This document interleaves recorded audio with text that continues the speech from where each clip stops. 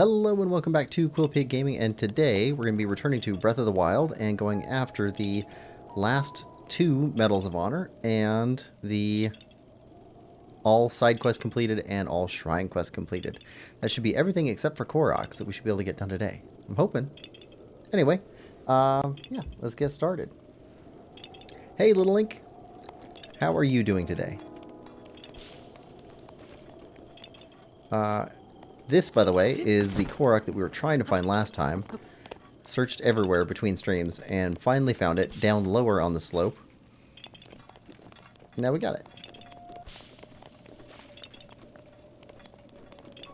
Here we go. Nope. Where'd he go? Oh, where'd he go? Oh, we lost it. Oh, where'd you go? Where did you go?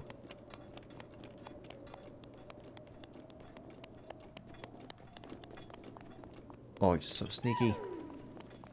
There.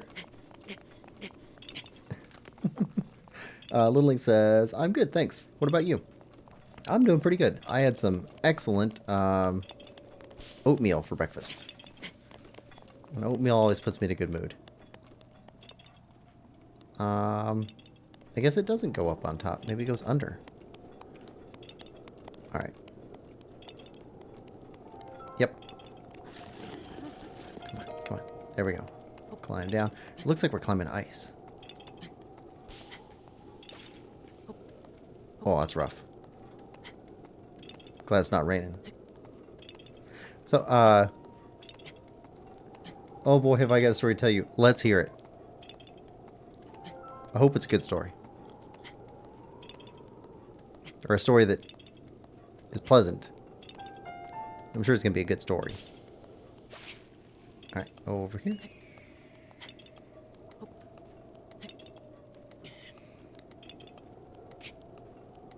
Come on. Now you go up.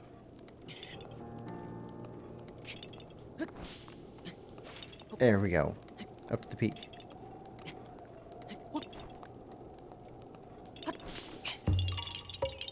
Yahaha. It's a little bit long, but I guess I could try. Okay. Alright. Let's get this one cleared off. So that was the one we had trouble with last time. But, oh, we were also looking for the last of the stone taluses and the last of the Hinoxes that we hadn't gotten before. Last of the Hinoxes is over here, but let's go after the talus first because that's in the castle. Somehow we missed this one.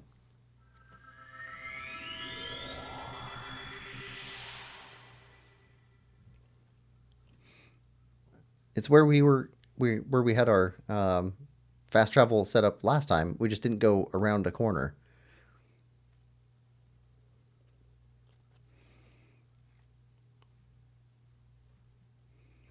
So we'll get the two Medals of Honor wrapped up, and then we'll go after some of the side quests. Alright, so switch over to, because we're going after Talus. Switch over to our barbarian gear. Little Link says, so my family hosts these international students who come to England to learn English, and we earn a little bit of money for housing them, giving them food, etc. We've had like 8 people come to our house. Oh, that's cool. Oh, yep, here's the Talus.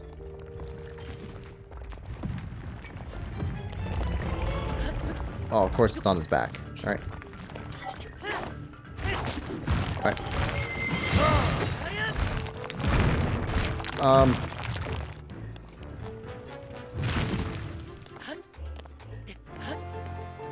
Okay, a little bit hard to see. It's okay, we got it. Alright, we're the little ones. Looks like they got crushed. Yeah, this is just right around the corner from where we found these other little Koroks last time. Over here. Alright. Leave. We'll go after the last of the Hinoxes. Little Link says, and they stay for around 1 to 2 weeks. We had 2 people come from Colombia once, and they seemed pretty nice at first.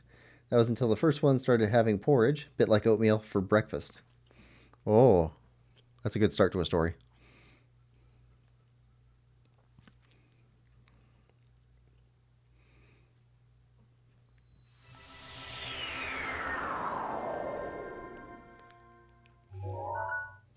Do they not clean the pans? Because oatmeal or porridge can get kind of crusty in a pan.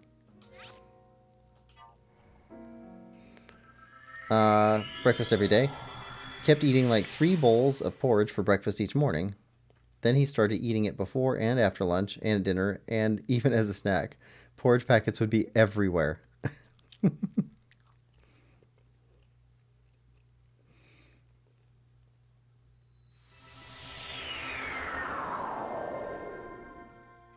Alright, we're headed there, into those woods. Somehow we missed this guy over here.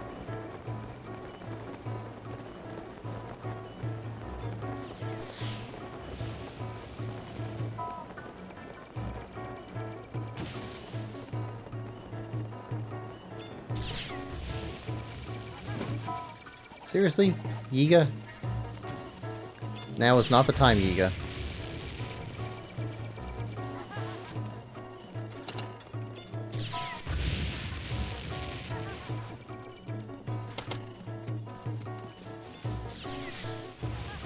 Oh, if that had hit the Yiga, that would have been awesome.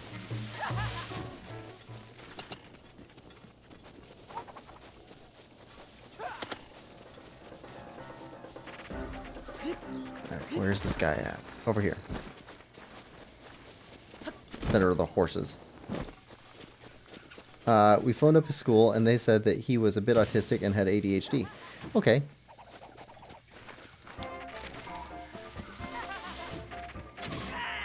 Got ya. One day he just refused to go out to his English lessons, and so my mom, had to phone up his school yet again.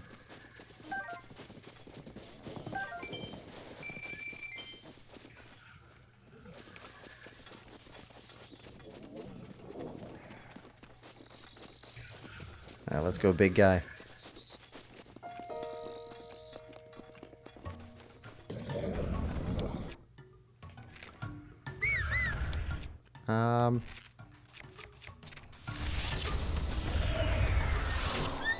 Oh, come on. No. No. Horse, get away from him. There we go. Shock him.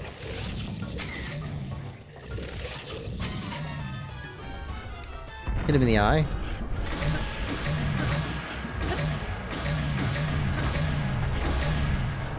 Get away.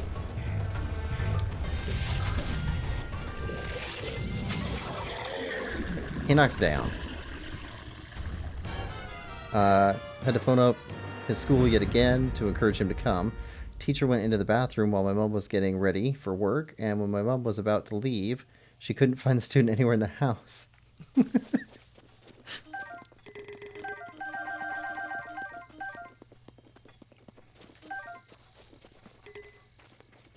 Alright, so that's the last 2 of the giant beasts to look for. Let's delete those. Let's go grab a couple of these, and we'll keep looking for Koroks until night falls. Then we'll go to Kilton and get our Medals of Honor. Let's see, I think we should go here first. Teacher left the bathroom and had to go driving around our village for a good 10 minutes before getting phoned by the school that he had gone to the school. Somehow he had sneaked out of the house and to the school while no one was looking.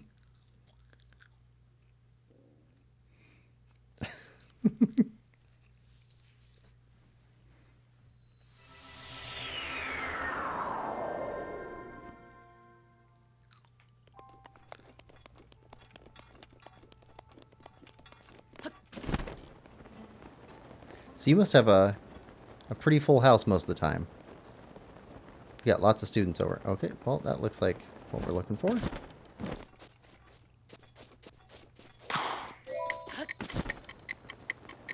Can we just glide here? I think we can.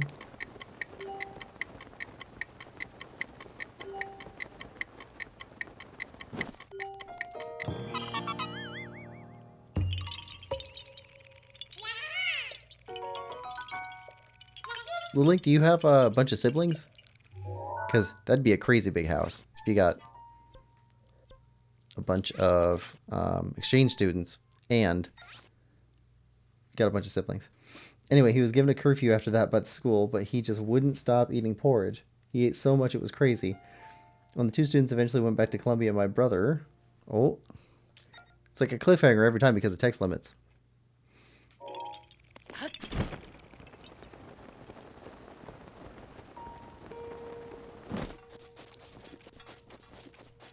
Alright. Head up this way.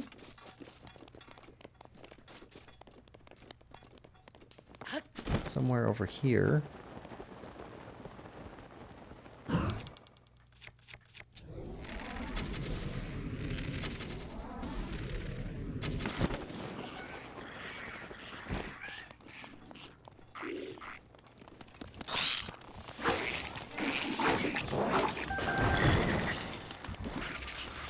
We don't really actually want to fight.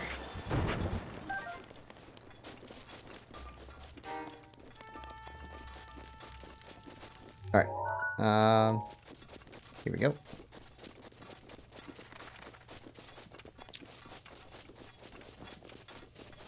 Nightfall's coming. We went back to Columbia. My brother checked the rooms to see if they had left anything behind. And he happened to see, yes, I have 4 siblings, by the way, the bins, and there was so much rubbish in them. Bottles, porridge packets, porridge itself, apple cores, banana peels, so much.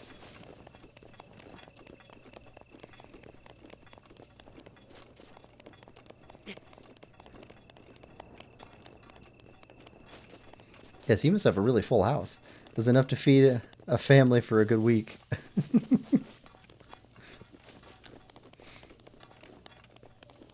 The end. Good story. Alright, so... look for one up here. Yeah, so, I've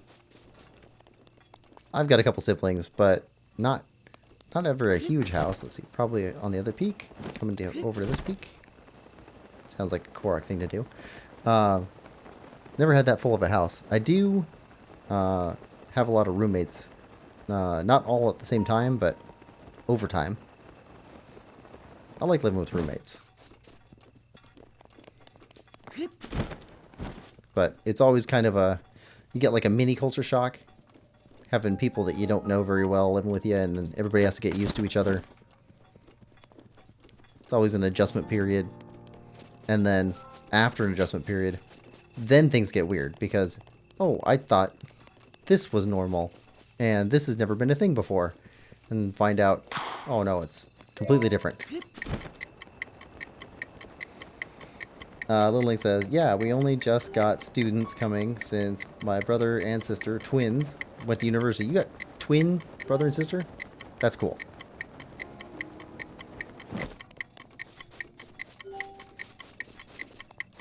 And, what's that called? It's called fraternal or paternal. I forget what the word is for brother-sister twins. Dolphin Boy! Dolphin, welcome to the stream. How you doing? And... oh, come on. Get it. Got it. Little Link says, my other sister soon went too, and it's just my other brother and me at home. With parents, of course, with the students. Yeah.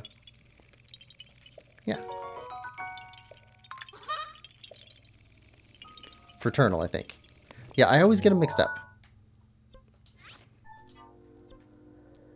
Alright, let's go here.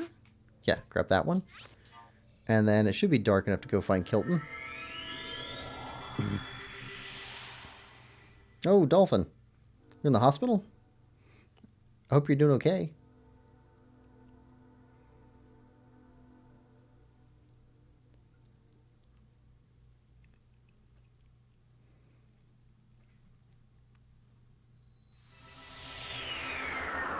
Oh,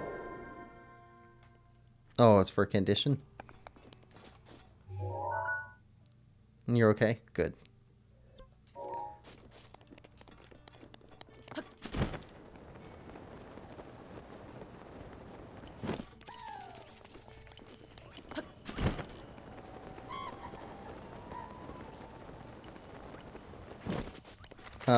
Rich Sheeler, that's quite a story, Little Link. Okay, so somewhere in here... Oh, get people in trouble. Rich Sheeler, welcome to the stream. Rich, were you the one that was curious about that story about the teleportation? If so, I've got notes.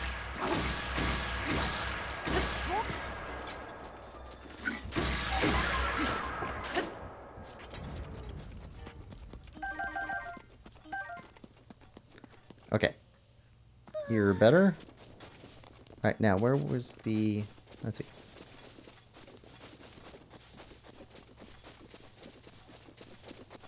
Up a tree? Maybe up a tree.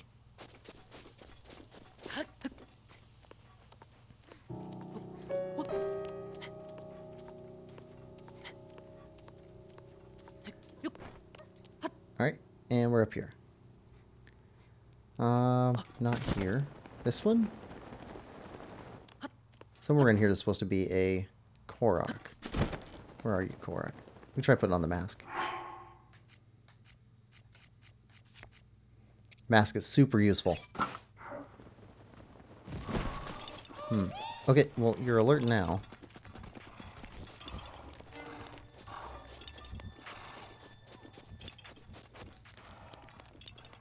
Down below?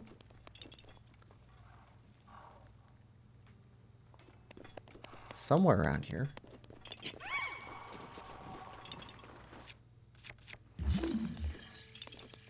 Oh. Little rock. Got it.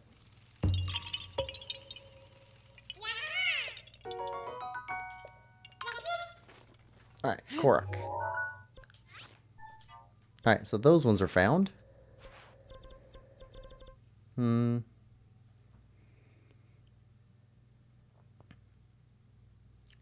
Rich Sheila says fraternal, like a fraternity. Oh, okay, that makes sense. And everybody telling Dolphin to hold in there. Hang in there. Had to draw your blood 3 times. Ooh. And Rich Sheila says yes. I think that means yes to the looking for the story. Let's see. Let's change these to stamps real quick. So I talked about this teleportation story where it turned out that teleportation wasn't actually really teleportation. It was copying people like a fax machine. So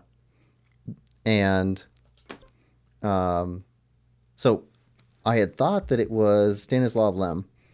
So it turns out that story that I was thinking of wasn't, but the book was. So weird thing. I was studying Russian for quite a while.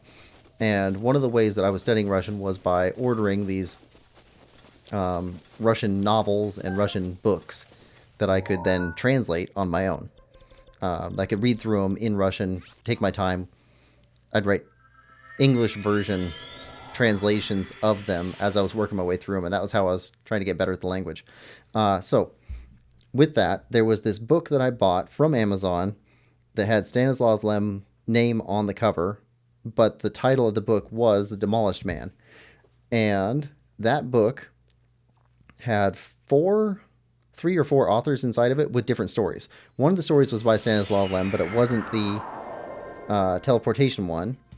Alfred Bester had The Demolished Man, was his story. That was in the book. It also had Tiger Tiger, which is another teleportation story by Alfred Bester, but that wasn't the story either. The one I was thinking of was called Think Like a Dinosaur by James Patrick Kelly. So it had like 5 or 6, at least 4 different stories inside of it. Stanislav Lem on the cover, Alfred Bester included in the collection. It was all about teleportation, and it was all in Russian. It probably kind of was like a bootleg book, Where they just kind of put a bunch of other authors together. Anyway, so if you want to read that story, it's called Think Like a Dinosaur by James Patrick Kelly. And when I found the synopsis online, I was like, oh, that's it. But it's completely not exactly like I thought it was from my memory of having read it. So even what you got from me isn't going to totally get it right. This smell, sniff sniff. Is it a choo-choo? Or perhaps... Oh, it's just you. Good evening. How may I help you? About monsters. Oh, yeah. Which monster do you want to talk about? Stone Colossus? The scent? This is... You. You defeated every last stone talus. Ooh, you are fragrant, my friend. It smells like there's a stone talus standing right in front of me. Thank you so much. Oh, yes. Here, let me give you this. So, if a talus smells like anything, I would think it would smell like a rock. And if I think rock smell, I think sulfur. Medal presented by Kilden in somber honor of having defeated every stone talus. Taking the life of a monster is a solemn act, but at times it must be done. This is proof you have defeated every stone talus in the land.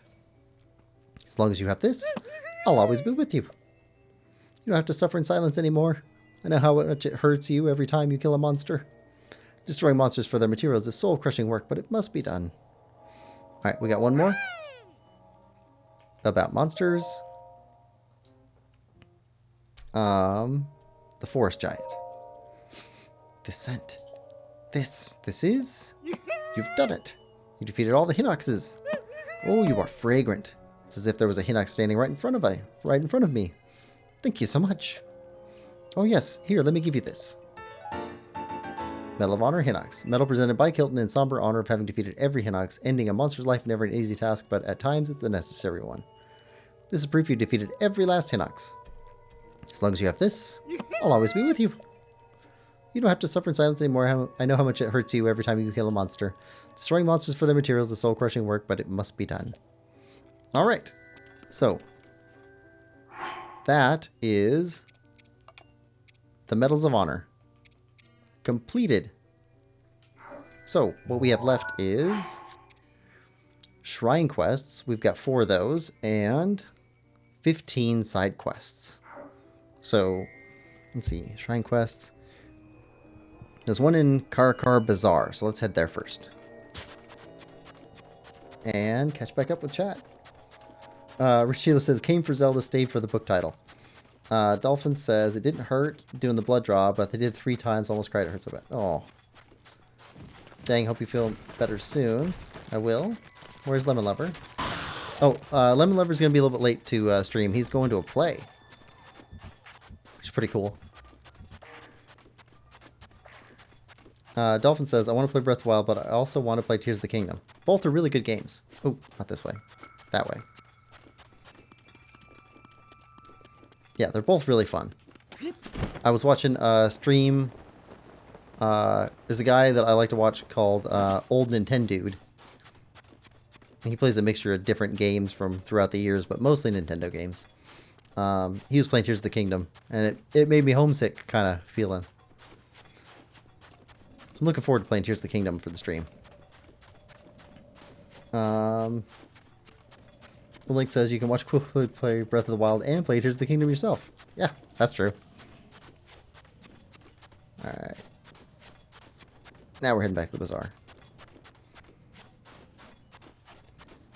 Dolphin says, I just want to watch, can't get motivated. RIP. Rich Healer says, I see Think Like a Dinosaur was made into an Outer Limits revival episode in 2001. Oh, that's cool.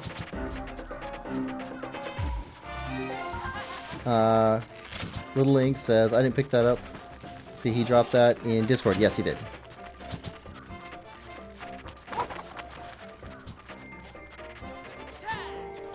Yeah, I think he posted like something like an hour ago. So he's going to be a little bit late.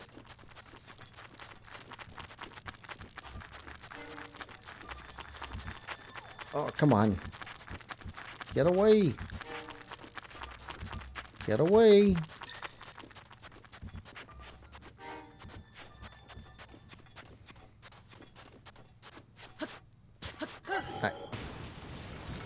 slide into Car Car Bazaar all cool.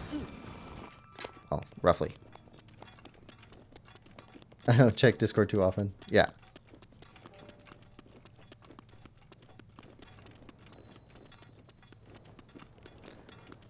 Okay, so somebody in here has a shrine quest for us.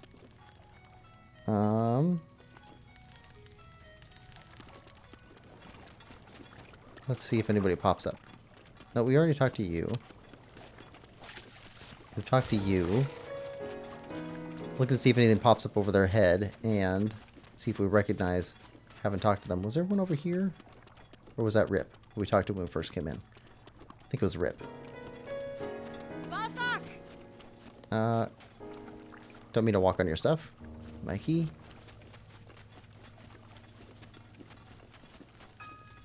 Benja. Robston. Emery. Maybe inside?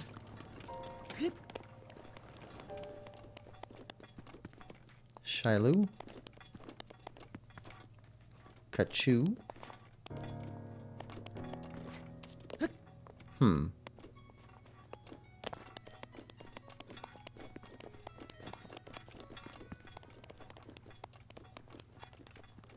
Nope, that's Beetle.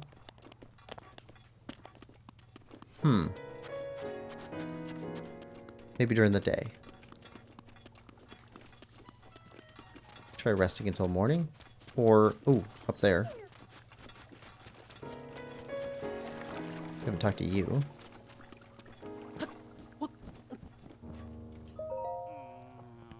Tomorrow will be the day that I see the sandstorm swirl to a halt. I just know it. Huh. Let's try sleep until morning. There we go. Lily says, I think I know where he is. The guy with the quest. I don't want to spoil you, though. Prefer you look for yourself. Yes, it's during the day. Okay, good. Haven't had breakfast yet. I'm too sad. Aw. And yes, it's up there. Okay. Little Link knew the whole time. That sandstorm. They say it stops for a few hours a day, but it hasn't let up even a little since I've been watching. Rumor has it an ancient civilization hid a treasure inside that sandstorm. I've been here for days, waiting for the storm to settle down so I can nab it. I just hope it wasn't a bad lead. Oh, okay. Huh? Did the sandstorm stop? Oh yeah, we stopped it. After all this time watching it, why did it just disappear like that? What a mystery. Wait, who did you say you are again? Eye of the Sandstorm. Okay, that's it. Huh, never gotten that shrine quest before.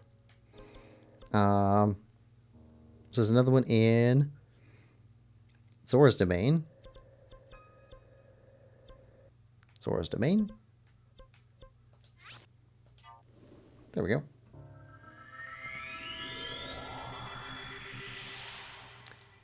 Dolphin, you gotta have something for breakfast.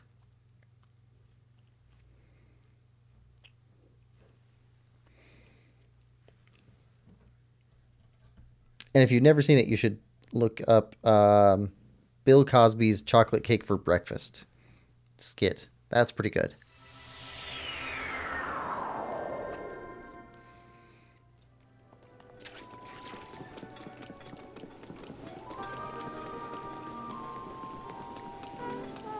Alright, so who are we looking at? Hello?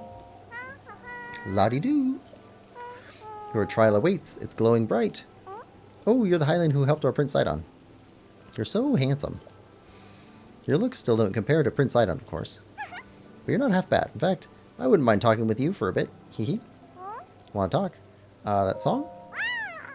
I just love singing. I even remember the song from the Champion Festival. You want to hear it? I want to hear it. Okay, I'm going to sing it now. The Champion Festival song. A gift from the sky, a scale of light, splits the feet of a veiled fall's sight. Your trial awaits. It's glowing bright. I don't really get what the song's about, but I'm going to sing it at the next Champion Festival.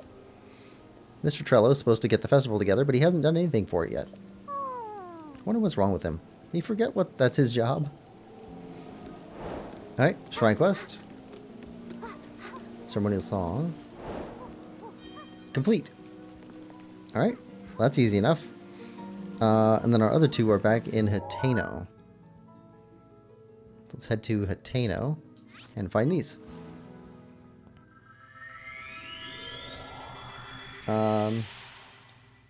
Dolphin says he'll have banana. Banana's good. Banana's a good breakfast. The link says, Laruta, Varuta, there isn't a difference. That little girl in front of you is a giant robotic elephant. Okay. Dolphin says, yum yum. Well, the link says, you're making me hungry now. Lowest expectations. Welcome to the stream. What did you say your next Zelda game is going to be when you play through for your channel?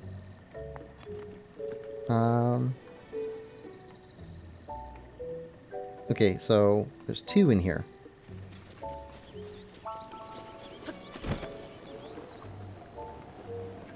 I don't think we ever talked to you. Yep, of course.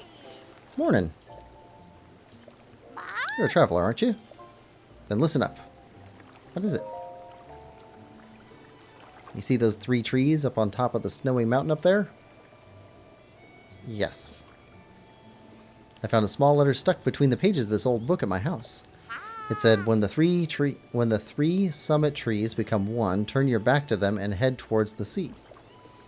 A trial encased in stone awaits you there. I don't know what that means. But maybe it means we have to head to Afromzia Coast, which is just east of those 3 trees on the mountain. For the trial encased in stone bit, I wonder if you get some kind of treasure for doing that. But I have a child. I can't just go off on a journey across the mountains. But you can do that, right? You'd be great at that. Go on. Head out there and bring us back that treasure. Well, we got the shrine. Ah, Hateno. Beyond the 3 summit trees. And did you ever make it to Afromzia Coast? What's wrong? Why the long faced? Actually, a shrine? That's it? No treasure? Well, thanks for looking into it. I guess I'm kind of relieved. But I was really hoping there'd be some treasure. Okay, so if we... Okay, so the 3 trees. Nope, not in the water.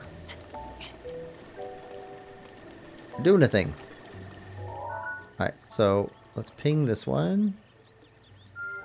And this one. And this one. Okay, so if we look... Oh, yeah. It's that shrine. Okay. Well, I mean, that one was hard to find my first playthrough.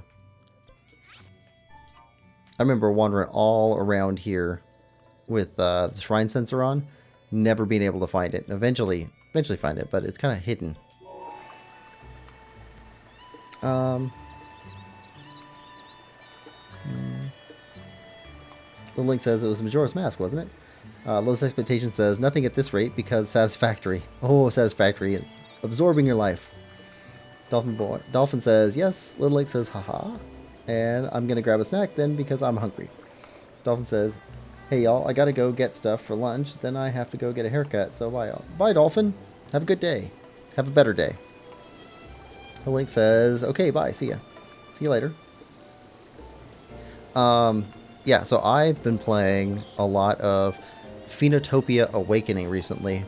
And, oh, it's a fantastic game. It's so fantastic. What was it? It's built on top of Legend of Zelda 2, the second one. Alright. So it's got like side-scrolling sections for the most part, but then there's like an overhead world map, which I guess they took that from Zelda 2. But the game is just, it's massive. And it's got a fishing minigame and a cooking minigame, and they're super addictive. I'm loving this game. It's fantastic. The first episode will come out on Monday. But I think I've put 50 hours into that game, and I'm not at the end yet. But there's at least 15 hours of it is just fishing. And I don't usually do fishing in games, but like, oh, the fishing minigame is so fun. Oh. It's a little indie game, and it's got pixel art style and good music. Oh, it's fantastic. Hey, Traveler. Right, Traveler, right? I could tell. Well, there's not a whole lot to see in this village, but knock yourself out. Nothing of interest?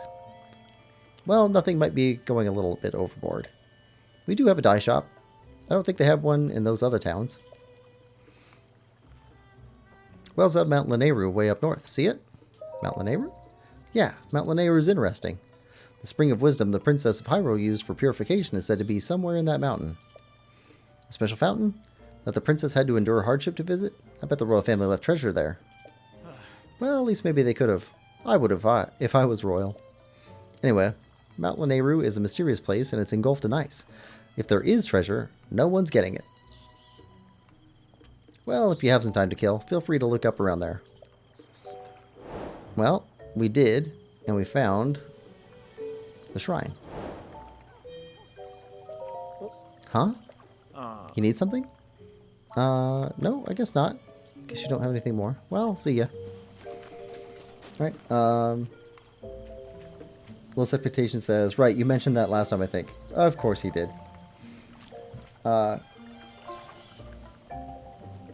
Michael McMathden, welcome to the stream. How are you doing today? Yeah, I mention things a lot. Let's see. It's such a good game, though. Oh. I'm anxious to see somebody else's playthrough, but I can't watch anybody else's playthrough till I finish mine. Okay, so that's the Shrine Quest completed. Yes, 42 out of 42. So, side quests.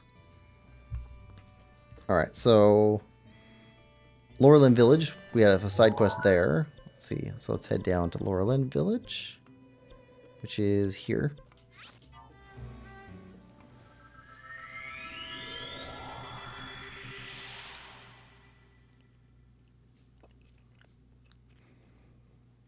Yeah, we'll head down here and then we will, let's see, what is this? Is it Take Back the Sea? That's our quest. I guess they had some invaders.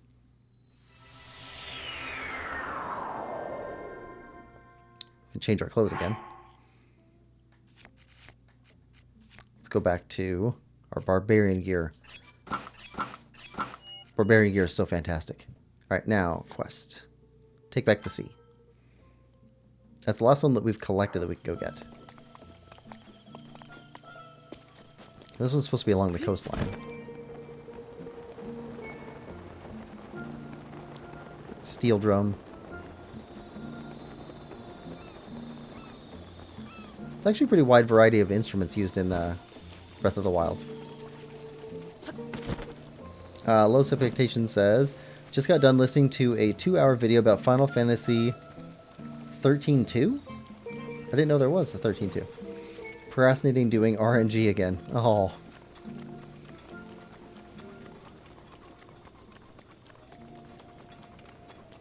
Oh, is RNG going to have anything about the whole, what is it? Pirate Software, Elon Musk, Asmongold stuff? Because that was kind of funny to watch this month.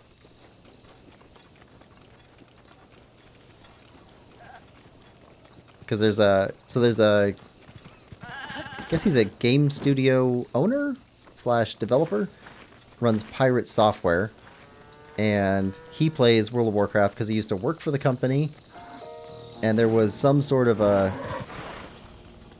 disagreement about some World of Warcraft gameplay where somebody thought that he hadn't done something right. And then Asmongold, who's a big streamer who used to stream World of Warcraft, but I guess he doesn't anymore, he weighed in on it with his opinion. And then people got upset. People originally were upset with Pirate Software, and then they got upset with Asmongold.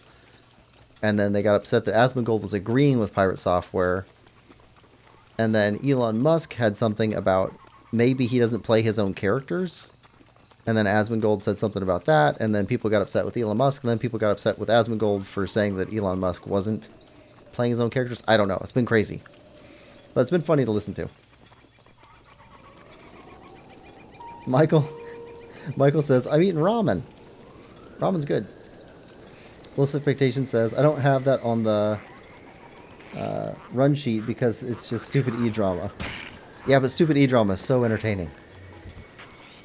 I'm not saying you have to include it. It's just, it's entertaining.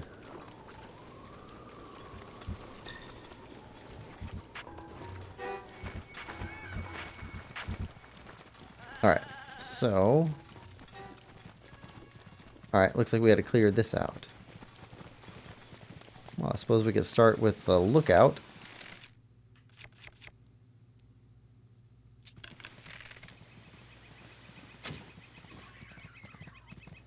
Oh, we got more of them.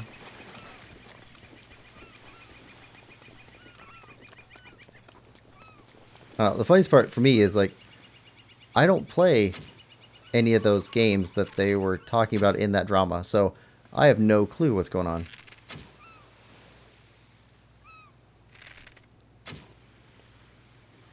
Alright, you're down? I think that's as far as we can legitimately reach from here, so let's try and climb aboard this weird hill fort that they made. Hill fort? Not hill fort. Island fort.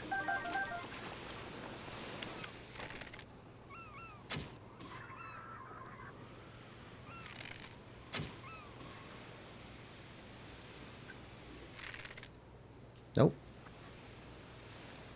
Can take anybody else out? You're kind of far away.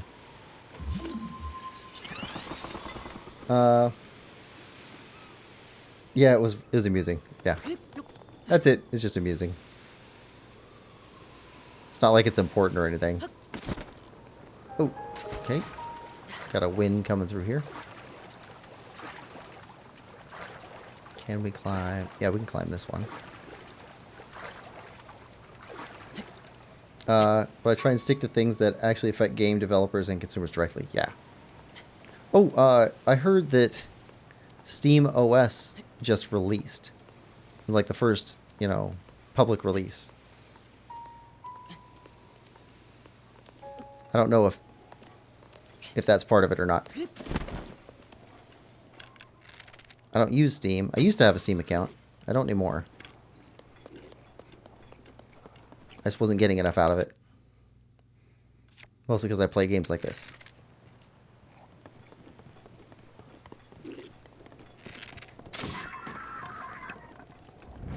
Alright, you're down.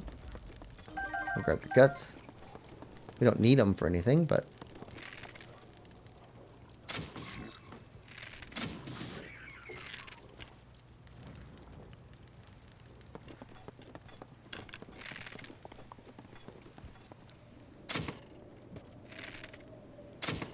Come on. Right in front of your nose.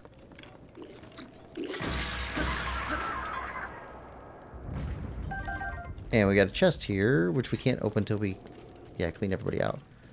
All right.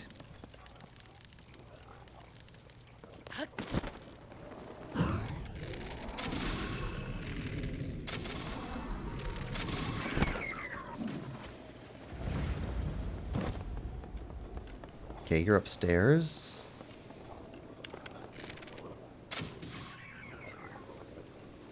Okay, I think that's the last guy. Not seeing anybody else around. Rich says, thank you for remembering to look up the book. I just ordered a hardback copy from Amazon. Proud non-sponsor of Quillpig Gaming. Oh, thank you.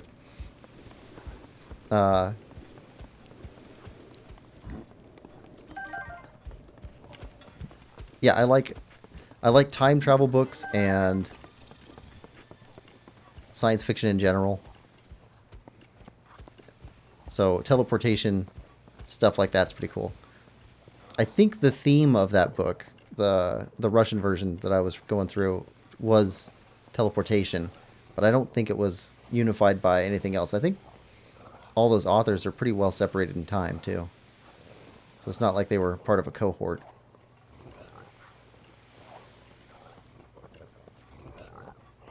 Oh.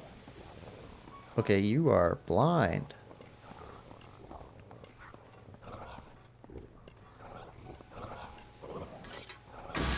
Done. Yep, done. Got it. Except he doesn't get any money. Yeah, that's fine. I'm just happy that somebody else is interested in some of the same stuff that I'm interested in. It's always cool to find people that like stuff that you like. Alright, we don't need that. Alright, but we completed this, so let's go back to Lurelin Village and turn it in. And then we'll have 14 side quests left. Michael says, I'm done with my ramen.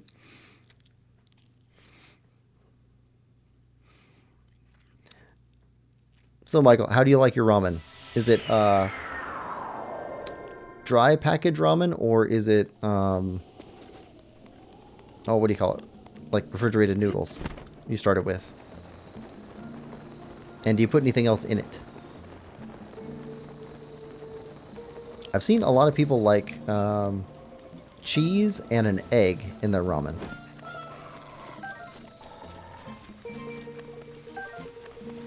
I like to put ham in mine.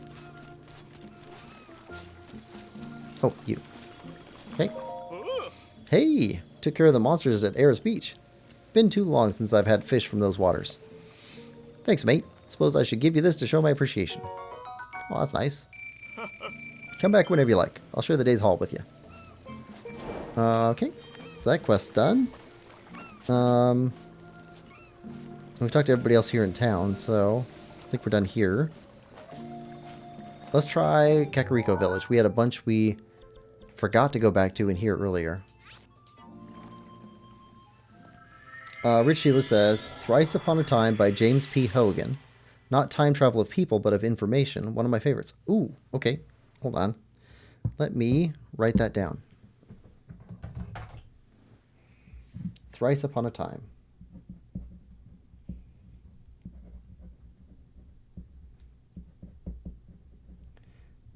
James P. Hogan.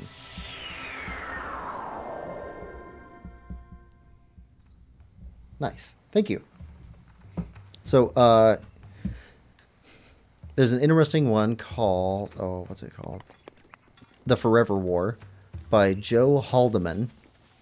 That one is kind of a time travel story, but there's no time travel.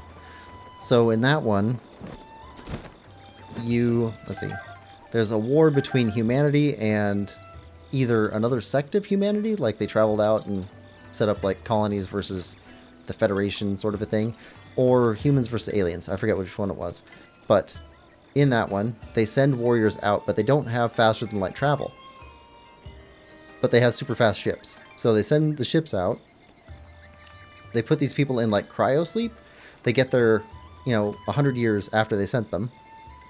They wake them up. They fight a battle. And then they get back on the ship and they get sent to the next battle. So they get to the next battle, which is like 100 or 200 years later. And the next battle is... It's too late. It's already over. So they get back on the ship, go to the next battle, go somewhere else. And then that battle is already over, and turns out the war's over. So some of these soldiers fought in this war that lasted thousands of years, but they fought like twice. And that's it. It's just this, uselessness of war, but also like the speed of communication during war being so slow. Anyway, it's interesting. Michael says he eats his ramen dry. Little Lake says, like the ramen version of Oil King. Coco, today's dinner is veggie cream soup. Super nourishing and fortifying. Well, that's what they say anyhow. Must be true. Oh, so that Joe Haldeman book, The Forever War, he was a Vietnam veteran, and I think he said that his experience in Vietnam, where you would be sent to a fight that was completely unnecessary, completely after the fact, with old information, something like that, was what caused him to write that book. Yeah. Okay, Coco says, all you do is toss a swift carrot, rock salt, and fresh milk in a pot, stew it up, then boil it. So yummy. Oh no! Coco's all out of swift carrots. But Coco promised to make Kotla some hasty veggie cream soup. I'll bring you some. Thank you so much. One swift carrot. I think we've got that. Though once it gets dark out, Coco will have to head home. Coco's kitchen. Huh? Huh? Coco smells swift carrots. This is for you. Is that a swift carrot? Thank you so much. So very much. Now Coco can make dinner for Kotla. Yeah, time to get cooking.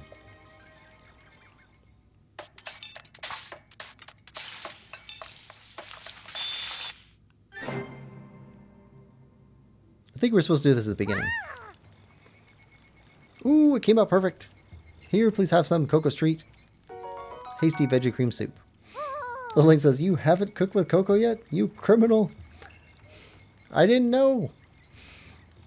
Coco wants to try cooking different things so Coco can be a great chef just like Mother. Aw. Oh, there's something with her mother in Tears of the Kingdom too. I forget what it is, but we'll see it when we go back to Tears of the Kingdom. Okay. What should Coco make now? Oh, hot buttered apple sounds good. Mother used to make it all the time. Katla loves it too. Let's see, the ingredients are some apples and goat butter. Oh no! Coco's out of goat butter. Coco's a bad daughter who can't do anything right. Coco will never be like Mother. Goat butter. Coco knows when someone's lying. Father isn't good at lying either. Oh, I guess we don't have any goat butter. We'll get goat butter. 2. Okay. There's a sad little girl. Right now is when everything is at its freshest. Better get it while it's getting good. Alright. Gotta make the sad girl not sad. Goat butter. Is this? Goat butter! Are you sure about this? Really? Thank you so much. Coco means it. Stay right there for a second. I've never had goat butter.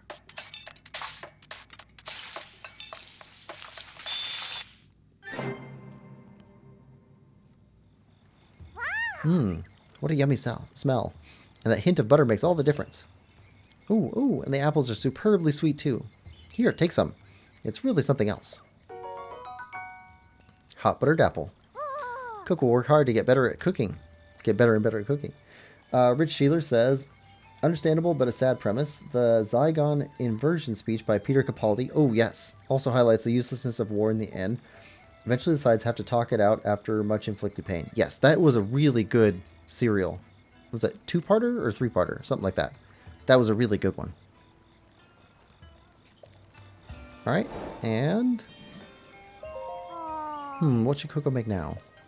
Oh, Coco will make Father's favorite tough meat stuffed pumpkin. It's great for an energy boost. Let's see, the ingredients are fortified pumpkin and raw meat. Raw meat. Oh no! Coco's out of raw meat.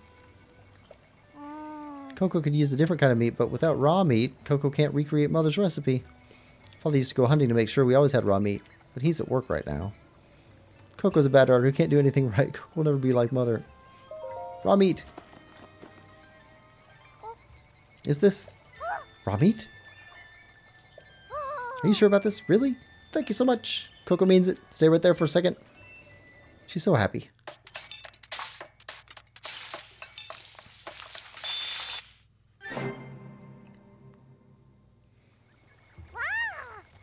What a scrumptious smell.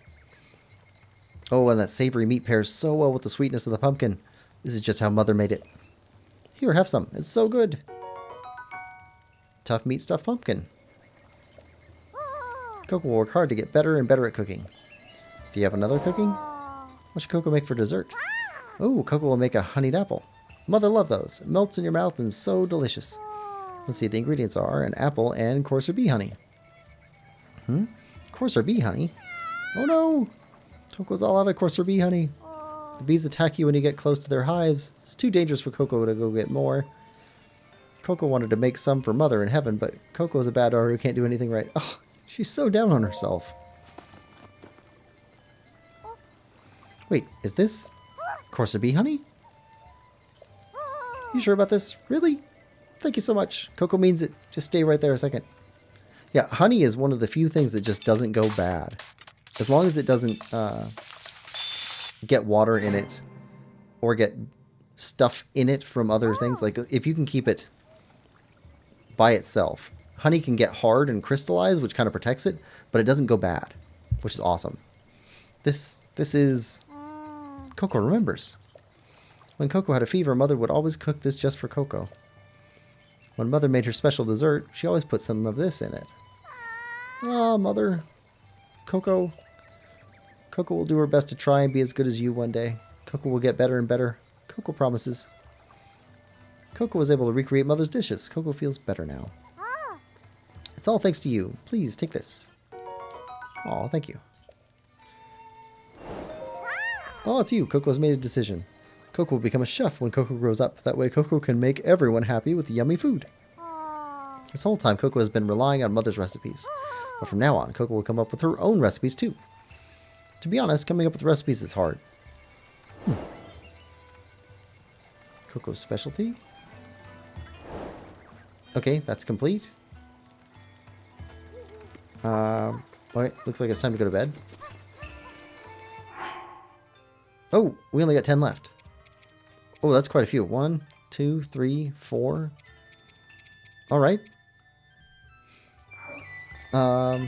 Rich says, this mother thread in the village was a hard hit to the psyche when I realized she was dead. And then murdered. Oh, she's the one... Okay, those are the kids of... Dorian. The Yiga murdered her. Oh, that's rough. That is rough. Okay, looks like we've got one more in Kakariko. Talk to the little girl. But we talked to the little girl. Talk to the other little girl? Well, it's bedtime. Alright, so let's fast forward to noon.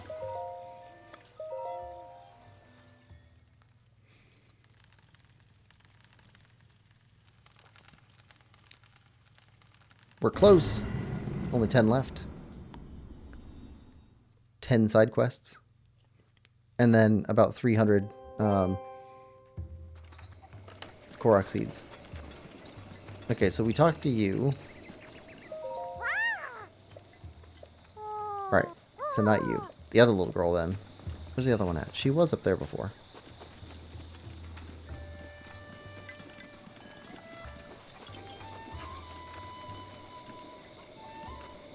Where's the other little girl? Oh, she's normally up at the shrine, isn't she? Or she's over here. I forget where we see her. Her grave is in the chasm behind the village. The way we're going. Okay.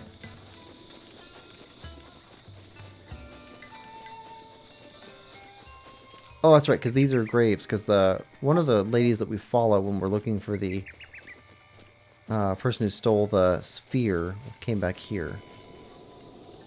Okay, so this is gravestones.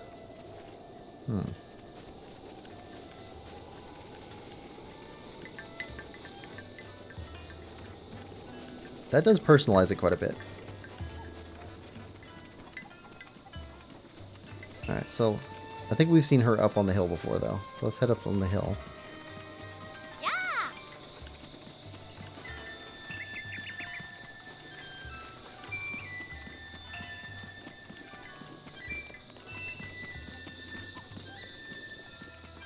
Okay, we got a cuckoo. Is she not up here? Maybe I was thinking of the painter?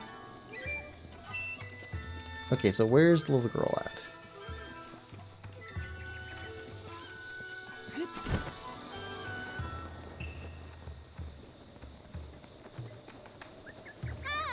Not in with the chickens. Let's see her around there.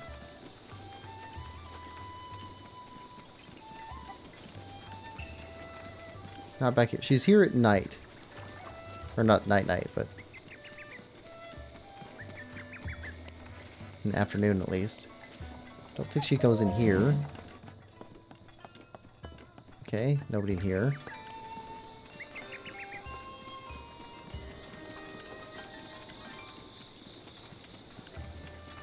That's the inn we never stay at. Yeah, I don't think I've ever stayed at any of the inns in Breath of the Wild.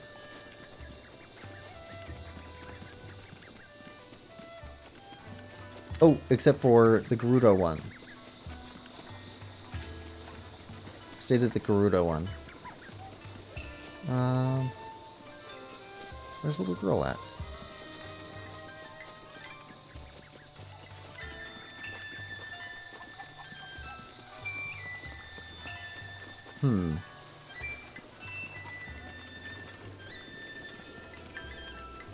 Oh, there she is. Yeah. Run, run. Yep. Katla. When's food on board? Wanna play? Yay, what'll it be? What'll it be? Hide and seek? Yay, I'll go hide. But I've got to go home to Sis when it's dinner time, okay? Okay, so hide and seek. So you could be anywhere. Alright, so let's try back here first. Try here, then we'll try up above. Then we'll go through the village, house by house.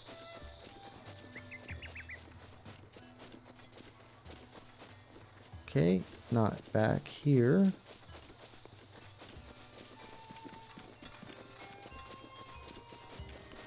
Where is Katla hiding?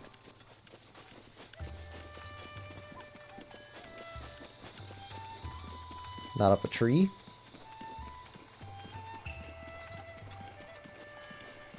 Actually, we'll hit these on the way up.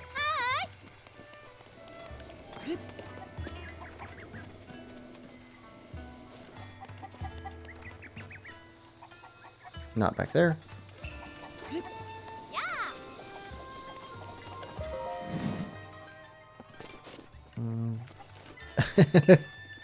He's got chickens access to his house. There's bird feed. Pictures of chickens.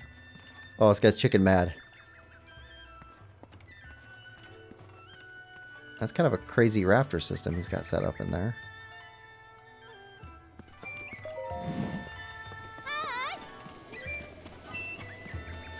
Alright. Not back here. Not back there.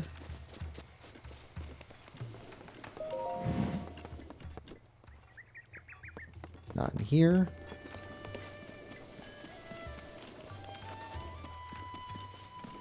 Okay, look up here.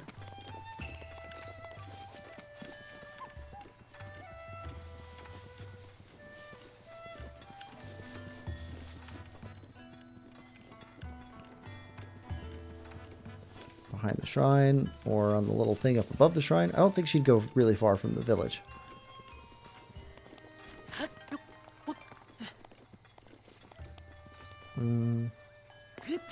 Okay, nope, not up here.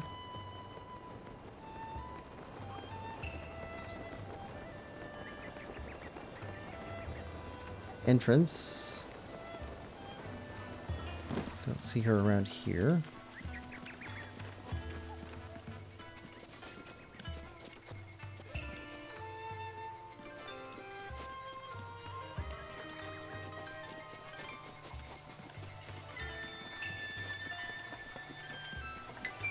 Okay.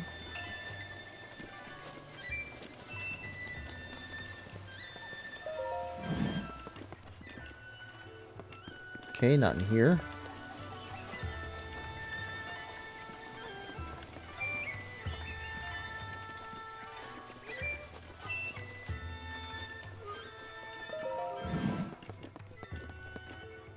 Nope.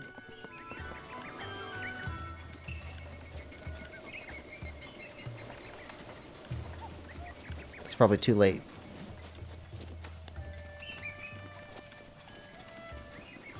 She back with her sister? Yep.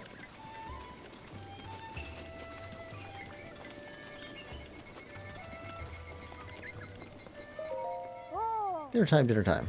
Alright.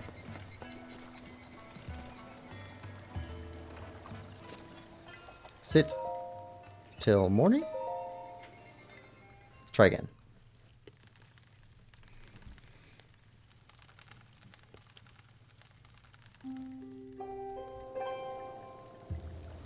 Alright, so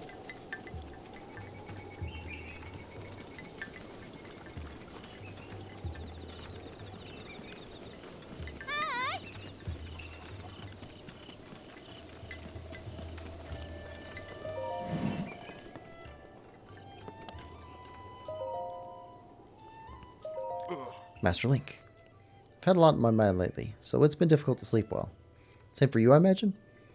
Well, in any case, you should get some rest at the inn when you're tired. Right, where are the girls at?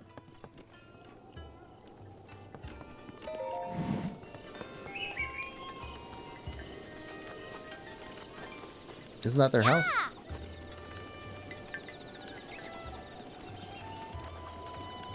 Well, they're not over here. Finding these kids is the hard part.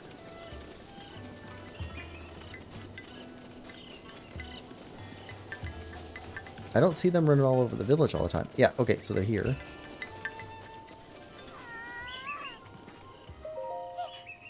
You scared Coco. Coco isn't crying. Coco needs to be strong for mother. For mother? Mother is sleeping here. She's probably making friends in heaven. Father thinks it's best not to tell us she's gone. But Coco knows. That's why Coco must be strong. Aw. Where's your little sister at?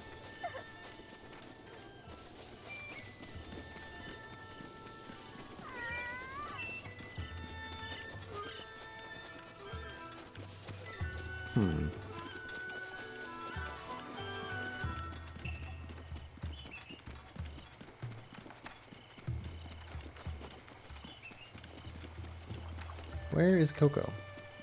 Or not Coco, Katla.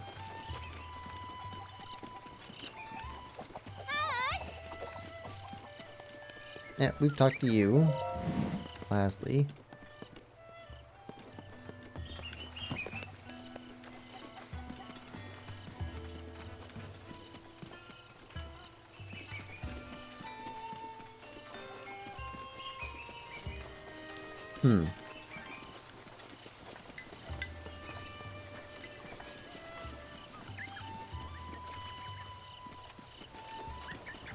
Does Katla go up the hill in the morning?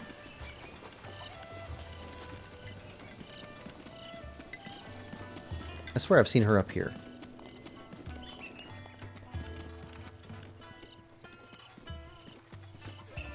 Yeah. Mommy's hiding, but I'll find her. Because we can't get the quest yet until she moves from here.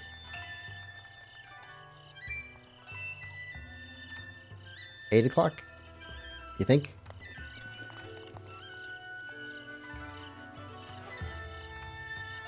Gotta catch her at the right time.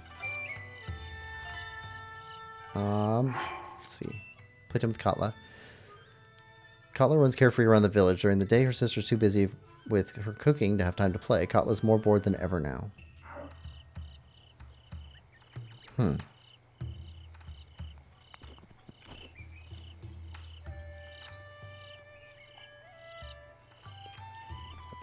At 8 a.m.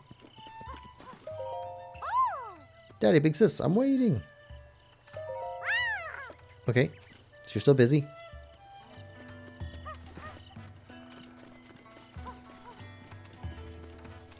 I think it's cool that each of these characters has like a pattern of life. Each have a time and place where they go do stuff.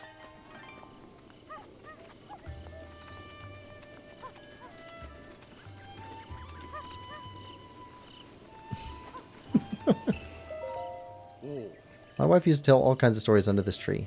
Now it's up to me to pass those stories on to our children. I'm not as good at it as she was, though. Is Coco coming back?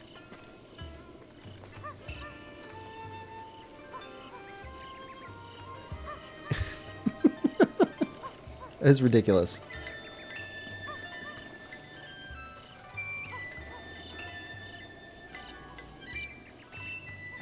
Okay, there's Coco.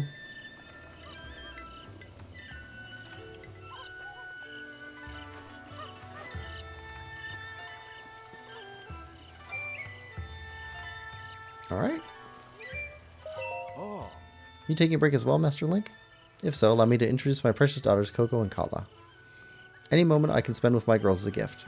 I always end up boring them with the same stories, though. What stories? Oh. There's a shrine right above this hill guarding the Sheikah tribe. Sometimes from the forest behind it, you can hear a woman sobbing. Heh. That's the story I'm telling the children right now, anyway. Actual location I speak of is where the village's guardian spirit resides.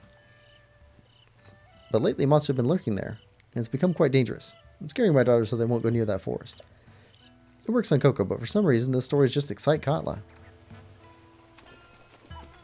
Okay, so they're busy at 9 a.m. Guess we wait for 10.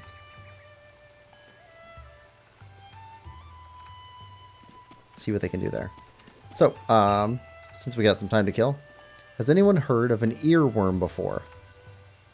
So, there's this cool thing. I don't know, cool thing. Sometimes it's annoying. Where you get a song stuck in your head. Or a tune, or a jingle, or something like that stuck in your head. That's what's called an earworm. And what's interesting about them is that you can get rid of them. Most people just don't know how. Lily says, yep. So the way to get rid of an earworm is to isolate that tune. So you find out where it came from, and then listen to the thing in its entirety, and then the earworm will go away.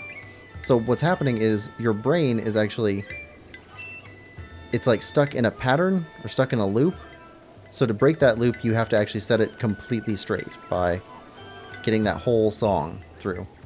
Another way to do it, if it's a song, is reading the lyrics. Because sometimes your brain is actually trying to remember the next lyric, and that's why it's repeating the thing over and over again, just trying to find access to the next part of the lyrics. Lilink says, a song that gets stuck in your head and drives you insane until you listen to it. Yes. But what's fun also is that you can set earworms for other people. So if you hum part of a song and repeat part of a lyric, but improperly, you can set an earworm for other people. Also, with that, you can kind of do the same thing if you recite a song as poetry, because people will be like, oh, I know what that song is, I just can't quite think of how it actually goes because it was recited as poetry. And so you can set an earworm that way too. So if you want to annoy somebody, it's kind of a fun prank to pull on somebody. When's food on board? Want to play? Yay, what'll it be? What'll it be? Hide and seek. Okay. Let's do hide and seek. Right. But we caught you earlier today. This was at 11. Lowest Expectations says, some of these cover songs I've been listening to are earworms, and yeah, get it out by listening to the song. Little Link says, now that's evil. Lowest Expectation says, and like clockwork, I now have the Undertale prog rock melody in my head again. I've never played Undertale, but I've heard it's very good. Okay, so, looking for Katla. So, this time we'll start on this side of the village.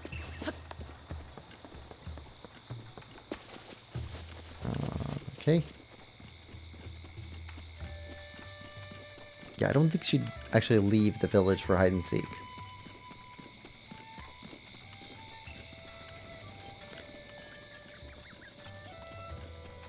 Yeah, I used to prank coworkers with setting earworms for them. Some people are more susceptible to it than others, because I could always get, like, there's one guy that was at work that I could get him every day. Every day. With a different song.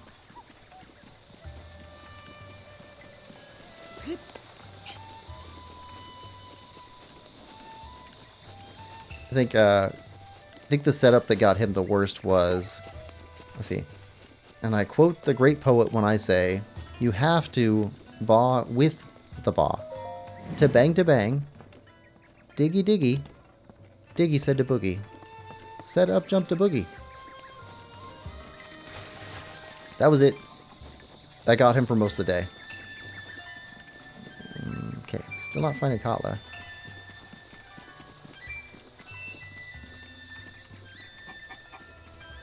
Where is she hiding? Undertale is perfect for a video of yours. Huh. Okay. Michael says, nope. Dude, you regularly do this to your coworkers? You need to stop. Gotta have fun at work. Let's see. Those or... I do like setting up debates. So, an easy debate is raisins. People are very, very divided on raisins. Some people love them. Some people absolutely hate them. I have a kind of a niche opinion in that they're fine. They just don't belong in my oatmeal cookies. And that they make the existence of raisins actually makes chocolate chip cookies worse. Because you occasionally get tricked into eating an oatmeal raisin cookie when you thought it was a chocolate chip cookie. Because they look kind of similar if you're not paying attention. Where is Katla? She's hiding so good. She's got to be in a building. Alright. Is she in here? Is she back there? No? Okay.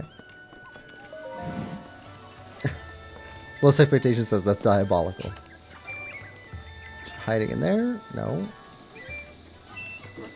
Oh, excuse me.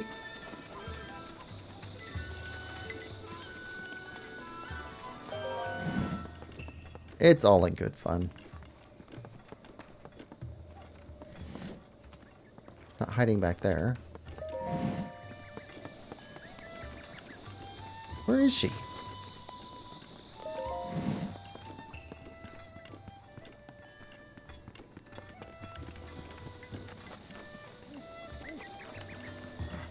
She's not back here yet.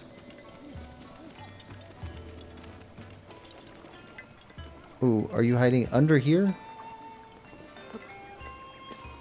Or in Impa's house?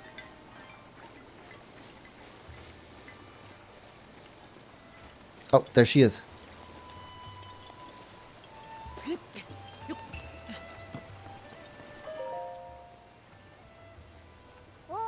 Ooh, you found me. That was so fun, though. It's my secret treasure, but here, you can have it. Crunchy Crunchables. Rock salt. Okay. Playtime with Katla. Rich says, frozen oatmeal cookies aren't sans raisin are great. Chocolate chip are some of the best. Low Expectation says, torture should not be described as good fun. Lol. No, I love oatmeal cookies. Oatmeal cookies are fantastic. I do not like raisins in my oatmeal cookie. And what's really sad is it's really hard to find oatmeal cookies without raisins in them, like store-bought. So if you go to any store, go to the cookie aisle and look for oatmeal cookies, you'll find that all of them are oatmeal raisin rather than just oatmeal, which is like, they can stand on their own. They don't need the help. Just let oatmeal cookies be. Okay, so Goron City's got some side quests for us.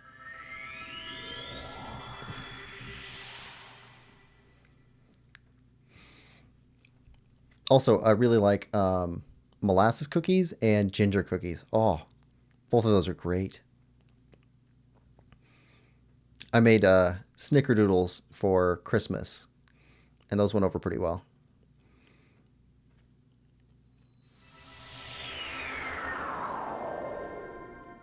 Oh, gotta change our bow. There we go. Alright, so looks like we got 2 side quests in Goron City somewhere. My note says in Goron City and above Goron City. Above Goron City. Well, that'd be the hot springs. Let's go up there first then.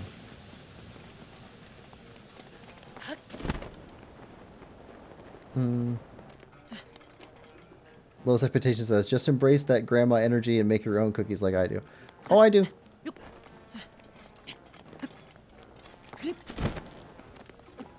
Little Link says, Belgian triple chocolate cookies are heavenly, especially freshly baked. I don't even know what that is. What's a Belgian triple chocolate cookie? I'd imagine it starts with chocolate in the dough and then chocolate chips. But that'd be double. Do you dip them in chocolate too to get triple? That's a lot of chocolate.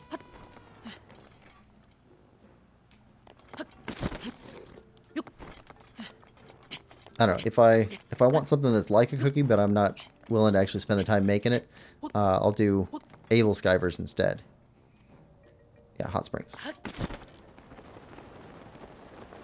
Anybody else had Able Skivers before? I guess it's just a German thing.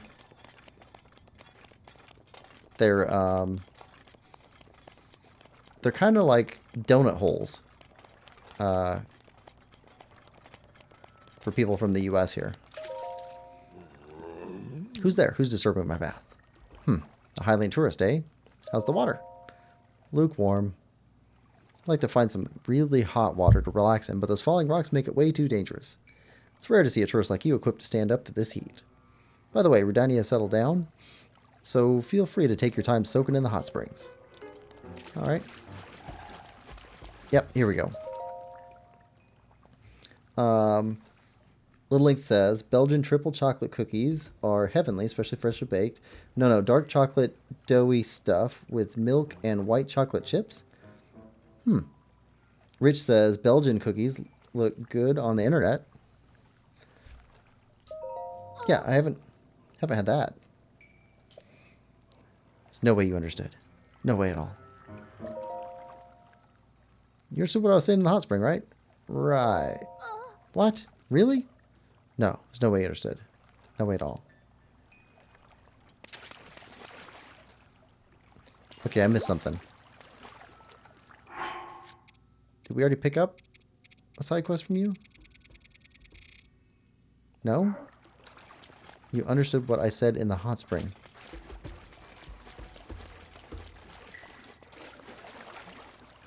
Wait.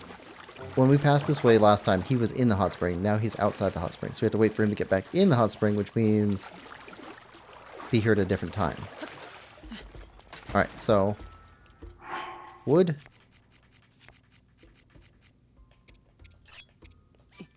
Hope our butter doesn't melt while we're waiting here. Morning? Let's try morning. Little Link says they're good because they look good because they are. Stroop waffle. Amazing, just great. Kind of like that. So the Able Skiver is it's made with pancake batter, or you can make it with pancake batter, and then a little bit of apple. So actually, if you're making apple crisp, it's the same set for the apple part of apple crisp. But you can make do with heavily adding cinnamon to applesauce and some apple chunks. Mix that in with the batter. And then you put them into an Able Skiver pan, which is these little divots, little round holes, and then fry them in those, and then flip them over. So it's kind of like a mouthful of pancake with the apple inside of it. But then after you're done with that, while they're still hot, you coat them in powdered sugar, and then you can put other stuff on top of them, like chocolate or maple syrup or whatever you put on your pancakes. But in Germany, they're available all the time. They'll be served in like a plastic cup with like 5 or 6 of them in there, and then a fork. No, but Stroop waffle is also amazing. Yes, Stroop waffle is also very good.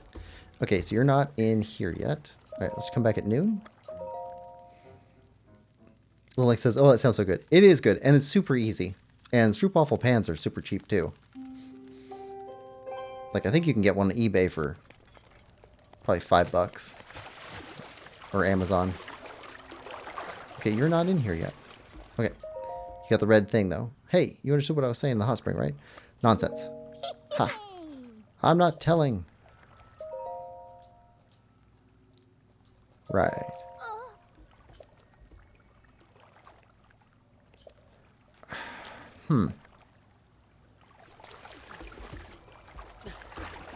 So when is the right time to come see you, then? You sleep at night.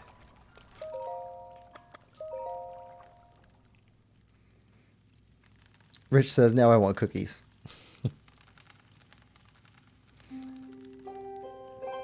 Little Link says, yeah, whoever brought this up in the first place owes us all cookies. I think Little Link brought it up, right? I think everybody's in agreement that Little Link owes a cookie to chat.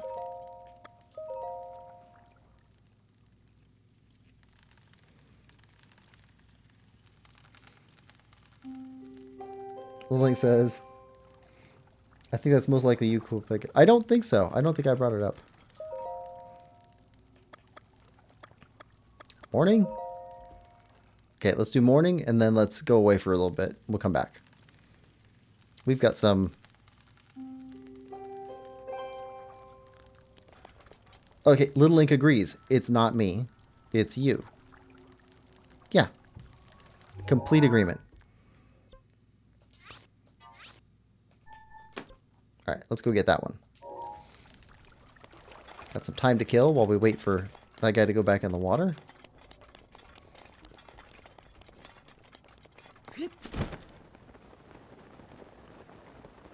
Look for... see a lone stone. Michael says, be right back. Link says, what? Oh, no, it's cool. Nope, not here. Then this goes somewhere then, right? Oh, it goes up there.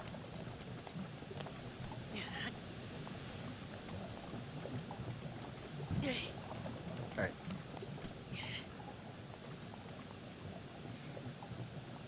Lily says, stop trying to shift the blame. Hey, I thought the blame was fairly adequately resolved. I think we're good.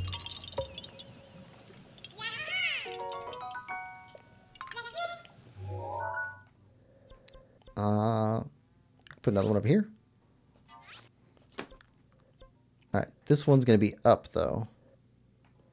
So we got to get uppish to get to the edge of that. Okay, let's do that. Ah, I see it already. Alright, so we can get over here.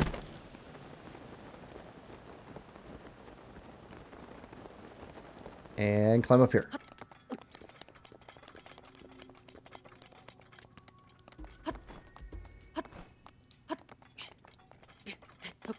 Alright. Nope, nope. Up, up. No slipping.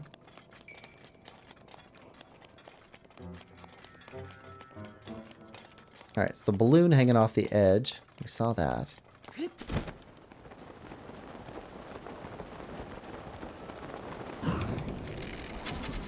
Nope. Aha. Alright. There's that. I think we can get that one. If we can make it to this thing, it'll put us up high enough to get over.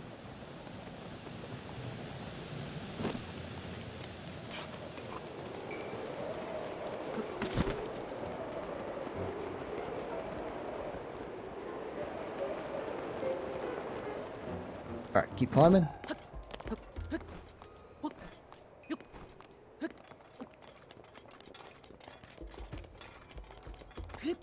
This way.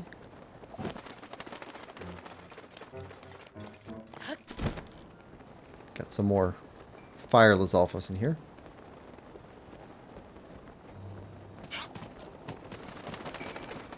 Oh, I see boulders.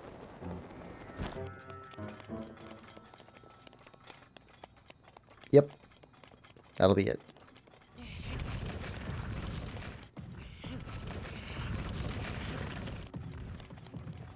One of you will make it. Yep, there we go. Rich says, I still can't figure out the difference between the heat of the Elden area and that of Gerudo Desert. So, I think that the Gerudo region has a dry heat. I think that's the difference.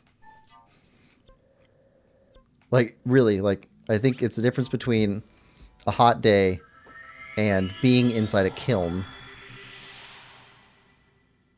Because in the Gerudo Desert, it hurts you incrementally when you're in the sun, but not when you're in the shade. But it doesn't matter whether you're in the sun or the shade in Elden, and it burns. So it's just so much hotter. Little Link says, well, Elden is all the way on the heat scale, and Gerudo's only like 4/6 of the way, or 2/3.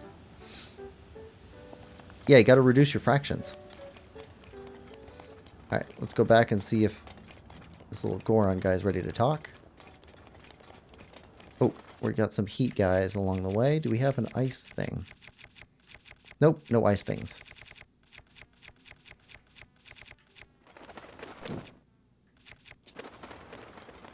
So ice arrows it is.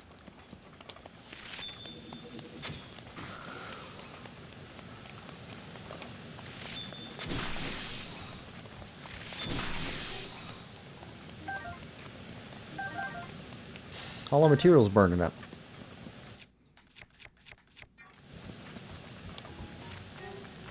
Where are you at?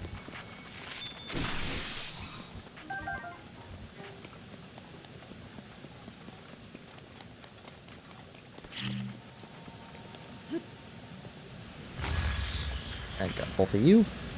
Look at that. Octoballoons. Gotta have octoballoons. Incredibly useful. Okay, so it's 8 a.m., 9 a.m. Are you in the water? You're not in the water.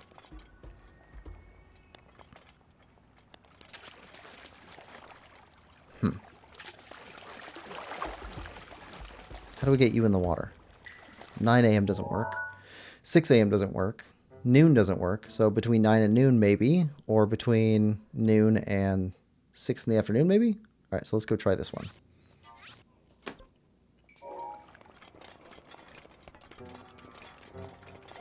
I thought it was simplify. Maybe only in England. No, simplify works also. Reduce or simplify. It's the same thing.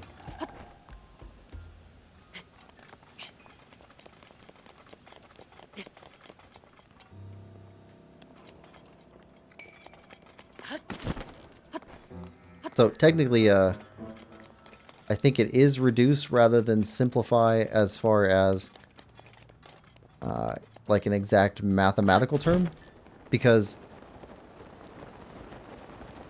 a simplified term just means having no excess terms, like eliminating X or Y where they don't belong. That looks like one. Which we already got. Okay. Whereas reduce just means remove all common denominator. No. What do we call that? All common factors.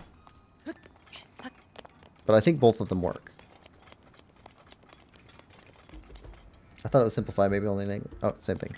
Okay. Oh, there we go.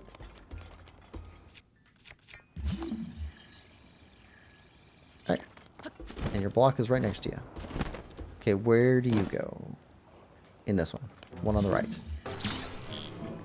Right in the middle.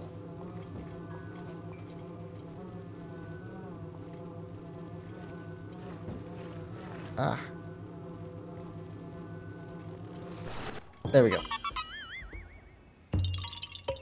Yahaha. Alright, got you. Let's remove this one from the map. Let's head back here again. Check in before noon. Also, how many Korok seeds do we have? 609. Oh, it's so far away from 900.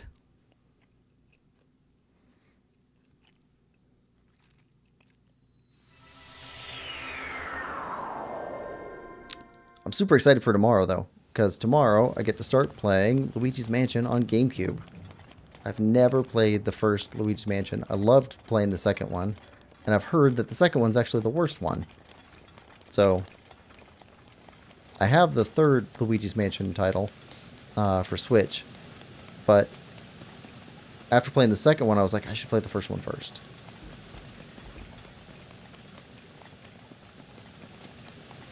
So I had to wait to play the third one until after the first one.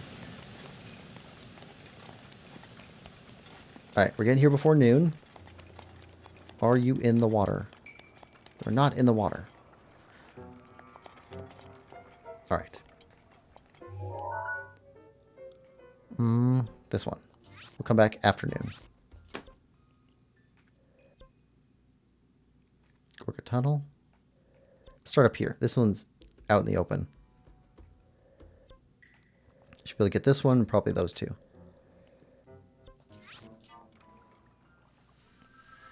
Lowest Expectation says, I love Luigi's Mansion 1. Yeah, so I liked 2 a lot. I mean, there were definitely problems with Professor Egad kept calling us and bringing us back.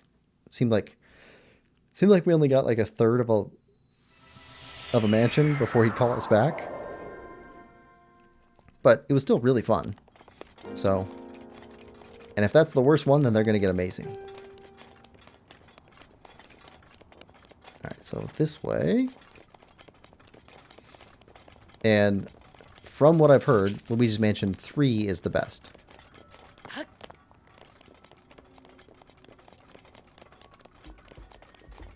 So really looking forward to that one too.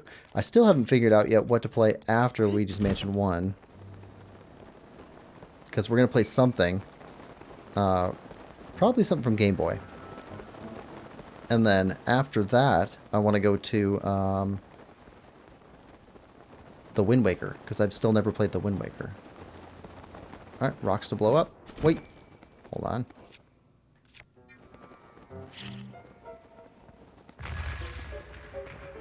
Drop another one. Haha. Air bomb. Low Expectation says, I think 1 is the best, but I could see why people think 3 is the best. It's also the longest. Okay. Well, some of that's going to be from recency bias. So that's definitely going to play a part of it. And then also, there's way more people that have played 3 than 1. Just because of the age of people that typically play Nintendo games. Because, I mean, Nintendo is like a younger audience for the most part. Or at least younger and older, but not much middle. Most people in their late 20s to mid 30s are, I think, PC or PlayStation players. Or at least more than Nintendo players.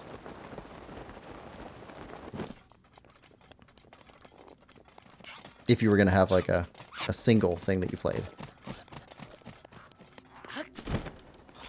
And discounting mobile.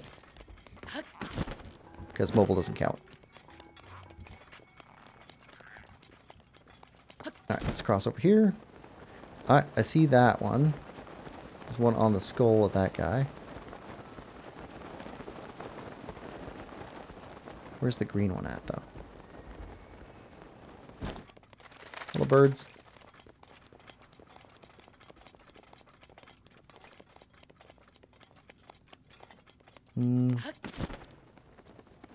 Yep, boulders. Let's see. Lowest Expectation says, I played on anything I could get my hands on when I was a kid. Yes, me too. But when I was a kid, it was Nintendo, and then NES. Or, sorry, Nintendo, then Super NES, and then I had a cousin who had an Atari, who visited him a couple of times. And then I had cousins that had everything because they owned a convenience store that had a little rental section. So they had basically everything. So every time we got a chance to go visit them, like we got to play all the new games, which was awesome. They had a 64 when it was brand new. I didn't get to play 64 other than visiting them until like a decade later. And then I only had a couple games on it, so Ocarina of Time being one of them, which I played a lot of. Ocarina of Time and Quest 64. Oh, I love Quest 64. Oh, I don't think we can make that in one jump. There we go.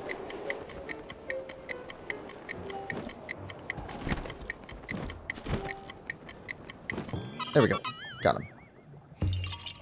Rich says, the reason I liked the consoles for my kids was that you bought a game and you knew it would work. PC games tend to need tweaking and new hardware. It gets old after a while. Definitely true. Lowest Expectation says, we mostly had Nintendo systems. Yes, me too. Let's see, when I was a teenager, let's see, some kids in the neighborhood had a Sega. So I got to play Sega for the first time when I was a teenager. And it had some fun games. I really liked Ghostbusters and what's it called? Bionic Warriors, something like that. But it was Cyborg Justice. That was it. Cyborg Justice. It was like a side-scrolling beat 'em up, but you were a cyborg.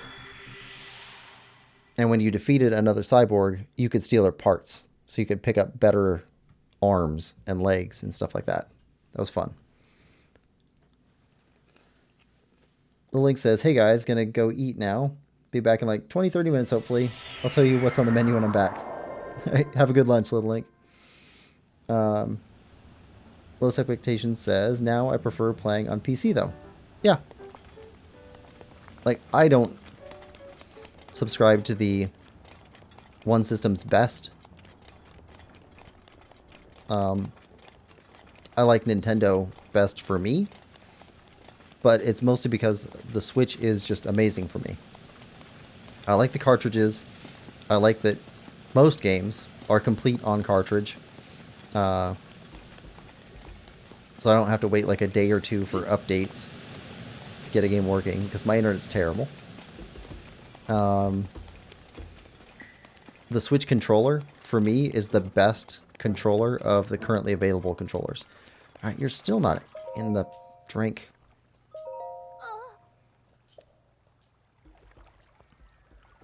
Okay, I'm going to have to find out what he said, because he's not jumping back in the water for us to find out what he said. Might as well go grab this one from here.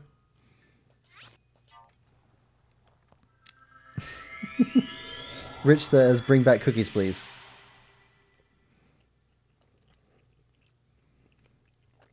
Lowest Expectation says, oh, I am a full-on PC Master Racer now, Lamau. You say that, but I bet you would play on other consoles. Especially if it's really difficult to find something on PC for some reason.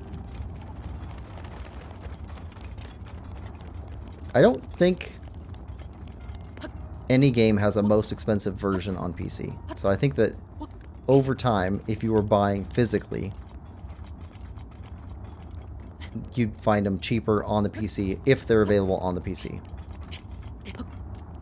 Lemon Lover, hey, welcome to the stream. Says, sorry I'm late. Don't be sorry. It's good to have you.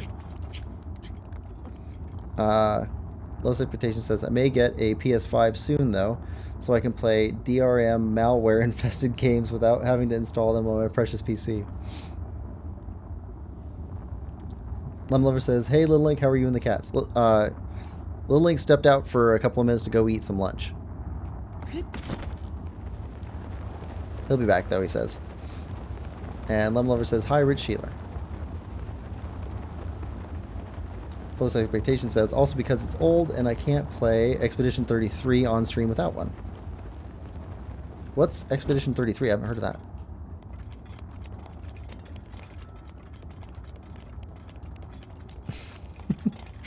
Everyone exchanging greetings. I love the polite chat tone. It's awesome. This is much better than Little Link trying to bully me into taking credit for cookies. Now that he's not here, we can talk about that.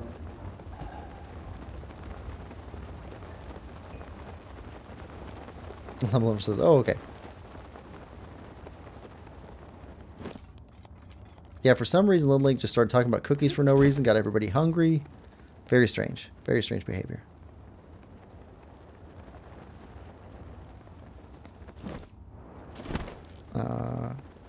Hidden Nook, yes. Claire Obscure, Expedition 33. It's an upcoming JRPG-like game made by French devs. Oh no, I think I have seen that.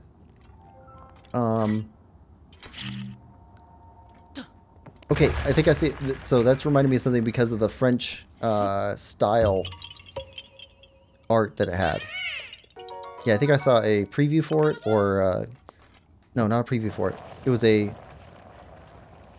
like a studio video where they're talking about their studio and how they make games. I think that's what I saw. Lemon Lover says, bully you into taking credit for cookies? Bully me into accepting blame for getting everybody hungry for cookies. I think that's what he was doing. It's very sad. Normally he's so polite. This one's up higher. then this one's down lower. So pink, then green.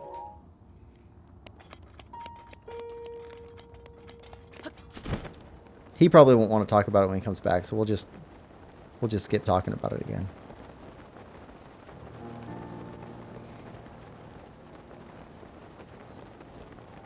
Although, Lemon Lover, you did miss on our discussion about earworms.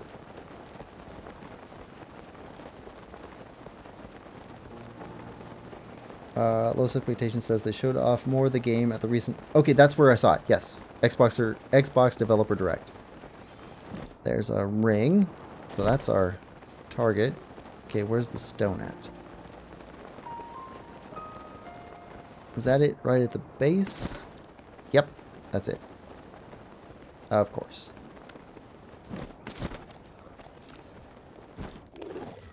Alright, grab you. And we'll just skedaddle with it. Alongside Doom Dark Ages, which also can't play unless I upgrade my PC. That Doom Dark Ages look pretty fun. I've never played a Doom game. Lemon Lover says, I think I'm glad about missing the earworm thing. Yeah. I don't. I think it's fascinating. Yeah.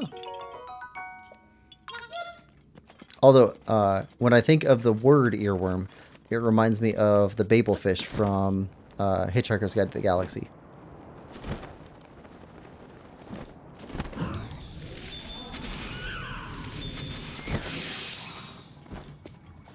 Alright, so we got this.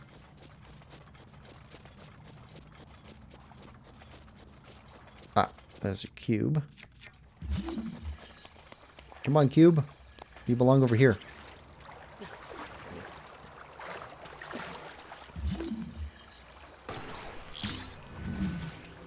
Back to the mainland. Or the big island. Or something else Hawaiian. Definitely try out Doom 2016 when you get the time. Doom 2016. If that is on Switch, I'll take a look. I think the closest I've gotten to playing Doom was either Wolfenstein 3D, that was on PC back in the 90s, or my dad had a game called The Descent on PC. That was a long time ago, though. I think those are the closest to Doom games that I've played. Let's grab this one and this one. We're just going into cleanup mode on some of these. Okay, so after these two, we'll go look in town to see what other Goron has a quest for us, because there's one other Goron with a quest. Oh, no, I also picked up Warhammer 40k bolt gun for Switch. We'll be playing through that at some point too. So I guess I'll get a taste of Doom when I play that. Low Expectation says, also I used to have Descent, never beat it though. My dad had it, and like I tried playing it a couple of times, but it was a keyboard mouse game, and I was really young, so I never got close to doing well with that game. Ah, right there.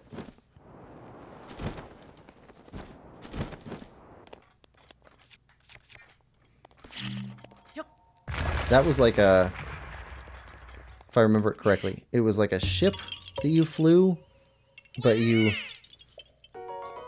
had a bunch of weapons that you were fighting with. Something like that. Barely remember it. Rich says, getting the Babelfish in Infocom's Hitchhiker's Guide to the Galaxy text adventure was frustrating and memorable. And Low Expectation says, I think it's on GOG. Yeah, it's super hard. My mom actually got the furthest in it. Lol. Okay, and next one's over here somewhere. Leave us alone. We're looking for Korok seeds. Alright, maybe you're up on top.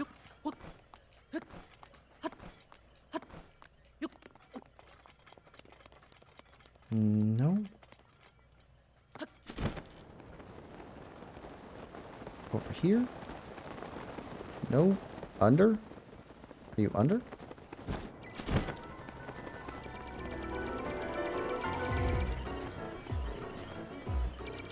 Are we gonna have to defeat you? Yep. Oh, come on.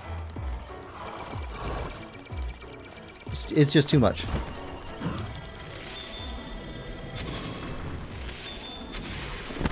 Alright.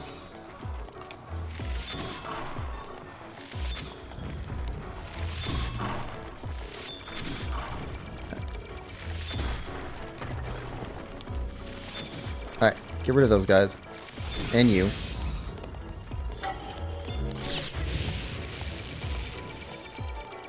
Come on.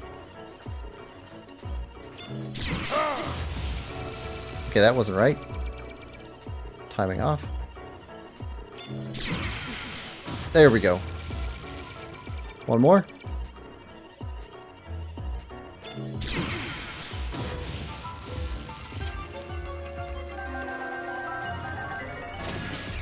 We got really good at that in Trial of Swords.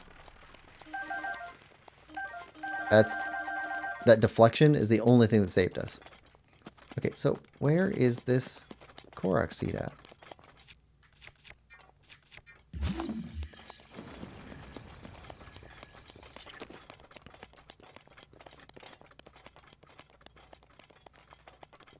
I guess we could put on the Korok mask. That might help.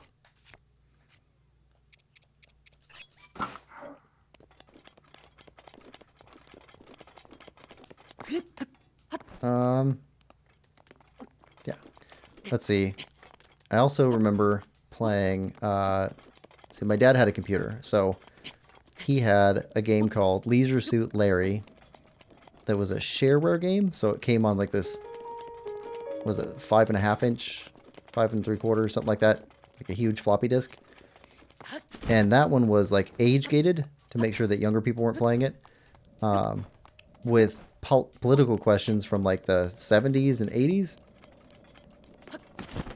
But I remember going through and basically brute forcing all the answers by getting them all wrong and writing down all the answers. And that was the fun part of the game for me. I never got any further in the game. I think I crossed a road and got run over by a car. Something like that. That's as far as I made it in the actual game. But I remember the intro being kind of cool because it was age-gated with questions. You had to answer these trivia questions right. It was like tax law and stuff like that. Anyway, I remember being pretty fun. Okay, so our mask isn't going off here. So maybe I'll remark that one.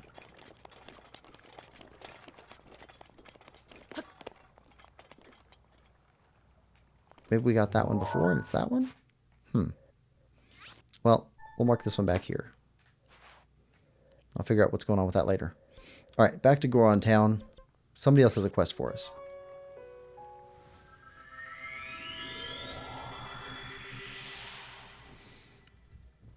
My tea's getting cold.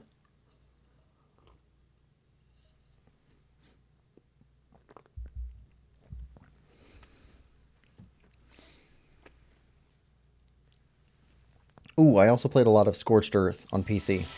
I like Scorched Earth a lot. I wish I could play that now. Like, on Switch. Somebody in town has a mission for us.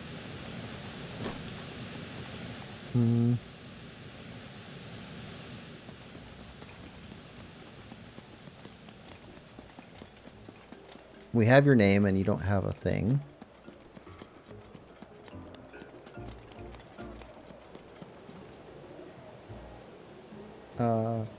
Rich says, Leisure Suit Larry questions. Tiptoe Through the Tulips was recorded by... Yeah, stuff like that. I just remember sitting there with like a notepad and pen, recording all the questions and all the answers, and then striking through which ones were the wrong answers. Until I had like a complete list of the questions.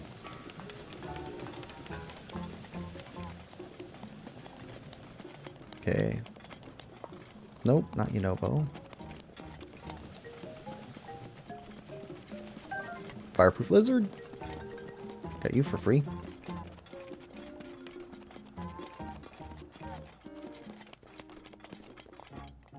Nobody in here. I want to know how they play this game. It kind of looks like Go to me. I don't know any other game that you'd play like that. Although I suppose there's a marble hopping game. It's kind of similar to that. But normally there's divots for the marbles. Nope, not you.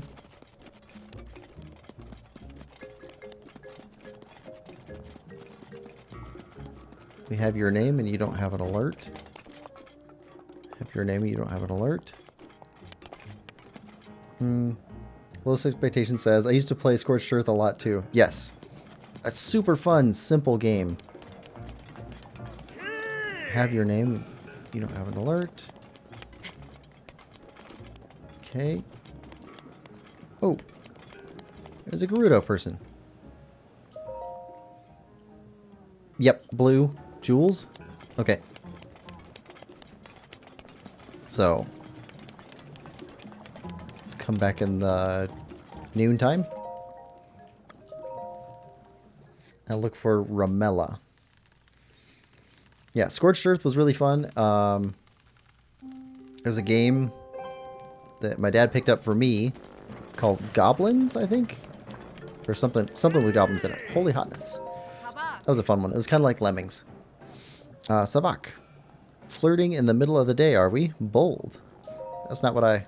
Oh, that's too bad. Who are you? I'm Ramella. As you can see, I'm from the Gerudo region. I came for the jewels that are to be found in Goron City. The eruptions on Death Mountain have finally come to a stop. As a result, we've started restocking jewels. Oh, do you have some amber too? I need a whole lot of it. Bring me 10 and I'll buy them for more than a shop would pay. Whew, this heat is something else. Way more intense than in the Gerudo region. In any case, do you have 10 pieces of amber? If so, would you sell them to me? 10 pieces of amber. You get 300. Or sell them to me, you get 500. Sell? Sure.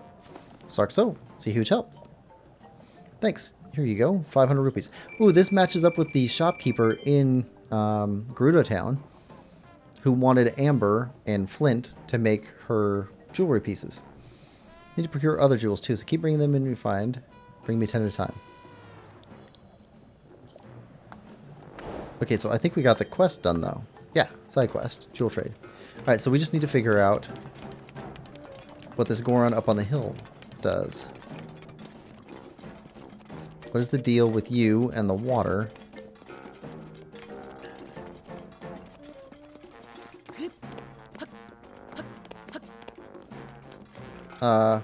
Reading up on the Dugby quest, it may be broken. Do you want details? Sure, I'll take details. If it's broken, then yeah. Maybe it was something we were supposed to do when we first went up here.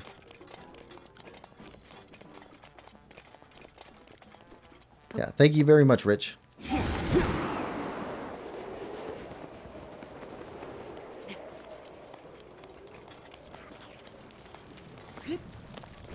Yeah, if we had to mess around with it for too long, I'd look it up.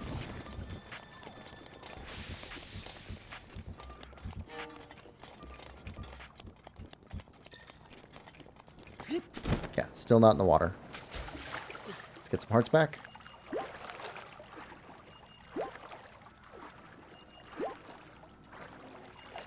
Alright, here we go. To anyone who experiences problems with this, keep in mind, Dugby may not even give you the side quest whatsoever if you've already found the drill shaft before speaking with him. Okay, so look for a drill shaft?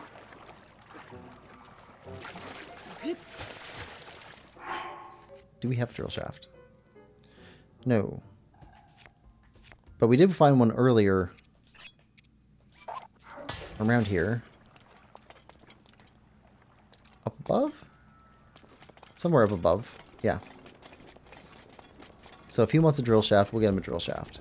There's also one down at the base, if we can't find one here, on the path up here.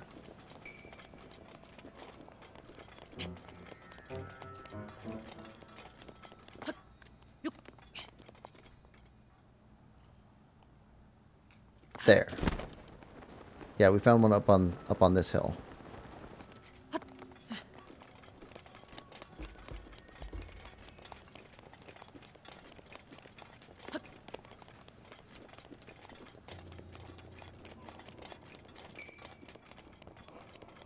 there was a bombable area. Yep, right here.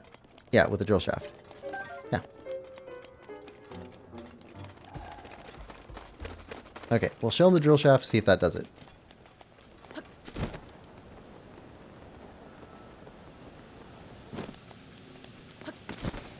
So I went back, picked up a new drill shaft from the same hole in the wall, and went back to him. Scene played as it should, where it lets you keep the drill shaft, and then the side quest. Okay, so it sounds like somebody else hit the same thing.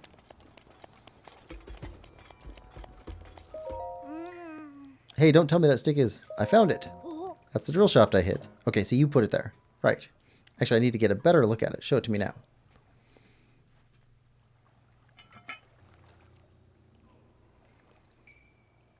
Oh, I guess so. It's suspicious, though. I can't help thinking that's the drill shaft I hid. There's no mistaking it. There was definitely a big noise. Could this person be... So you went and found the drill shaft I hid.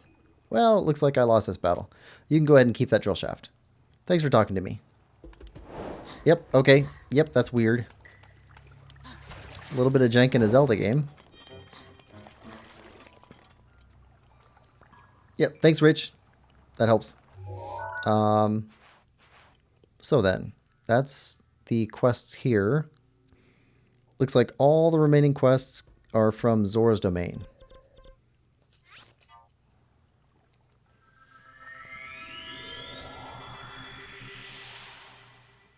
So, 1, 2, 3, 4, 5, 6, 7. So if there's 7 that we're missing, there's 7 on my list that say Zora's domain.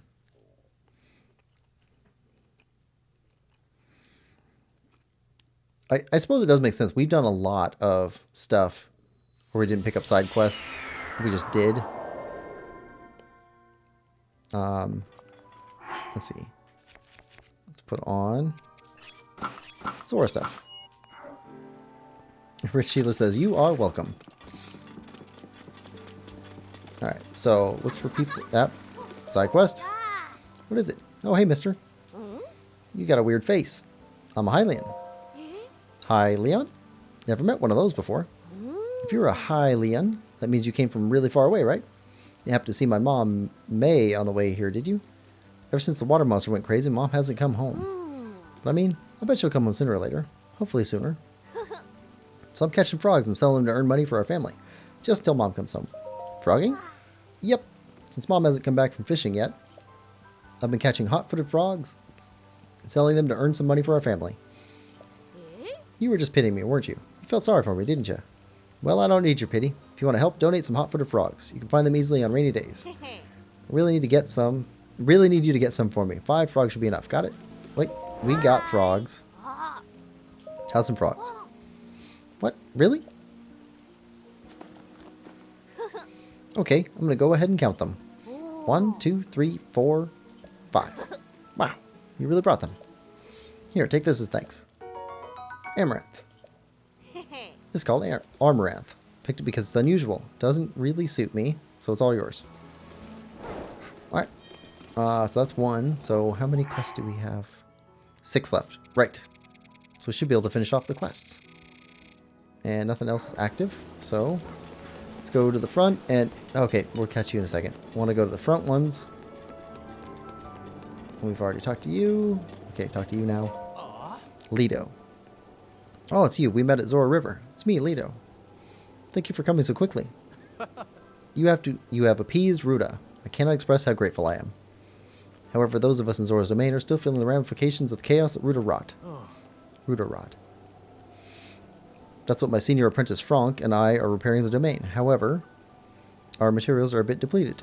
Materials? Yes, repairs require quite large number of luminous stones.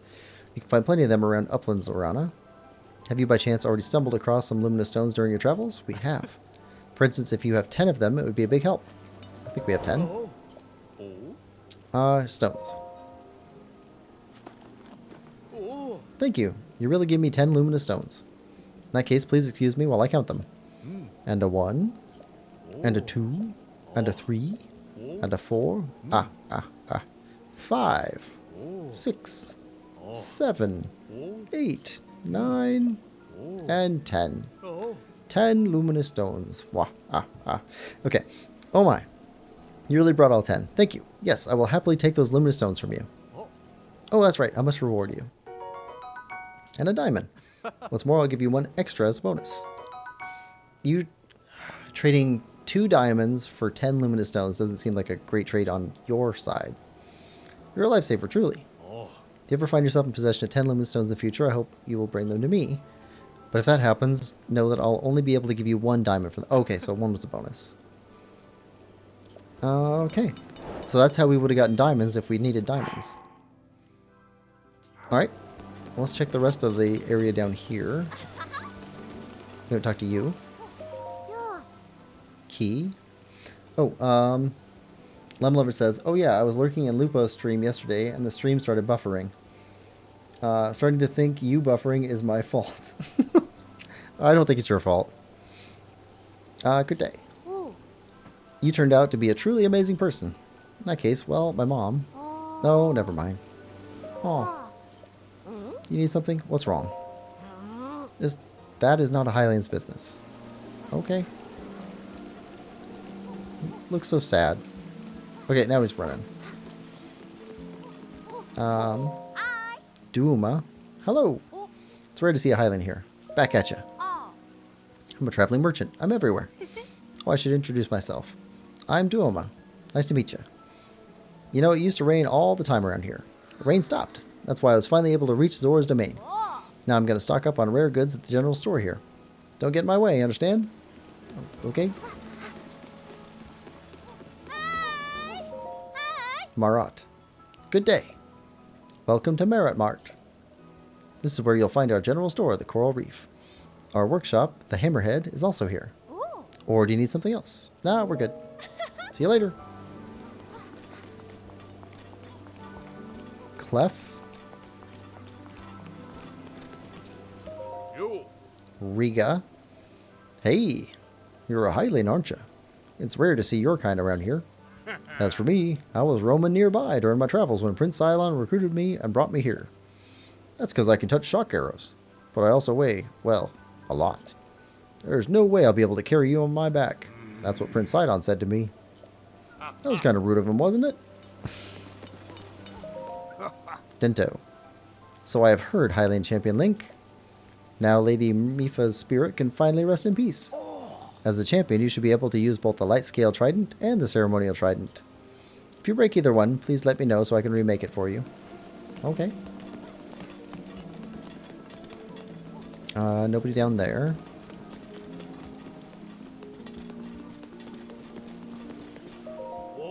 Caden.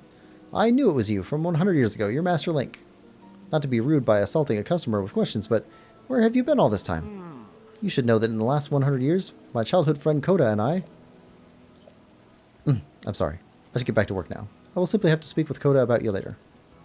We're always happy to provide sound sleep to weary travelers. Welcome to the Seabed Inn. Would you like to rest here? Normal bed, 20. Blissful water bed, 80. Nope, we're good.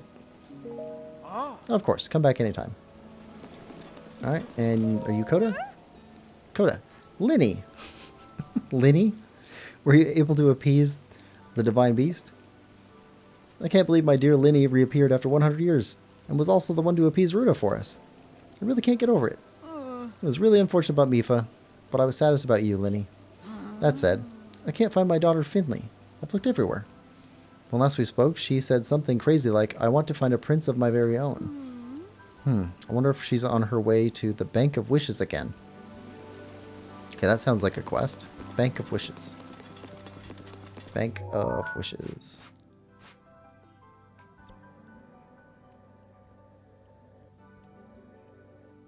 Bank of Wishes. Bank of Wishes. Alright, we'll mark that for now. Keep talking to everybody. Yeah, so you stopped by Lupo's stream. How'd you like it? I think he's a pretty good streamer. Baz. Trello. It's you. Looks like something is shining around Veiled Falls.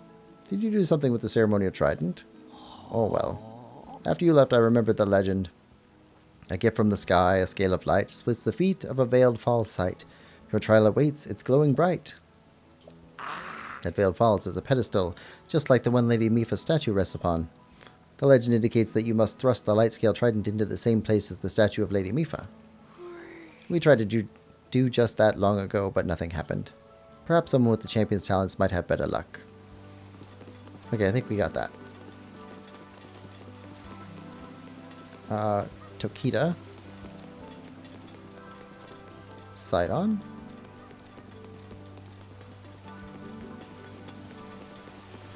We did a quest for you. Yep, La Flat.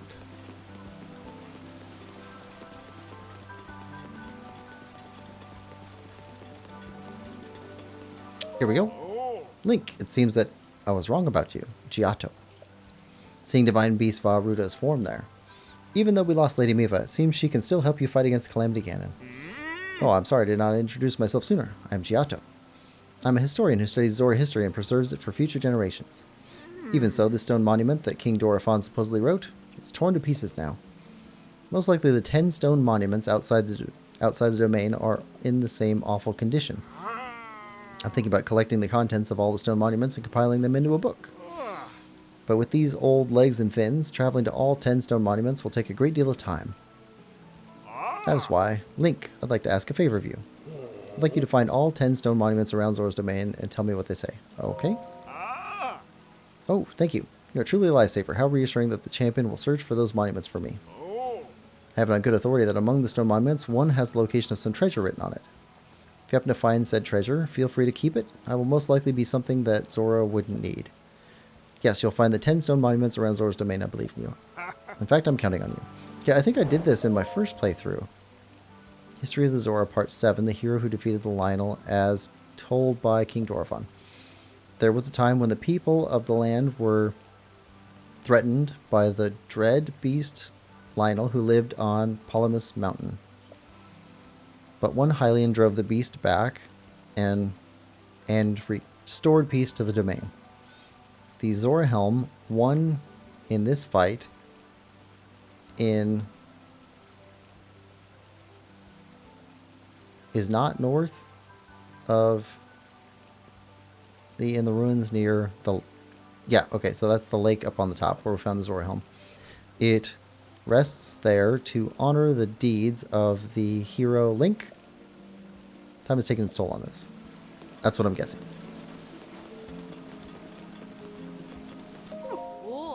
Hey! Hylian, to think that you were able to appease Ruda. You turned out to be a pretty incredible guy. In fact, I wonder if you can do this too. Exterminate the Hinox by Railspan. Oh, we already got that Hinox. Okay, in that case, give it a try. For he who saved the domain, this should be a piece of fish cake. Go on, I'm counting on you. Right, we already defeated that one. Hiya! That stench. Did you perhaps defeat the Hinox by Railspan? Yes, because we defeated all the Hinoxes. What? You really did? I can't. Wow. Thank you. Really. I knew it. Champion who saved domain is in a whole other league. Please take this. Consider it a small token of my immense gratitude. Okay, silver rupee. Guess you beat me to dealing with that Hinox. I really want to get stronger. Okay.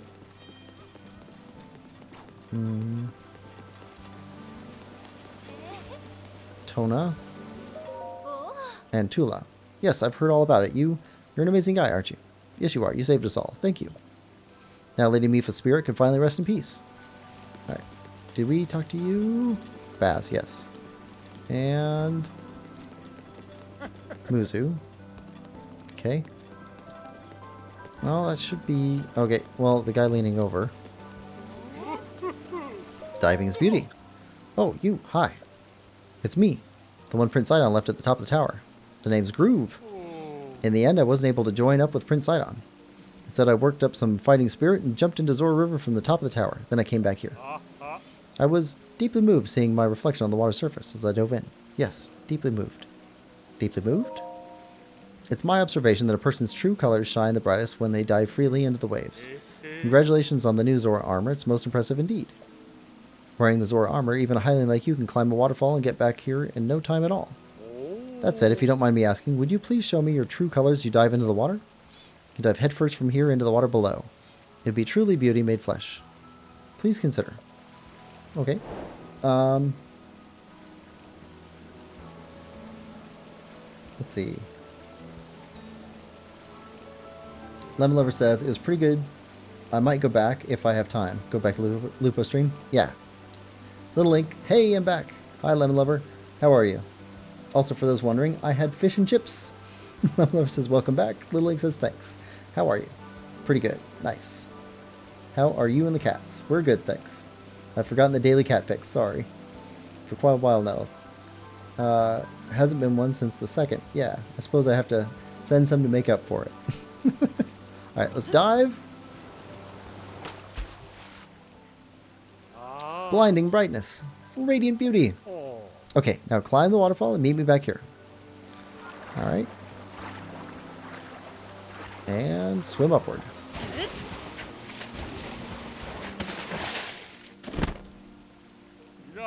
Fantastic. Christopher Eccleston. That's the name of the Doctor Who actor who restarted the series.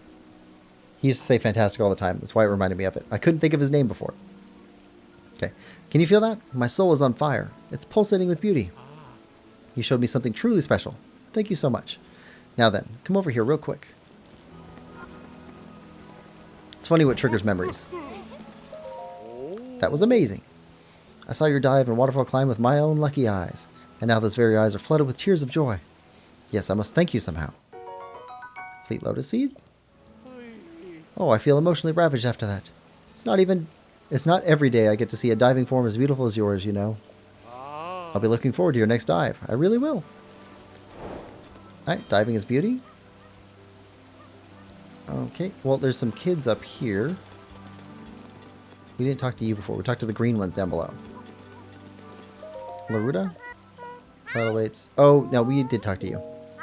You gave us the trial. And there's one more over on this side of the bridge. She's a guard, I think.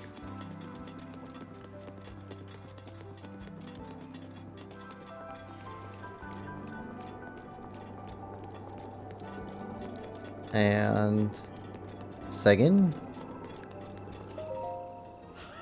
Gaddison. Link, to think you were the one to appease the divine beast Varuda. What a surprise, for you to show up here after 100 years. Please take it easy and enjoy your time here in the domain. So did you need anything from me? Your name? Oh, that reminds me. The Zora whose name ends in sun, just like mine does. Left the domain, captain. Oh, okay.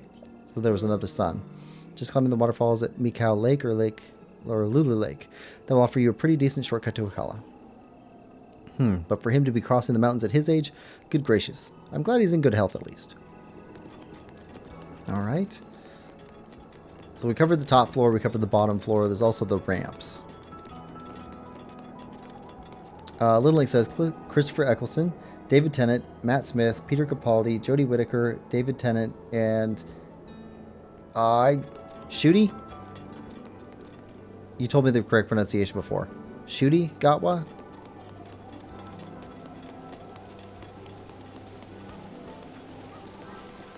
Yeah, I watched up to Peter Capaldi.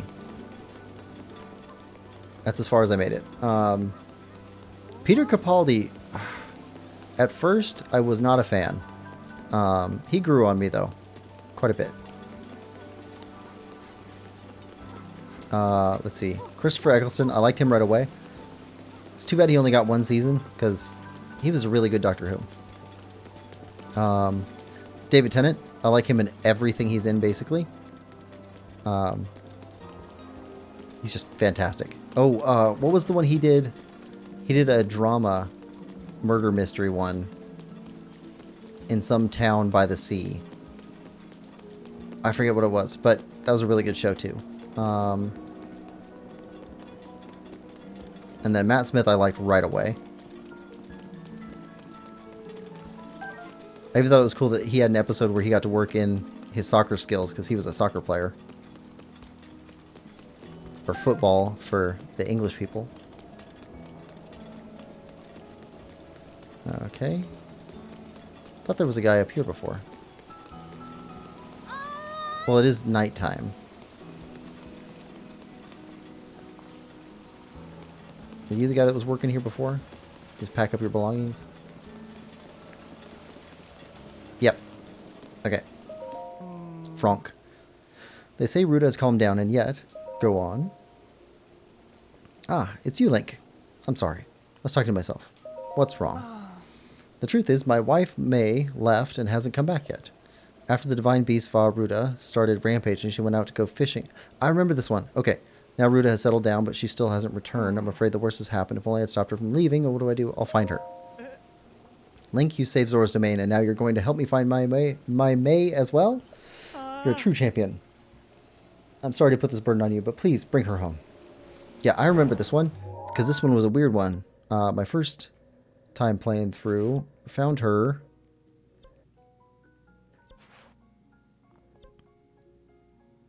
here.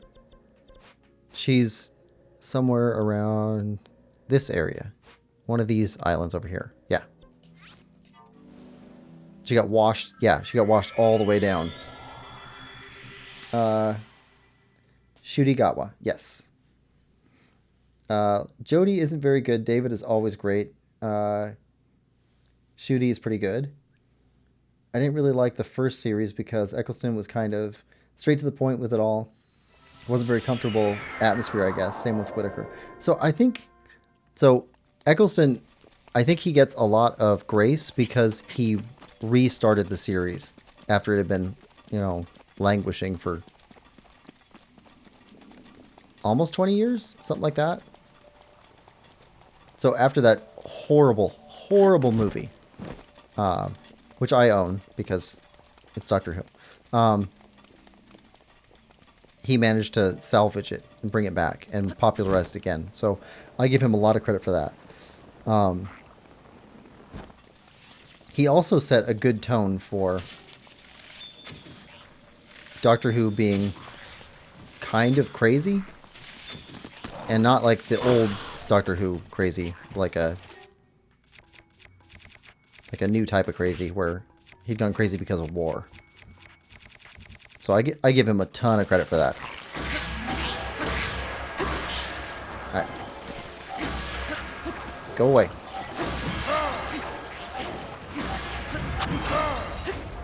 Alright.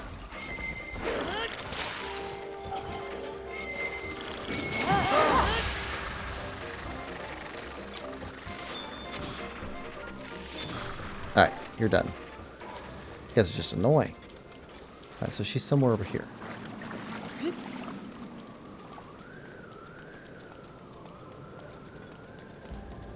This island or the one over to the left? We'll take that. Whoa. Something moved in the water. Oh, no, no, no, no, no. Okay. Guess we got electrocuted. Something in the water.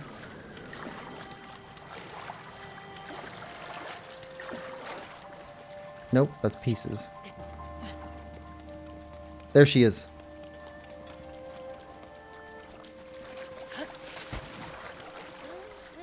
Big catch, big catch. We got a big holiday. Fishing is so much fun. Do you know Franck? Franck? Yes, he's my darling, my love. Why, is something wrong? Ah, my darling, I'm so sorry. I completely forgot. I got carried away. I've got to get back home right away. Here, you can have these. Okay, now they're all yours. Now then, time for me to go home to Zora's domain. See ya. She forgot to go home. Alright. Where does that leave us on side quests? 2 left. Okay, so we... Hold on. 2 left. We picked 1 up. Right. And the other one we have marked. If this is one here, then at least we've identified all of them. Low Expectation says, I like to jump on the back of the dragons in this game and watch Link ragdoll bounce all the way to the tail. Oh. That's just torture.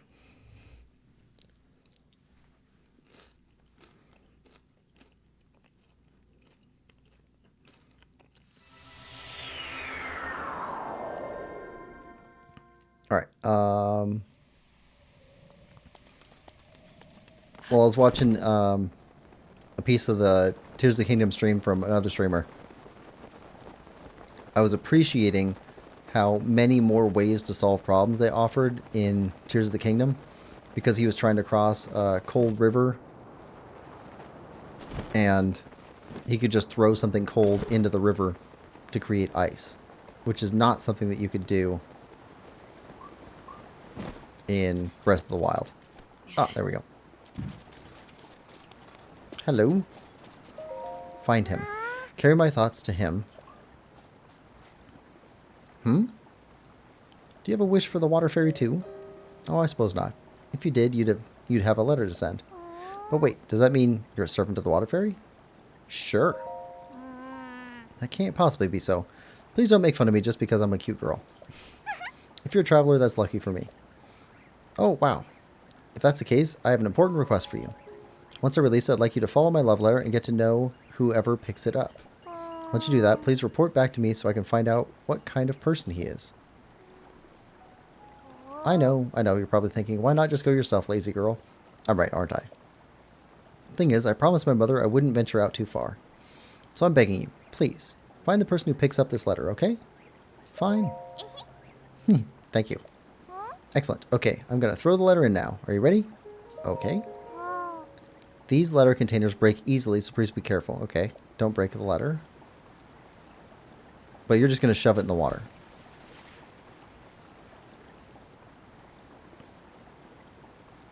Okay, I got it. So we're supposed to escort the container, which means breaking stuff that's in the way. Alright. But not breaking them too close to the container.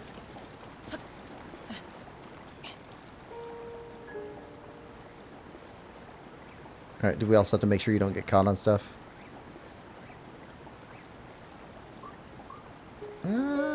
You're going to slip through. Alright. So you go this way. Hop up here. Alright. Little Link says, dang. Less Expectation says, well, he took very little damage, so it may have been fun. Well, can't do that in tears. Little Link, where are the cat pics? I'm busy right now. I'm animating. What are you animating? A ball being hit and flying into infinity and beyond. Sounds Pixar-ish. Okay, we've got falls.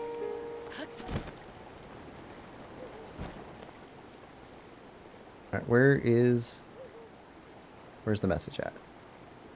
I'd imagine we can't get too far from it. There it is.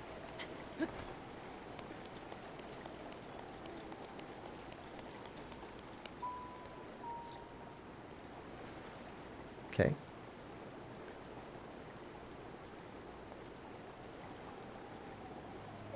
We're escorting.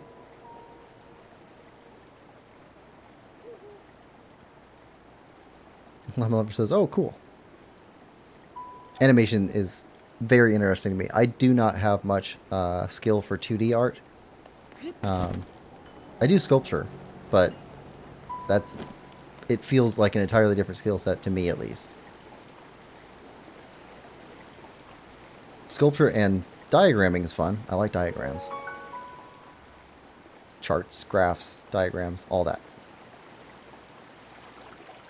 Okay. So you fell down here.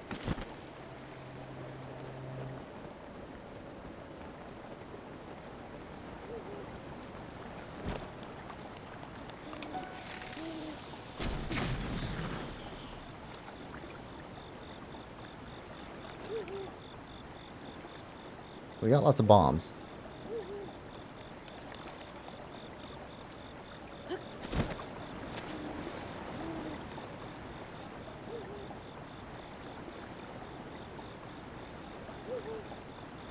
Too bad we don't have Ultra Hand. We could just carry it.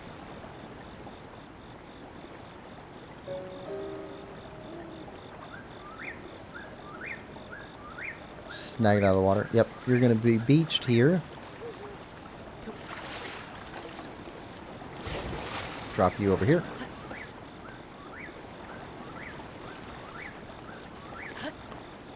Alright.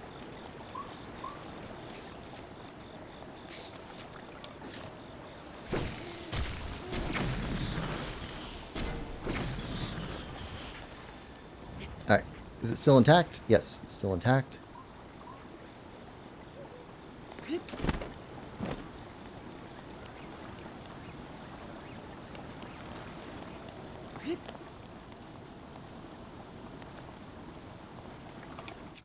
And... Hey, buddy. Bye, buddy.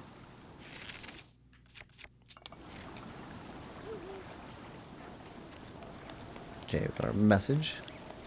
Still trucking along.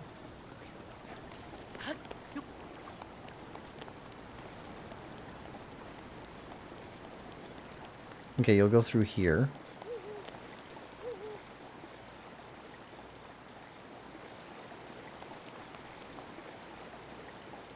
Yep, you're doing okay. You'll fall there. Make sure this guy doesn't break you. Can we? Yep. Explode you.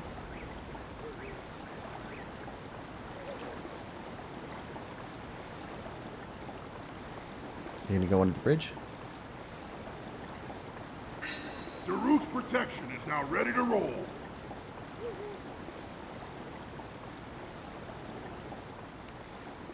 Okay, you're not gonna get stuck on this.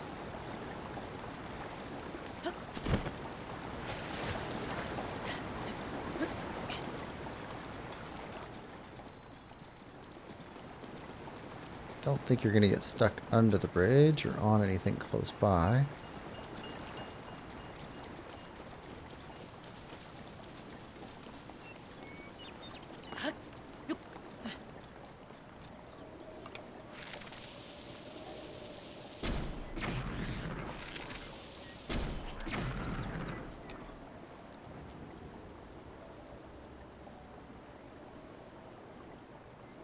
There's a bank here.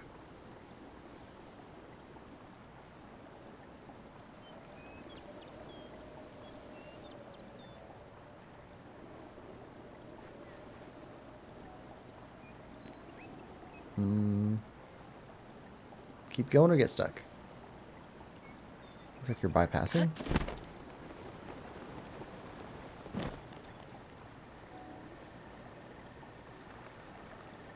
Don't get stuck.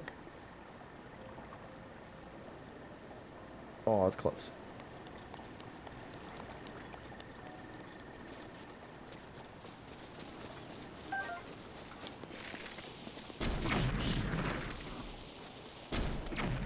Alright. Okay, you're fine through here.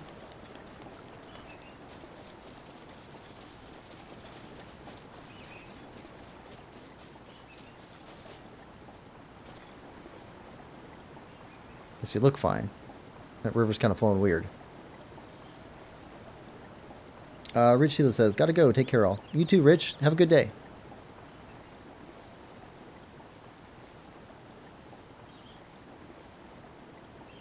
Level Lover says, bye, Rich Sheila. Alright. Letter's doing okay. Nothing in the river to stop it.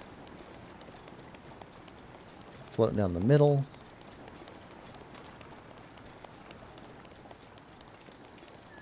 Alright, we gotta get rid of that.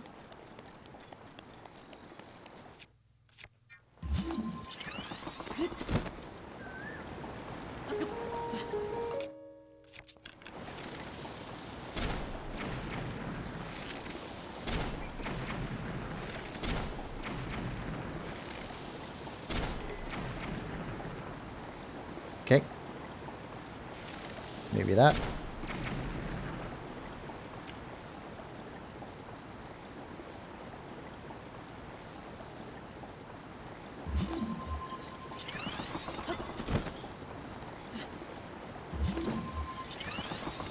No. Not cool.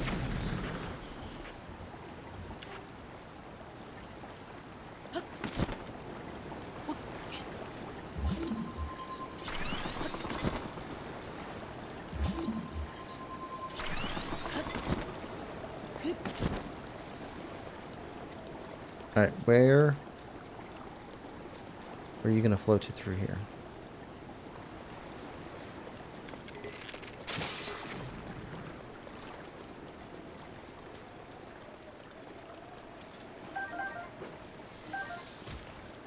Nope.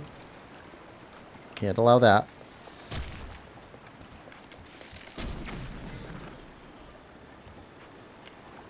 Okay, where is our bottle?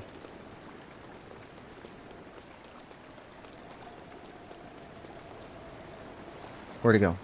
There it is.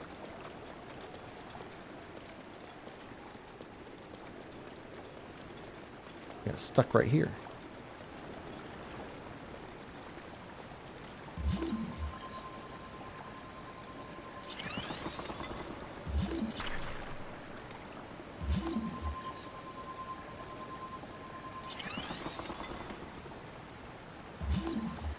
Okay. Gentle nudging.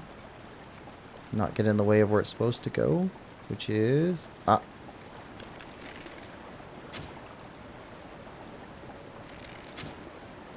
Okay. Well, bomb arrows don't work too well in the rain.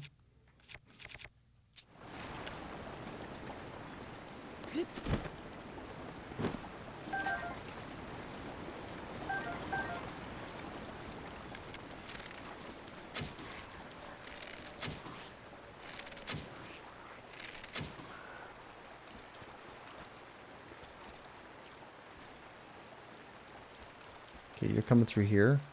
If we're not next to the bottle, I don't think you'll break it.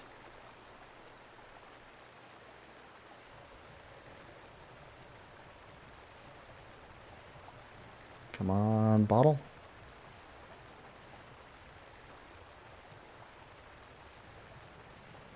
Okay, it's floating past him.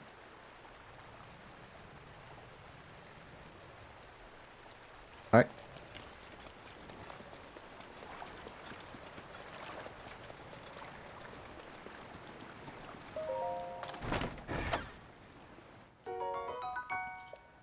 We'll use those arrows. Okay, it looks like you're flowing into this little inlet here.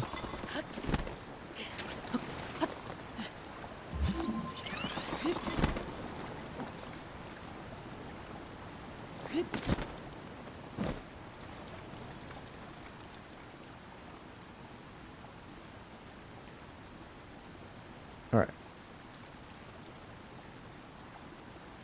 So if this is where you go, who picks you up?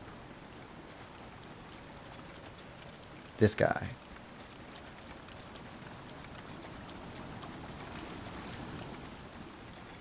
Yeah. Sasan. Hello. Sorry for the random question, but have you ever been to Zora's Domain? Yes. I see. Is it far from here? Not that far. I see. Oh, sorry. I forgot to introduce myself. I am Sasan, the traveling merchant. I was on my way to Zora's Domain, but a love letter in this inlet caught my eye. The writer seems to be a lovely Zora named Finley. I've been corresponding with her by giving my replies to travelers heading to Zora's Domain. So then, next it's her turn to write, so I'll just wait here a while. Alright, well. I'm not going to be waiting long.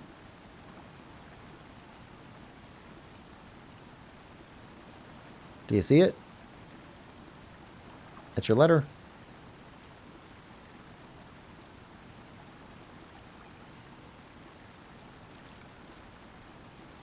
Come grab your letter. There he is.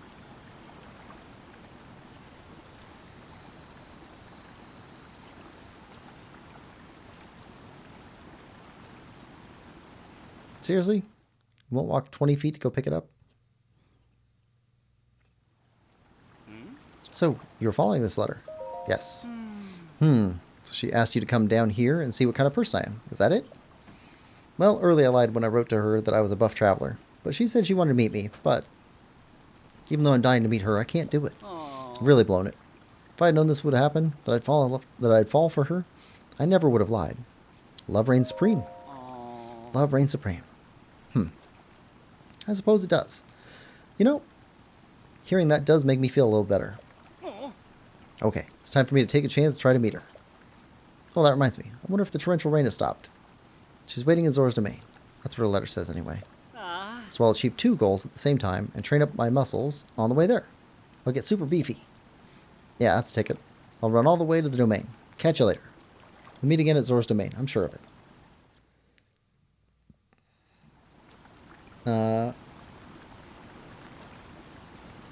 No quest thing.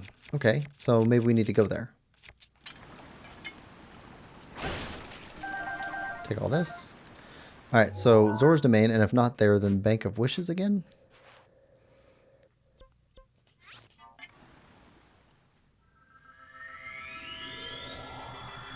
We are 2 quests away from having 100% quest completion. Then we can go after some of the 284 remaining Korok seeds. That's so many Korok seeds.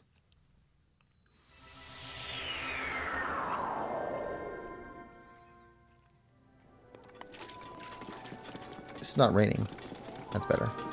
Alright, so where was the lady who talked to us about her daughter? Because that seems to be the mom. Not in here.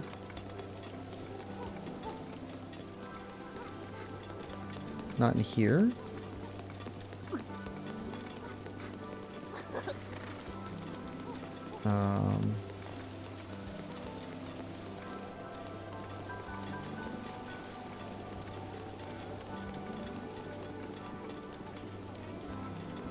Oh, here?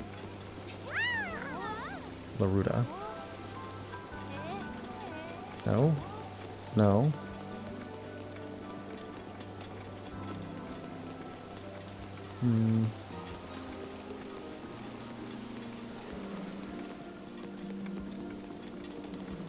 Huh. Where are they? You don't have anything new, do you? No. Alright, so where are they?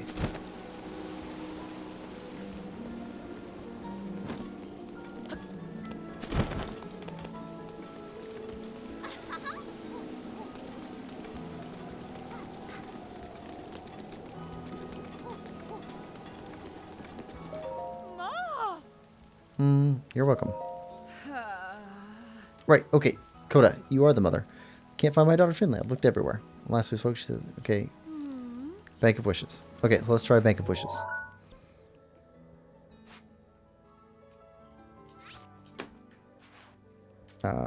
This was easy last time, so let's do this again.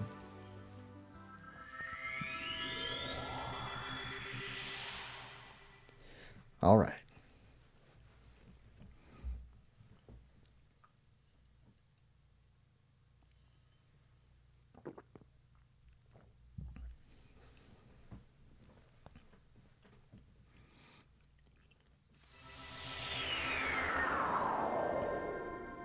Okay, pink marker.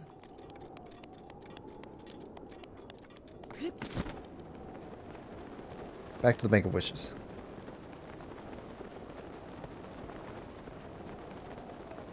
So, Little Link, do you do a lot of animation? Or a lot of drawing?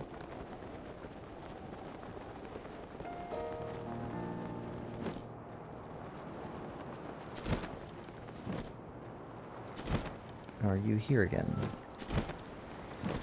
No. So you're not here.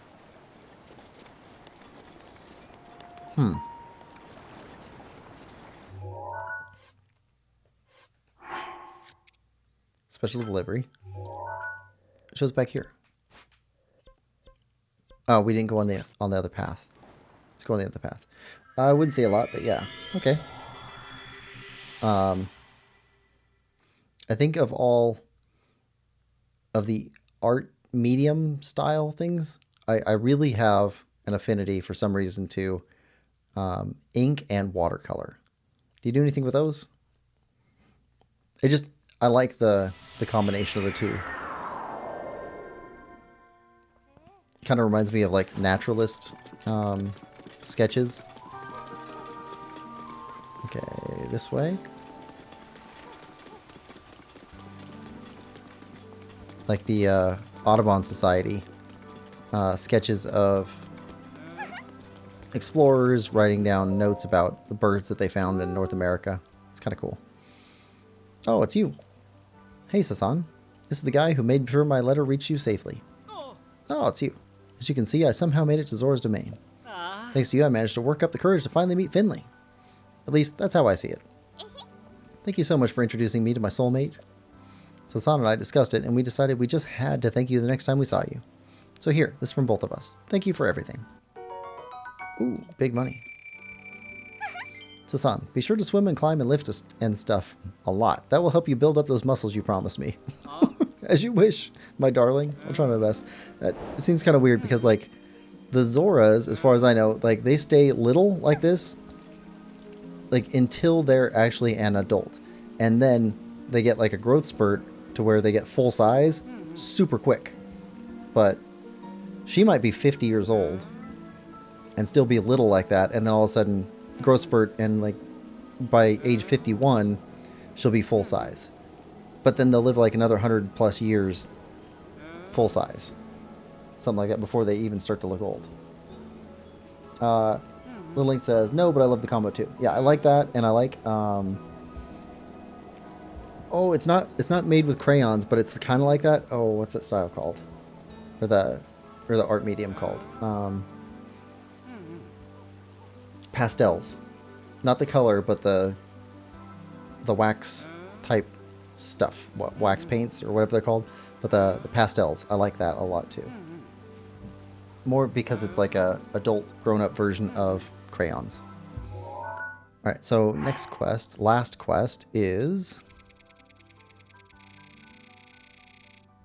Zora Stone Monuments. And I am straight looking these up because I remember these were just awful.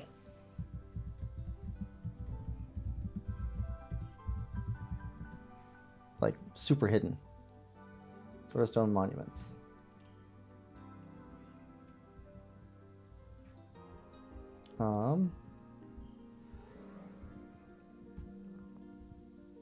Okay, so to the map. Okay, one here.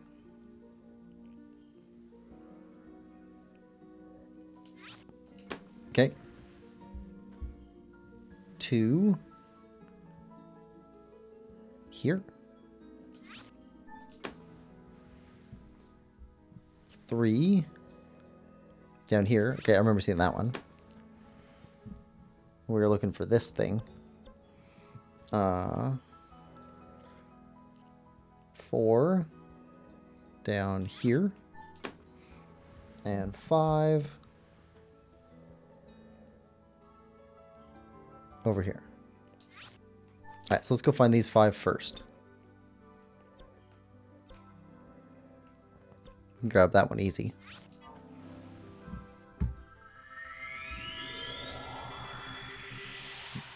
Let's see.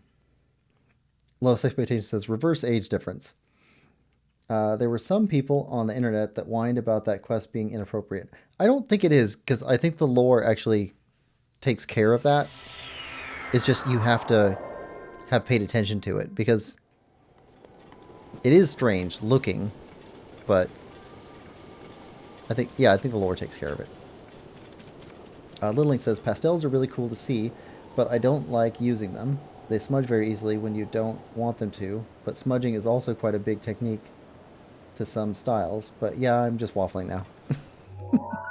I don't know anything about like the techniques and what's required behind making the pieces. I just like how they look at the end. And I like that you have high-end, top-tier artists basically using crayons to make top-tier, very expensive artwork. It seems cool. Alright. History of Zora, Part 3, Miracle of the White Scale as told by King Dorephan. Our scholars say that in the distant past, Zora's domain had a king with no special talent for the art of war. What he lacked in skill with the blade, he made up for in love for his people, and especially love for his queen. One day, news reached the king of a horde of monsters gathering in the Zabadon Highlands. The king steeled himself for war to protect his people, but the queen knew how ill-suited for the task he was. Worried for his life, she wove one of her own scales into his armor, hoping that her love would protect him in battle. It seemed for a time that the tide of battle favored the Zora, and that all would make it safely home.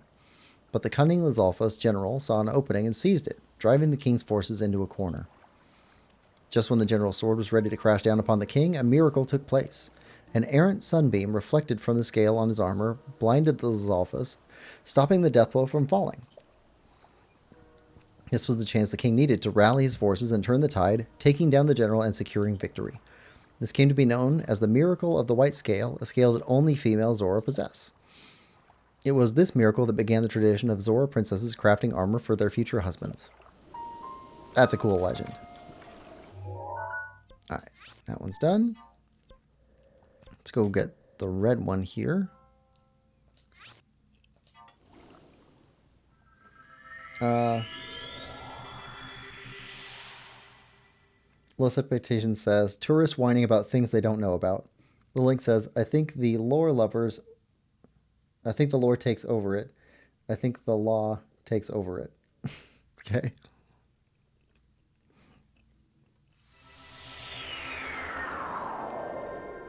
Alright, red. There.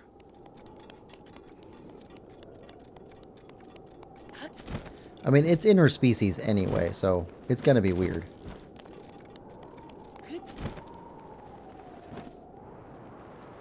Alright, and...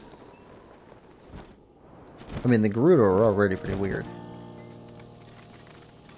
Examine. History of the Zora, Part 5. The Sage Princess Rudo, as told by King Dorephan. Long, long ago, in a past more distant than even the Great Calamity or the creation of the divine beast Vah Ruta, there was a Zora princess named Rudo. We know that she was an attendant to the Zora patron deity, and that she was a fair and lively girl, beloved to all. Around the same time, an evil man with designs on ruling the world appeared, bringing disaster upon Zora's domain. It is said that Rudo then awoke as a sage. Oh, this is Ocarina of Time.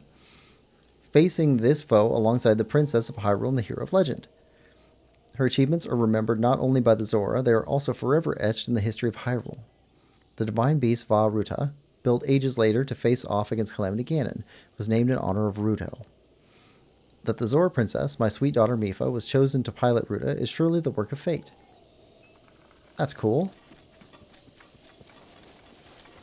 I forgot about that.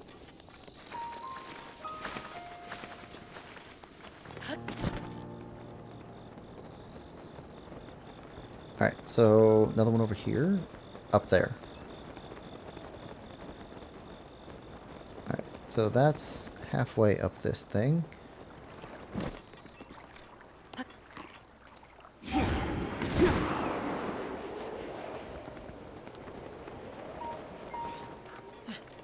Alright, grab you. History of the Zora, Part 2, A Reservoir of Hope as told by King Dorephan. Once every 10 years, the Lanayru region experiences unusually heavy rainfall. The Zora River flooded every time. The tides damaged not only our domain, but our people, washing away poor souls and causing great suffering and disarray. The Zora king of that time, after seeking aid from the king of Hyrule, rode out to see what could be done. By joining the architectural genius of the Zora and Hyrule's technological prowess, East Reservoir Lake was swiftly built. Thanks to this fruitful partnership, Hyrule was no longer plagued by these devastating floods. In gratitude, the Zora king promised the king of Hyrule to manage the reservoir level to protect all of Hyrule from floods. Each Zora king since has kept that oath, spanning 10,000 years. Ooh, that is why the reservoir signifies our bond with Hyrule. Okay. And we're out of climb juice. Alright. Down. And let's climb the rest of the way up here. Looks like we can take a rest over here if we need it. Maybe.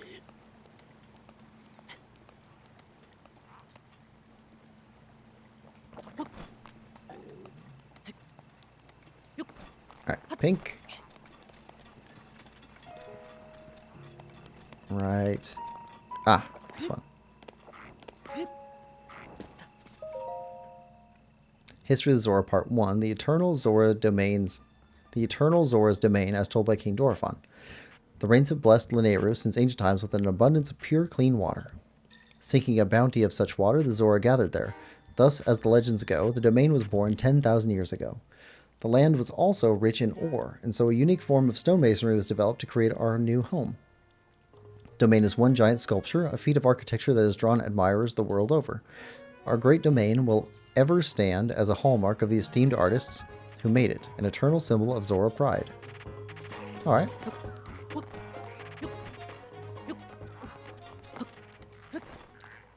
Alright, and then blue. Let's see if we can find blue. Cross this bridge. Over to the right. There. I see it. Yep.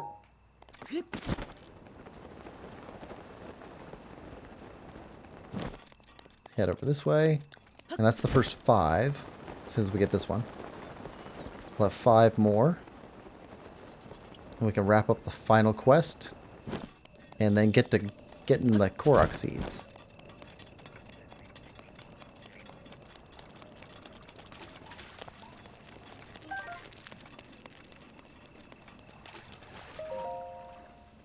History of the Zora Part 4, Light-Scale Trident, as told by King Dorephan. The Queen and I were blessed with a daughter as lovely as a jewel. We named our princess Mifa. To celebrate her birth, the smithy Dento presented Mifa with a gift, a mighty spear called the Light-Scale Trident. Mifa grew into a bright girl and soon reached the age of receiving lessons from the royal family's Order of Knights. The whole of the royal guard adored her, especially Sergeant Segan, who loved her as if she were his own. Under Sagan's instruction, Mifa honed her skills, and her radiance grew along with her skill with the light-scale trident. As a champion, Mifa made her people proud. However, once the great calamity struck, she was never to return. All of Zora's domain fell into misery. The merest thought of the princess was enough to overcome anyone with tears. As a way of offering her soul repose, they tried to send the light-scale trident drifting down the Zora River. But when they did, the trident began to glow, and Mifa's voice rang loud and clear for all Zora to hear. The light-scale trident and I are one. Abandon your grief and know joy once again. Do not cry, just remember. Ooh. And so, keeping to her request, on the day of the great calamity, the day that Mifa passed from this world, the Zora venerated the light-scale trident and remembered their brave princess. Such is the origin of the Champion Festival. That's cool. Alright. Last 5. I got one here. Okay. And then here.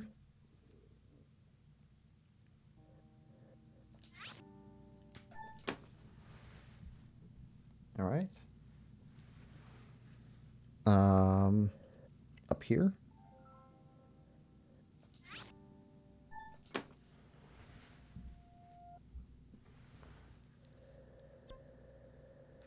Up here. Where are you at? Here?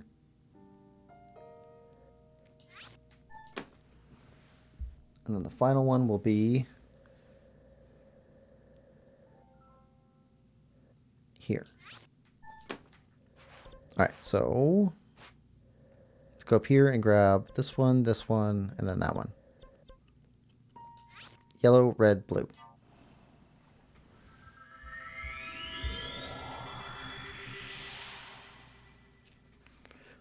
Almost 100% quest completion.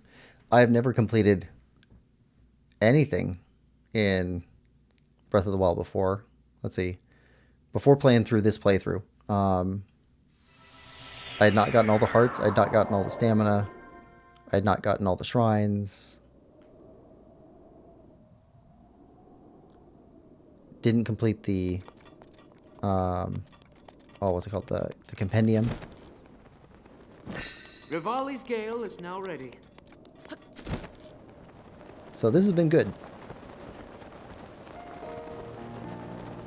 Sense of completion. Alright, so that's one right there.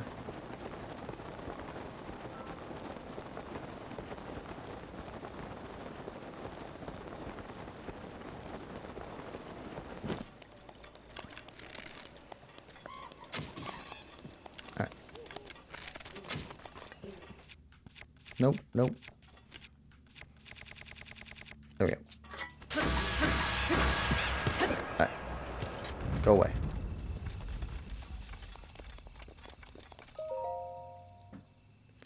History of the Zora, Addendum 1. King Dorephan stands his ground. Around 100 years after King Dorephan ascended to the throne, a stray guardian crossed upland Zorana into our domain. The guardian seemed unstoppable. Our best soldier's spears barely left a scratch on his metal hull. It was then that our king, Dorephan, without a thought for his own safety, came out to face the guardian himself. With supernatural strength, he lifted the guardian and hurled it into a ravine. The impact of the fall left the guardian in pieces, and it was never to trouble another Zora again. The citizens celebrated their king's valor. From then on, their trust and respect for him grew beyond compare. You can still see the scar he earned that day on his forehead, a token of his triumph. Brave King Dorephan. Okay, we got a red one. Looks like it's going to be down a bit.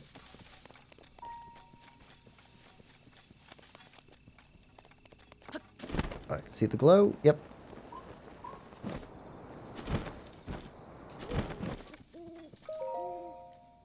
History of the Zora, Part 6, Divine Beast Va Ruta, as told by King Dorephan.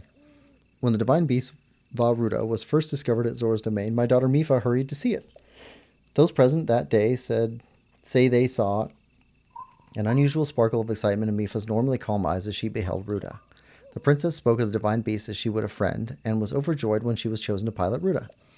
I thought nothing of it at the time, but given the events that followed, I now regret allowing this to happen. I have spent many long years consumed by guilt. My dearest wish is that her soul will know peace. I pray for it every day. Aw. It's sad. I mean, for a Zora, she must have been very young.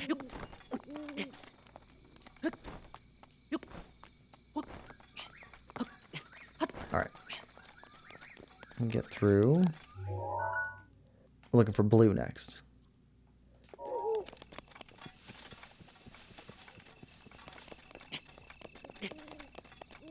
It is a sad story, but satisfying also. They did a really good job with that.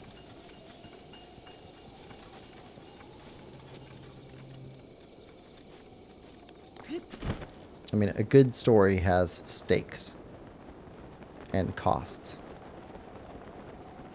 If you're going to be defeating great evil, it's going to cost.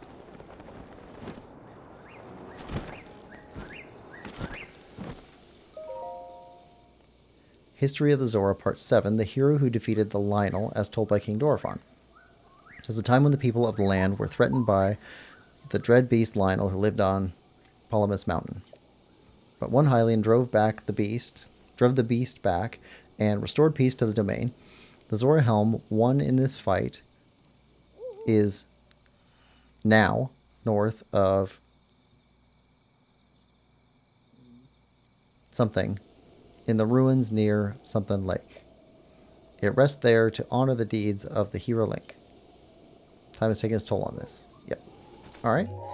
Let's grab this one. Green. And then pink will be the final one.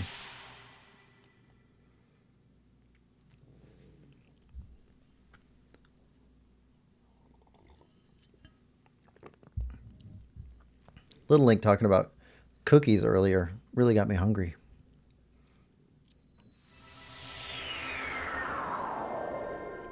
Wonder what I should eat when we're done with this.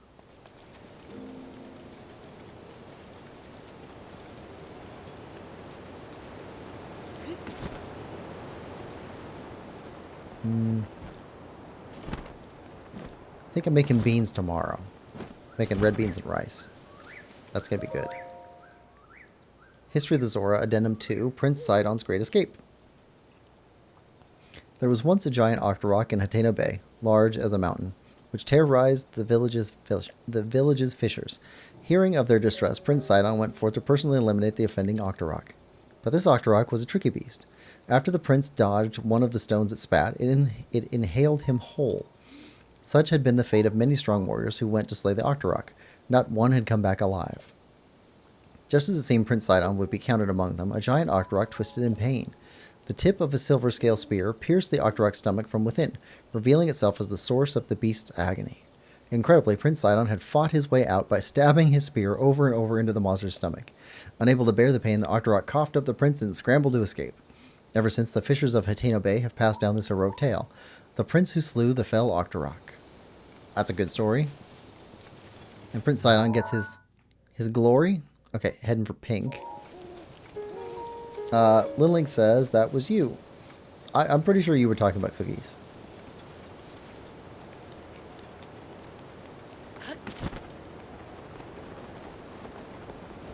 I think you were talking about a triple chocolate Belgian cookie in particular.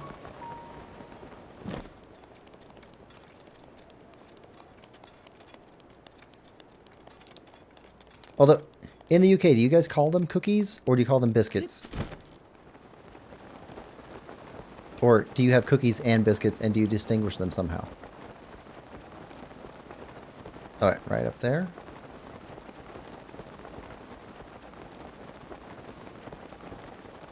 If we had Tulin's power, we could just gust ourselves there.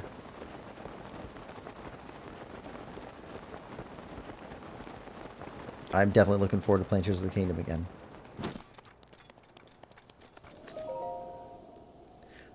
Memoir of a Gifted Stonemason. What an honor it was to receive a personal request from King Dorephan to craft a historical stone monument. I did not realize how much content he'd give me, though. It certainly exceeded the line limits of a single monument. I suppose I could have just shortened the text, but it felt wrong to tamper with our great king's words. Thankfully, I was able to split it all between 7 monuments to ensure that every word was preserved. I've always prided myself on my ability to think outside the box. I'm so very adaptable, and humble as well. While I was at it, I thought, why not add 2 of my own? And so I created one for Dorephan and one for Prince Sidon. True, this is outside the scope of my commission, but I believe their triumphs deserved as much. Why stop at that? Why indeed? My achievement surely deserves remembrance too, and that is how a commission of 1 became 10. Of course, having increased the number of monuments, I had to find places for them all. That proved difficult. Still, it was worth it. So long as I remember to sign these monuments, my name will be remembered forever, as it should be. Okay, so that's all of them. Let's head back here and talk to the historian. Little Link says, cookies are like big doughy things. Lemon Lover says, cookies and biscuits are different. Little Link says, biscuits are like bready, crumbly things. Okay, so you would call shortbread, you would say shortbread biscuits, where we would call those shortbread cookies. Because those are dry and crumbly. They are also considered some of the worst cookies. I think they taste pretty good, but if you're getting something like airplane food or just free packaged cookies thrown at you, it's going to be like dry, crumbly shortbread cookies. The link says, I can't remember what it was and I can't find it, but you were talking about some kind of cakey thing and then transitioned into cookies, and I mentioned Belgian cookies, but you blame me when it was you. Shortbread is king. Don't listen to them. No, I like the taste of shortbread, but they are very plain compared to a bunch of other cookies that are available. Link, it would seem you have checked all the stone monuments for me. Now then, please tell me what was written on them. The history, culture, folklore, and various heroic acts are the proud Zora people. It's all here. Eureka! Thanks to you, I've compiled the precious information from those stone monuments. Link, thank you for taking on such an arduous task. Please allow me to reward you. Diamond. Alright, so that is all side quests, all... Let's see, no. Side quests completely cleared. That's 90 out of 90. We got all of the memories before, so we got all those. All the side quests, or all the shrine quests, and every main quest that we can get, because you can't actually get Destroy Ganon, because that's just the end of the game. So we got everything complete here. We've done everything. That's awesome. So let's jump to Korok hunting for a bit. Let's see. We'll go here first. 1, 2, 3, 4, 5, 6, 7 in here. Got a couple in here to grab. The rest of these to figure out. Then we can take off our armor. Yeah. Let's get all the hot ones. Let's see. Lemon Lover says, I personally don't think shortbread is a cookie or biscuit. Low Expectation says, Girl Scout shortbread cookies called trefoils are great. Little Link says, I think it's a biscuit. Lemon Lover says, it's just shortbread. Okay, fair enough. It's amazing at that. But there are some biscuits that are similar. True. Yeah, so I like the flavor of them. I've never tried them fresh, though. So maybe there is a difference between trying them fresher versus trying them out of a machine or something, all packaged up. I'm sure there is. Basically, everything tastes better fresh. But I don't know how much better it is. Let's see. Also, you Brits are really missing out on biscuits and gravy.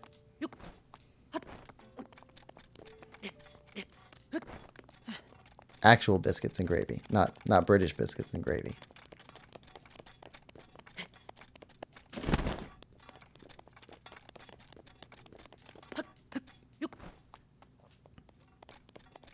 Or in the southern states in the U.S., they have biscuits and chocolate gravy, which is supposed to be good, but I haven't had it.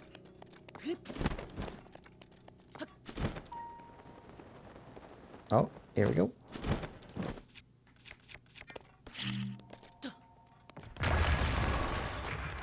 Oh, come on. Again, calling that gravy is criminal. It is so good. I know it doesn't look appetizing to you, but it's so good.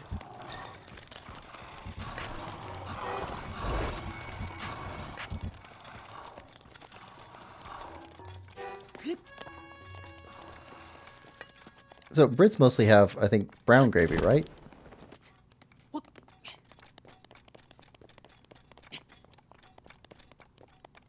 Let's see. We need better gear on. Let's put on this, and Gorak mask. Alright, so somewhere under us. Further down? Yeah, it only activated when we hit there. Okay, we got you. Oh. Were there two side by side? Oh, that's unfair. Yeah, but we do have white gravy. Wait. So, I wonder what white gravy is for you then. Because we also have... We have every type of gravy. We have pork gravy, we have chicken gravy, we have beef gravy, we have brown gravy, we have white gravy, and we have sausage gravy. We have a lot of gravy. Lemon Lover says, we have white gravy? Yes. It's interesting. It's complex. It's weird.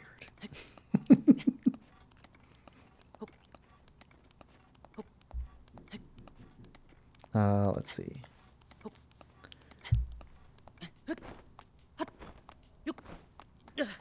Oh, no. We're slipping. Alright, hold on. I have to pause for a second. I got somebody knocking on my door. I'll be right back.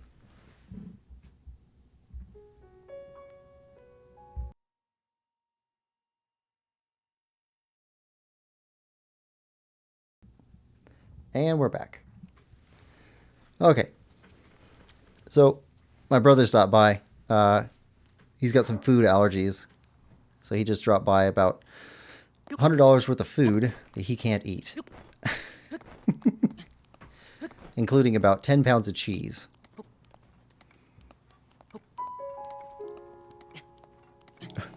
Lemon Lover says, bye, Quillpig. Welcome back, Quillpig.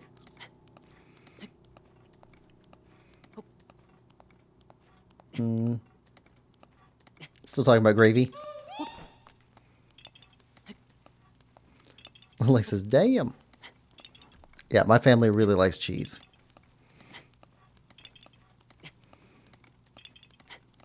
Yeah, it's funny because my brother had no food allergies at all, ever.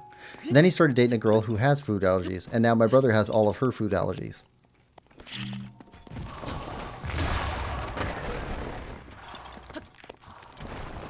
Alright. Yeah, haha, you found me. What's the haul? Let's see. I didn't get a chance to really check it all out, but there's an entire crate of potatoes and a couple onions in there. Let's see.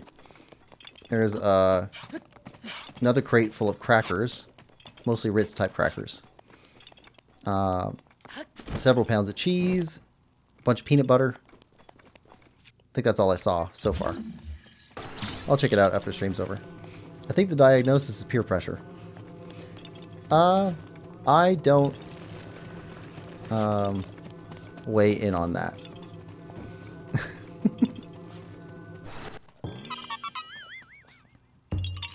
He says he can tell, so he also drops by food about every 3 or 4 months because they try a bunch of different foods. So I end up benefiting from it, so okay.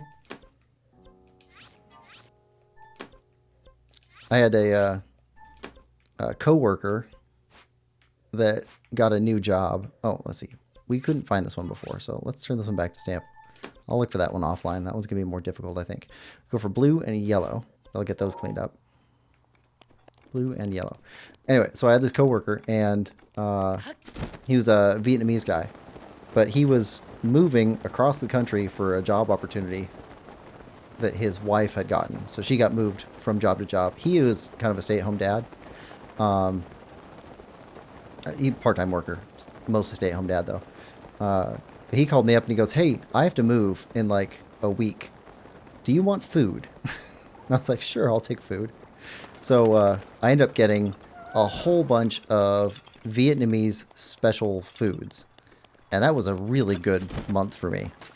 Trying a bunch of different stuff I hadn't tried before. Bunch of sauces that I'd never tried before. Because he basically just cleaned out his fridge and freezer. Gave me everything. We're looking for a rock. Where's... No, not that. There's the rock. Yeah, so I got a bunch of, like, rice noodles that I had never tried before. I don't know where he found this stuff, because there's not really a large Vietnamese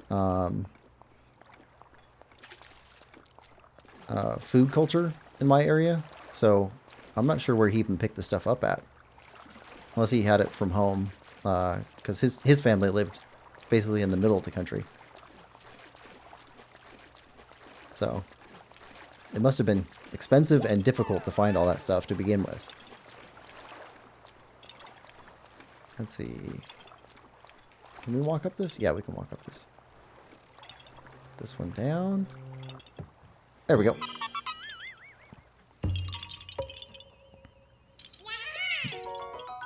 Yeah, all kinds of food. It was awesome. I mean, it was sad too, because it kind of, you know, I lost a pretty good friend. Not available anymore. I talk to him occasionally on Discord, but that's kind of it. But his wife got a promotion, nice job, so they had to go.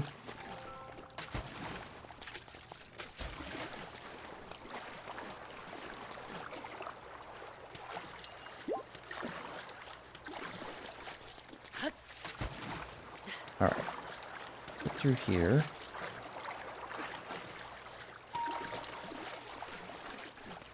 I also get food every time I visit my aunt.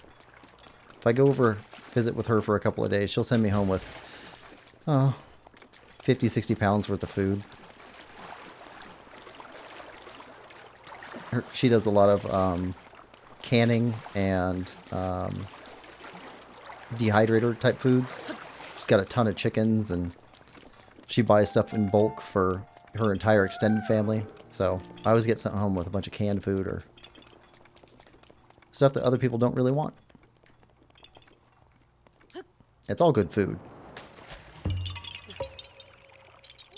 Yeah, haha. See, I think last time I came back from her place, she sent me back with like a 10-pound pork loin. Huge pork loin. It was awesome. That fed me for over a week. For like dinner meals. Edit. Let's change you to this. Let's grab those two. After there. Grab that one too. Those we can all grab from this circuit. These. There we go. So pink. Pink, then blue, green, yellow.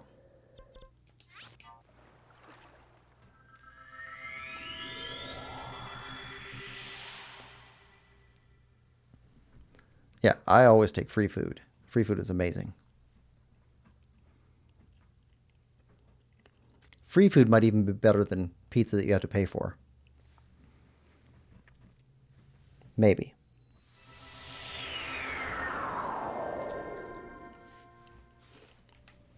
All right, pink first. So we're heading uphill.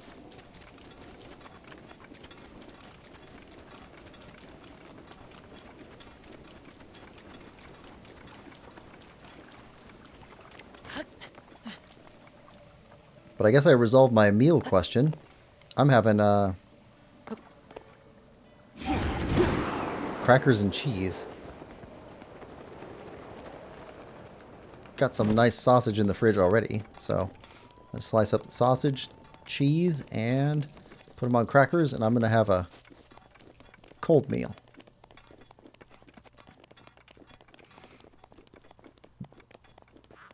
Let's see. Lowest Expectation says... Oh, hold on. Lemon Lover says, it depends on what kind of free food. Lowest Expectation says, can confirm, if you pay for it, you're more critical of it. That's... Yes.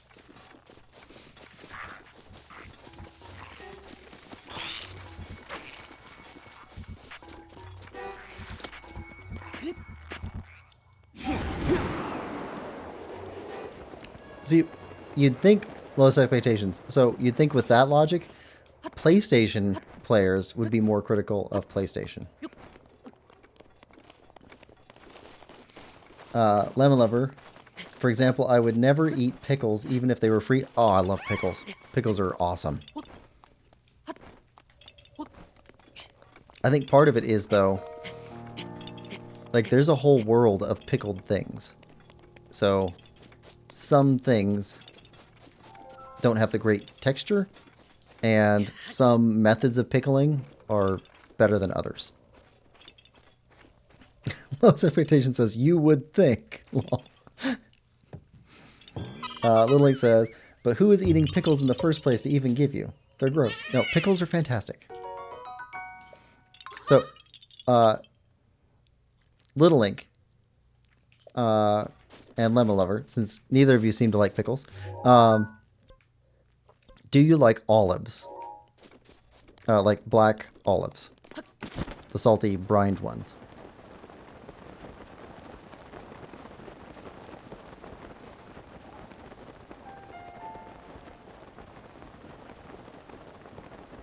Alright, go for the blue.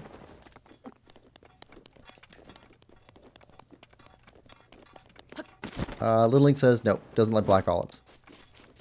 And gross as well. Lemon Lover says no. So, see, that seems interesting to me. So, like, there's a category thing there. What could we find on the far side of that? So, is it all just too salty? Or texture? Liquid? Like, what is the thing?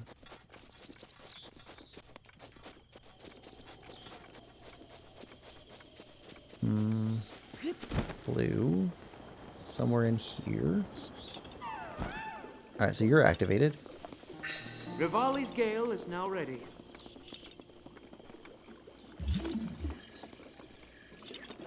Box.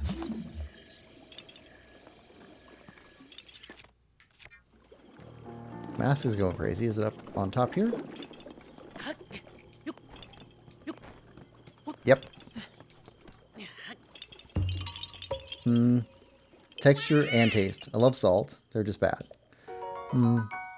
Is it the dill part of it that is especially bad for you? Green. I totally get the texture thing. So it's weird because I like pickles and olives a lot. Actually, hold on. One of these is probably going to be a chase one, and that would be the perfect place to start a chase one.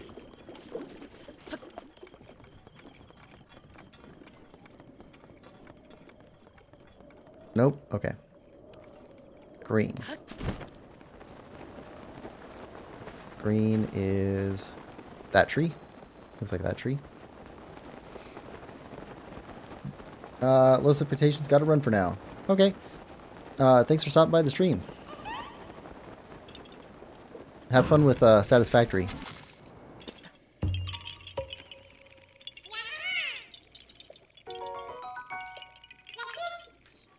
Alright. Got green. Next is yellow.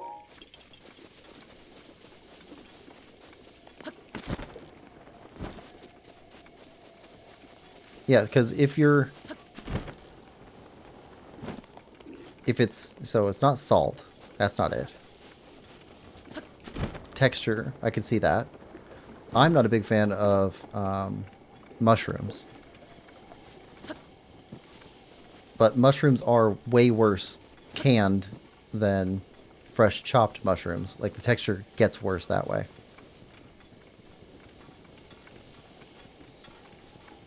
Like, canned mushrooms are inedible in any circumstance ever. But fresh mushrooms that are sliced up and not cooked at all, just raw, I can deal with those. I don't like them, but I can deal with them. Little Link says, mushrooms are terrible.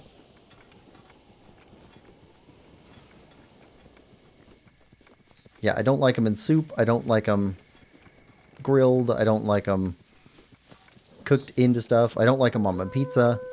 But if it's just fresh mushrooms, I can deal with it. Still not... It's nothing I would ever put together myself. But again, if somebody else is making food for me, I'll eat it. Because that's what you do. But...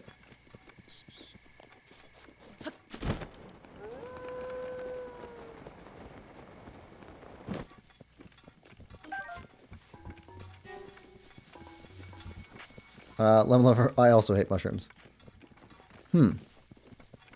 I wonder if there's like a correlation between people hating mushrooms and hating pickles, and there being a texture thing that's shared between them.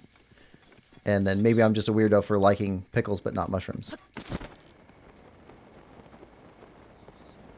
It's always possible that you are an outlier. Most people tend to think of themselves as not outliers, but could be.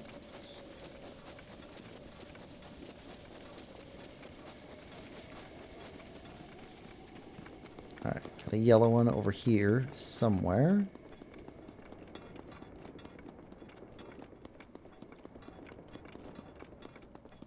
And... okay, mask's going off now. Right there.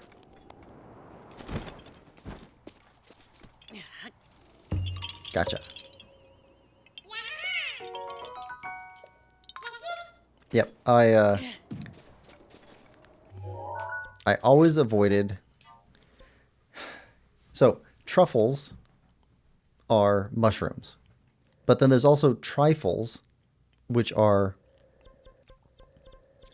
small confections. But sometimes trifles include truffles. So I avoid anything that sounds like trifle or truffle.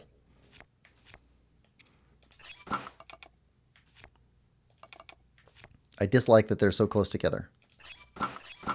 Alright. So let's head for up here.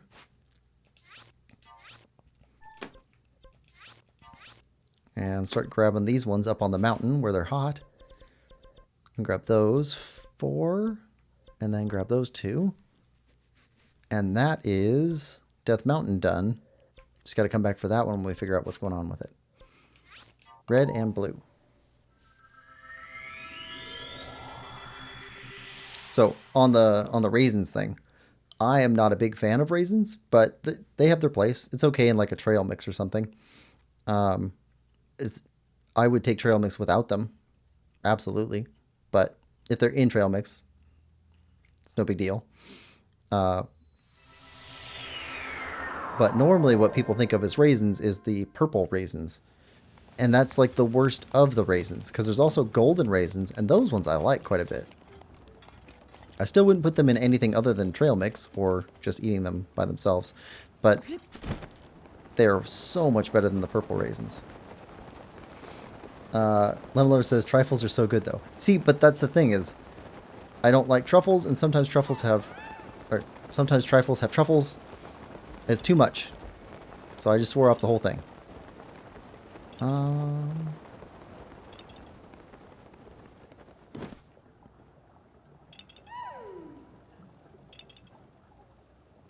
Okay, the mask is a little bit spinny. Ah. Oh, oh, oh, nope, nope, nope, nope. Too close to lava to be messing around like that.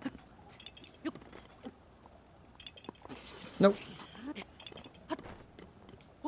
Right. Get it. Get it. Get it. Stop it. Okay, I'm doing that. It's not doing it by itself. Okay. Oh, my fault entirely.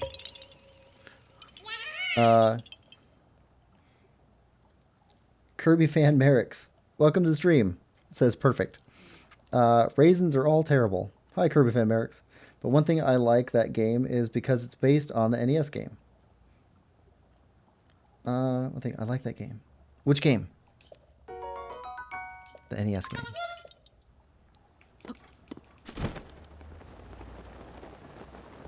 Perfect.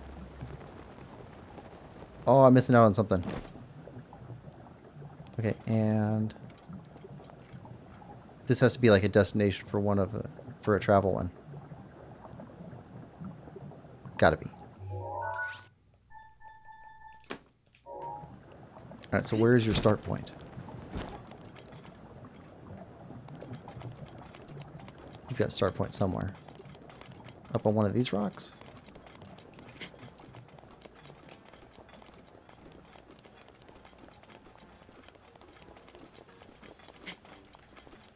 Hmm.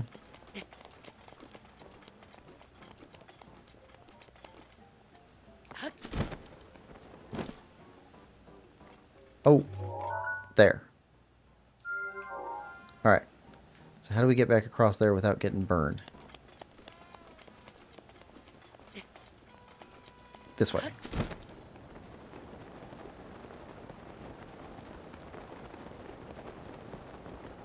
So, Kirby fan Merrick's. I assume you like the Kirby games.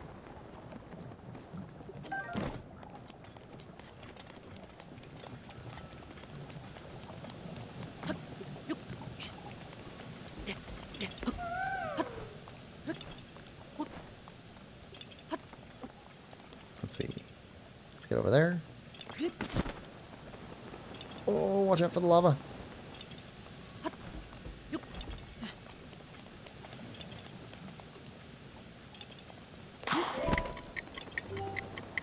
And got it.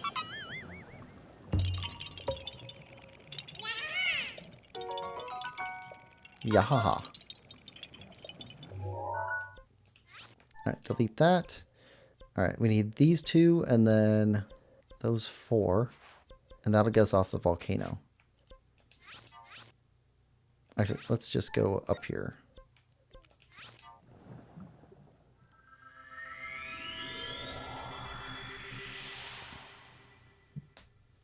Oh, I did get my 3 Japanese Starfy games in for Game Boy. So we'll need to play through those at some point. They're entirely in Japanese, so I will have no idea what's being said in the game, but from what I understand, they're like Kirby games. I've heard that they're very good, they're like Kirby games, and that there's no English translation. Also, which is funny, like, after I got them, like, they just came up on the eShop.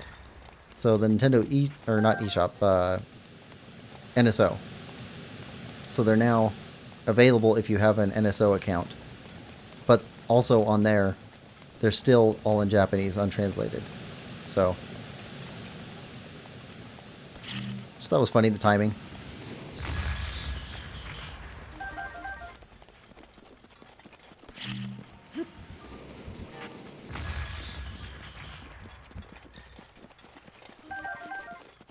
what are the odds that 3 games that I pick up out of nowhere suddenly just show up on the on NSO? Oh, okay.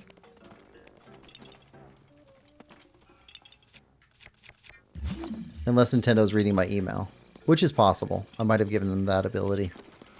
I've signed over a lot of stuff to Nintendo over the years, I think.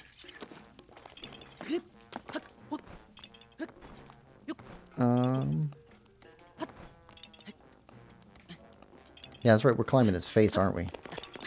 Oh, come on. Climb. Up on top, maybe?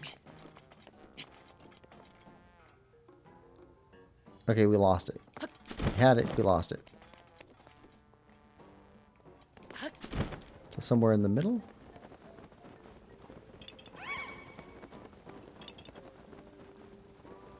Under here?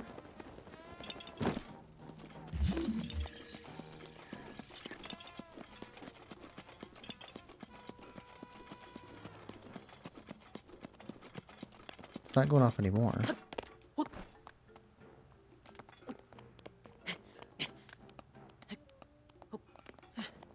Kind of a crack in here.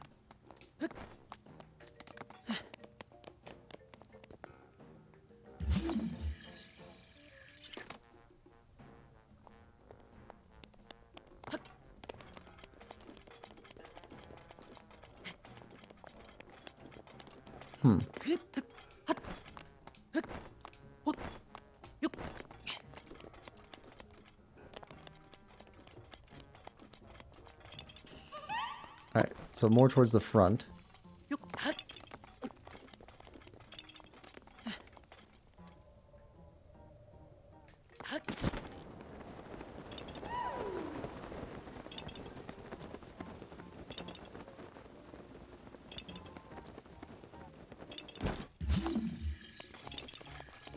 Where are you?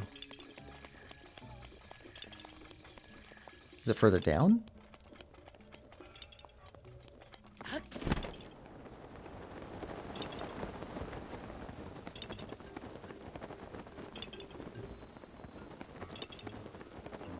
Oh, in his mouth maybe? That'd be something.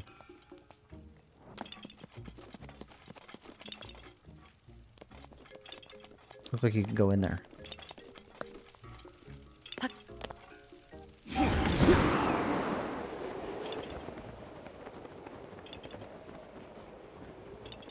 Or up on his hand. Alright, get in his mouth. Yep, in his mouth. That's ridiculously hidden.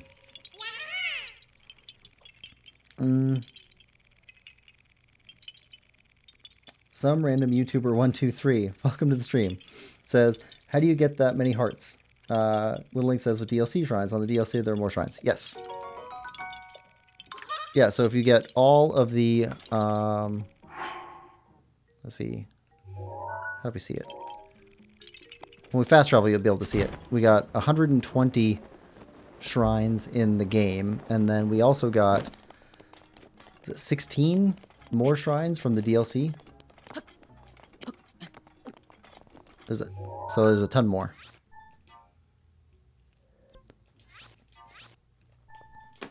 All right. Everybody saying hi.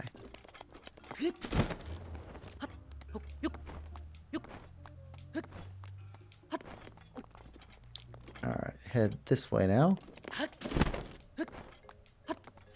If we go high first, then we can always drop down. So let's go up as high as we can. Probably one hidden in his hair up here.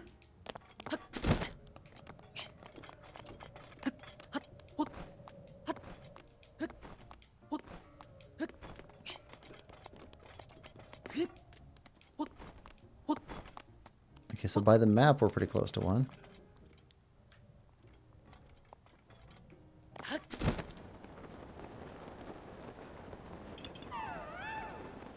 Mask is going off. Okay, in between these two? Ah, right there. There we go. Yeah, haha.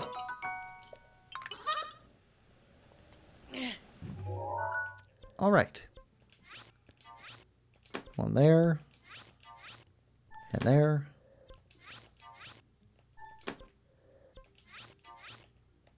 Work our way out of here. Then we'll fast travel here. Grab these two, and then start cleaning up some of these. I'll have to look this one up, see why we couldn't get that one.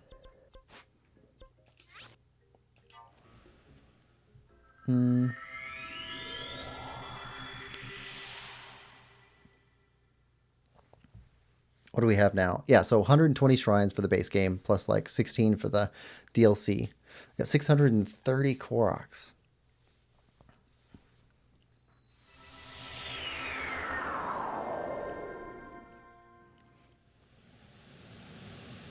All right, and see below us there's a train thing.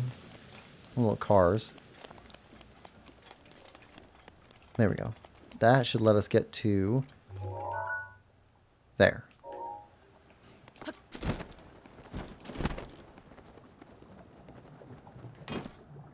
Also, this is far insuperior. What do we call? Not. I'm saying the wrong word. The Tears of the Kingdom method of getting around with rockets is far superior to this method.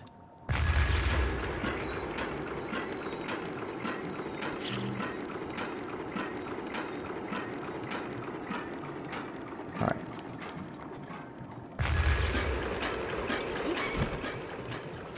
Oh, we got it. Okay.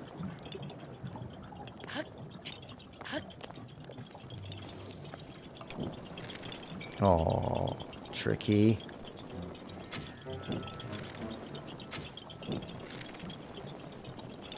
This might be better up here.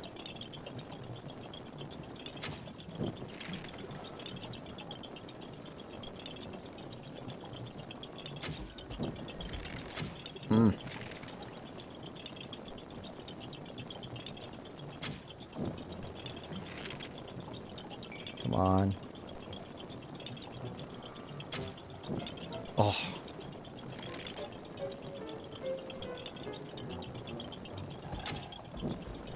I feel like I was close.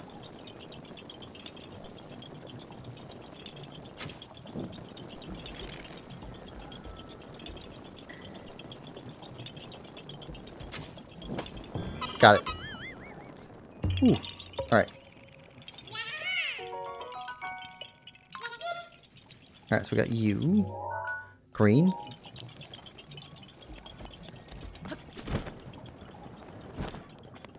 Up this way.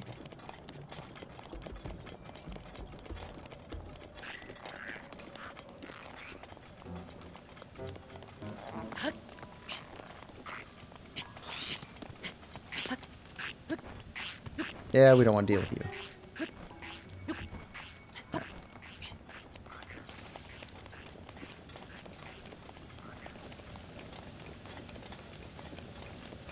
And mask goes off.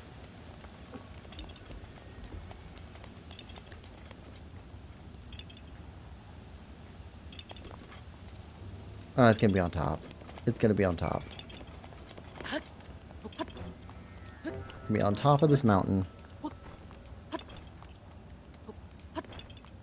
These Koroks are cheeky.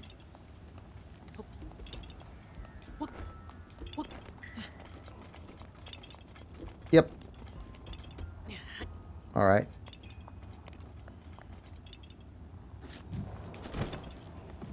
Don't go flying. Where'd you go? Where'd he go? He went flying. I think it went into the...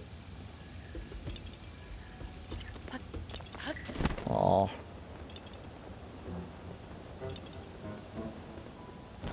There's so many places where it could have fallen. And all of them are lava. Alright, we gotta come back here.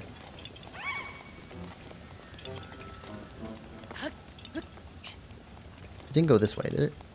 I don't think so. I think it went off to the right. Behind us. Alright. So let's put this one back.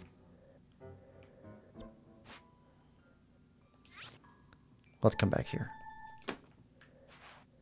Keep going after yellow.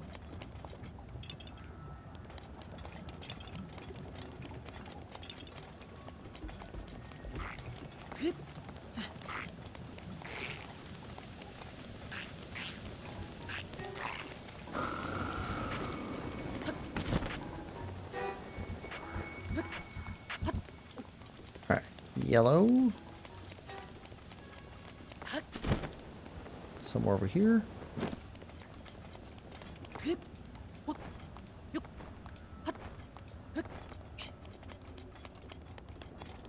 And it'll be down below us, I think. Or...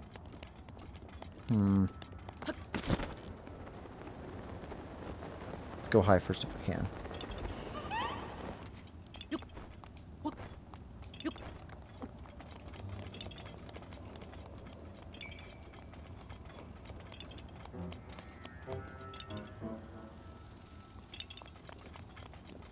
Up on top of this. Check out top first, then drop down.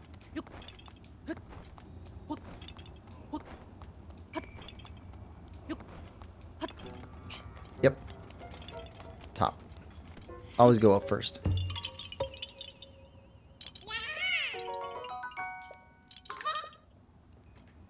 Alright.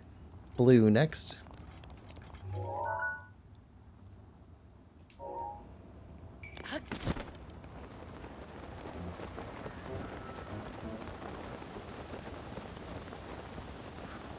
That's the last of the ones on the mountain. Except we gotta go back to the other one we just missed.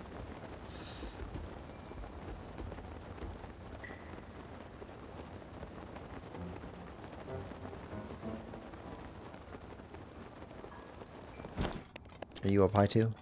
Probably are. Or down low. Always go low first.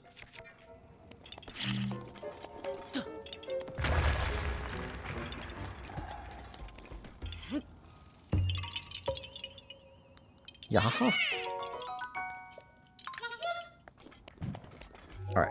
So that's those. Now we need to go back here. But let's go from here. And drop back down on you.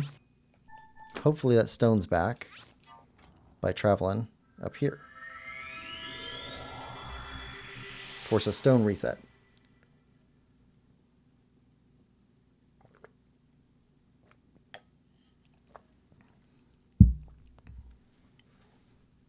We could have just jumped off holding it and just taken the hit.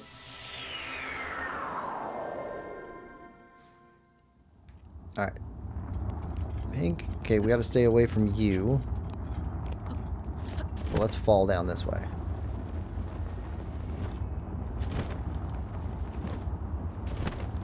Can't interfere with your laser beam.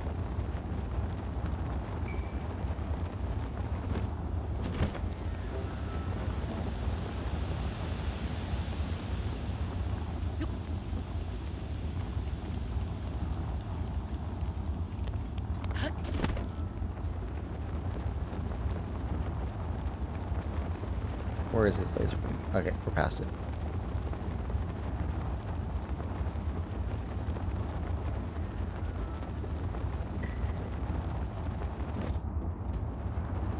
So many resources up here. All the ore. Well, there's not really a big reason to come up this mountain.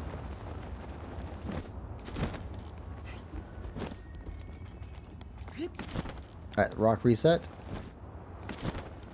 Alright. Let's fall off a cliff and take some pain.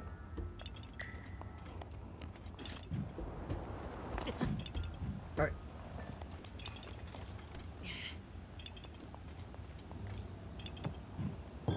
Got it. Yaha. Alright. Now we can head over here. Grab these two.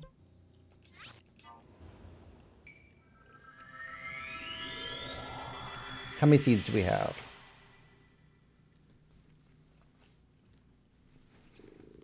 Ooh, 634. I want to get 650 for this stream.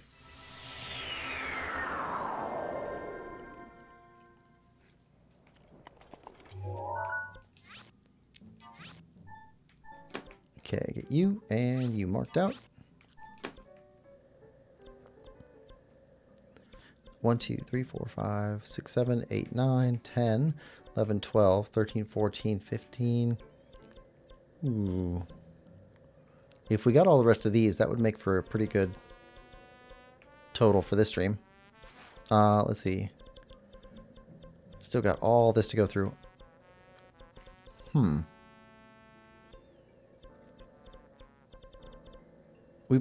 We've got about half the map done. That's pretty good. All right, pink.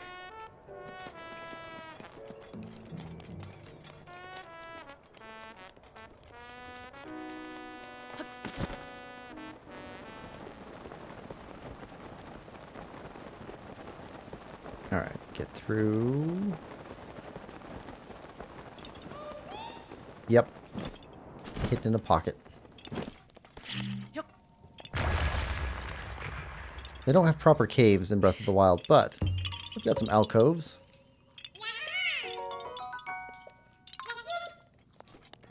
Alright, green next. Huh. That's actually pretty close to this one. This one was a metal sculpture thing. Had to fit the part in. Nope. Up, up.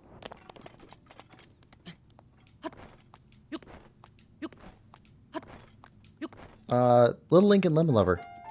Did either or both of you check out the simply.lo-fi SoundCloud from Mr. A Game's biggest fan? I listened to the first 10 tracks so far, and all of them are pretty good, but like there's 2 of them that are just fantastic. I was really surprised.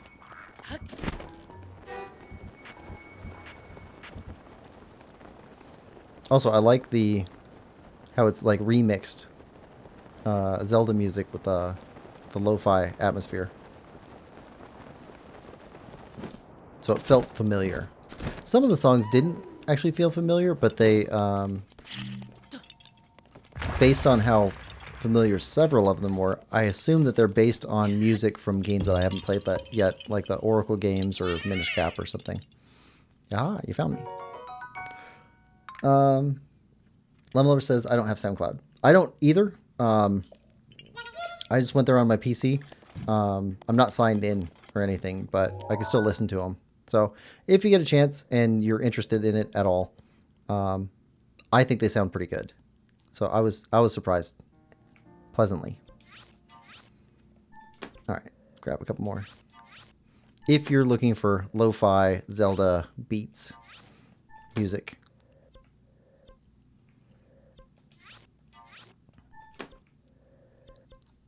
All right, pink next.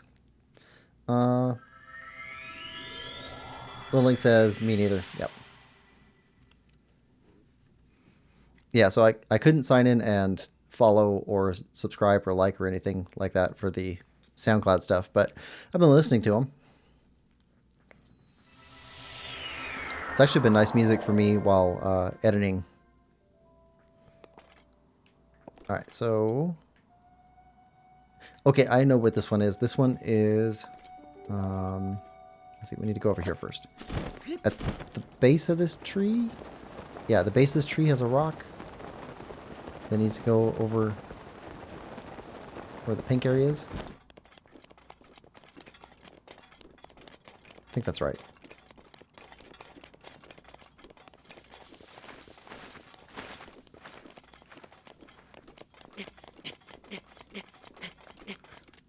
Yeah, if you're not interested, like don't feel any pressure at all. But I thought it was pretty cool.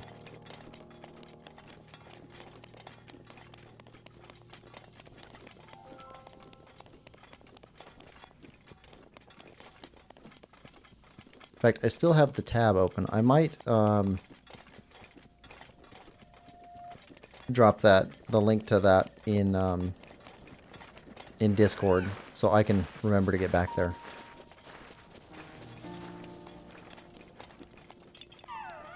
Yeah. So, opening points towards the tree, and at the base of the tree there's a rock.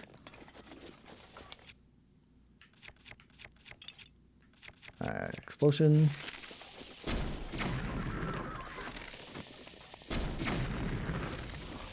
And you guys have explosive arrows or fire arrows or something.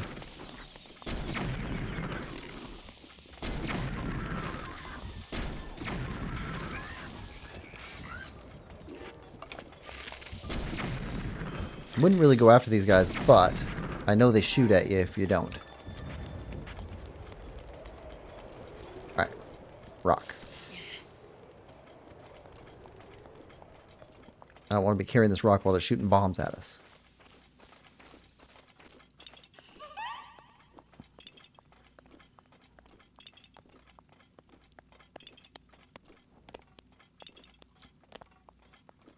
There we go.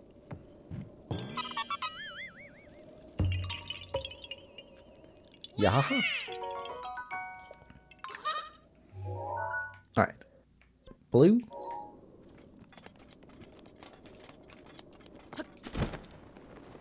Alright, where's this one at?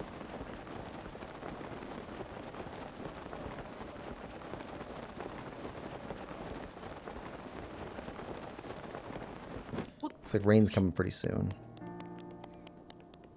Might have to get away from these vertical ones and go after some of the more horizontal ones. Oh yeah, plate. It's got to be under that. And we got an easy way to get rid of these. Always keep a supply of Octorok balloons.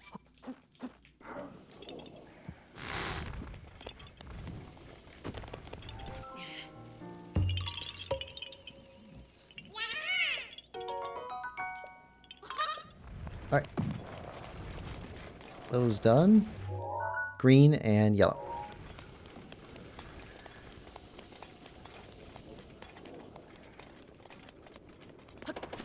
Okay. Green.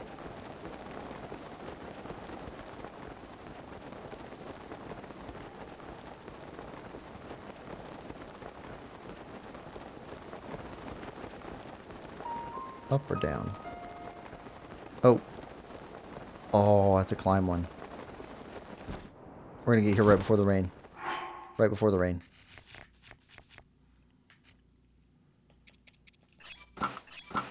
Alright. Let's see if we can do this.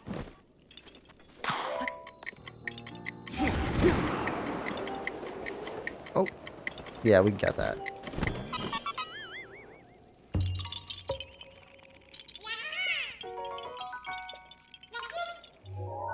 Alright, go away. Yellow.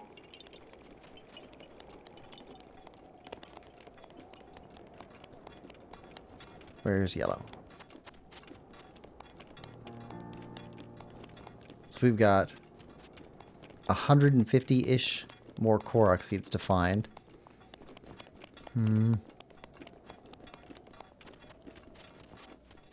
This will be the last regularly scheduled Breath of the Wild stream. Next Saturday, we'll start up with Cadence of Hyrule. And I think that's about 2 streams. I don't think it's 12 hours long. I think it's less than that.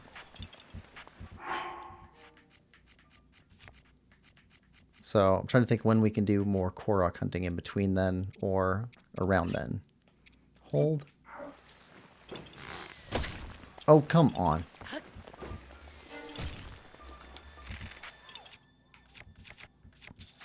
Where are you?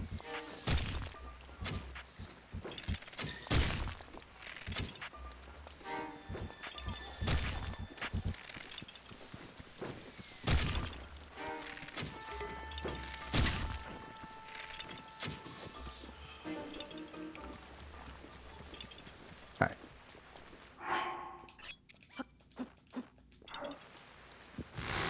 Alright. Yeah, so I think we'll have 2 Cadence of Hyrule streams, and then after that, Tears of the Kingdom. Oh, I'm looking forward to Tears of the Kingdom too. Be my second playthrough of Tears of the Kingdom. We're not going to be going for all the Korok seeds in that.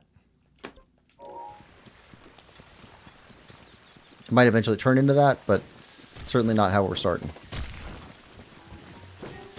Right, blue. Where's blue? I just want to play through it again. That's a fun game. Tree? Do you have a rock in you? Or are you weirdly shaped? Oh, I think I see a rock up there.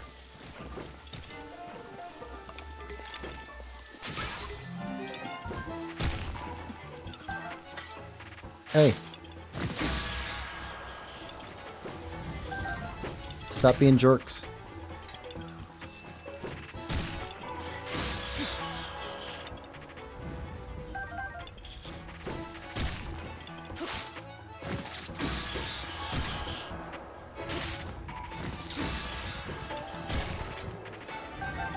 So many of them in here.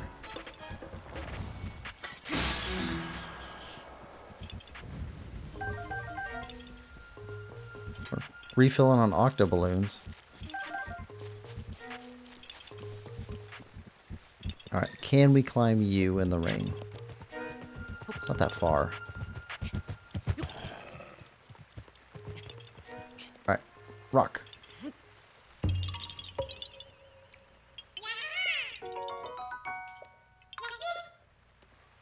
Alright.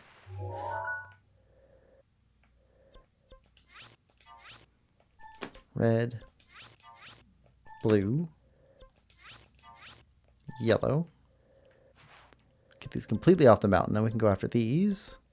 Start clearing some of these up. Alright, red first.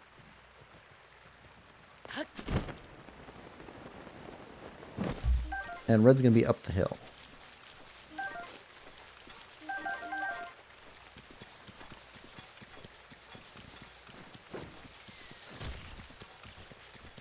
More Octorok jerks. These guys are awful.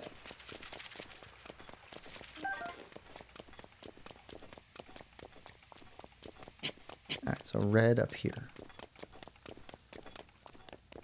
At least we got above the rain.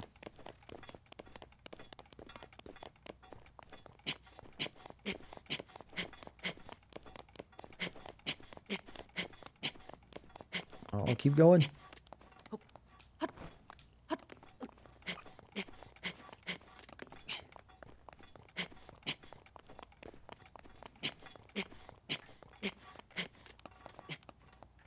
I think it's further up.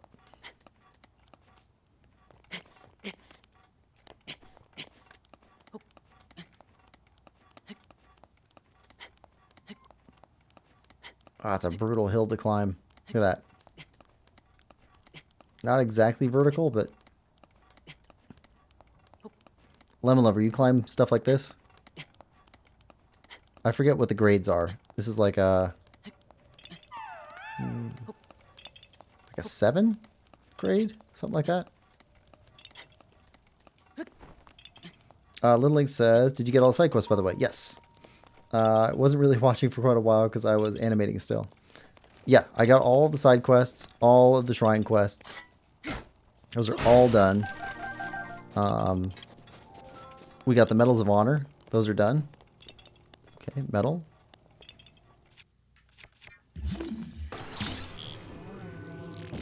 Yeah, everything's done except for Koroks. It's the last thing we need.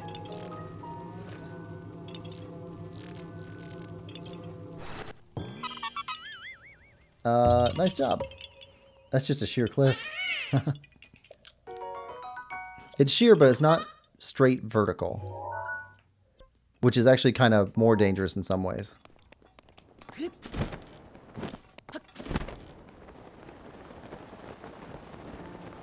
I don't think I could climb that. Not without holds. Yeah, I don't think so either. Like, for me. Not for you. I'm not saying I don't think you could climb that. I'm saying I don't think I could climb that. Alright, blue. And then yellow. Oh, those guardians. And so blue. Where are you at? Down here? Sneaky Korok? Yep. There's your piece. Alright, where do you go? Do you go in this sculpture? Yes. I see. That's a double sculpture.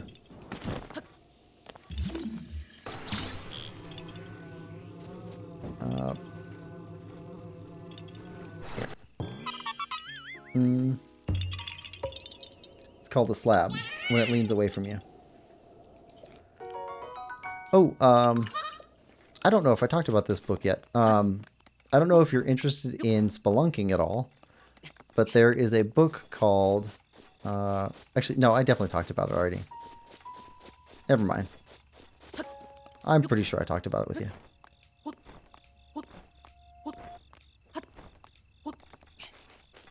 Alright, yellow.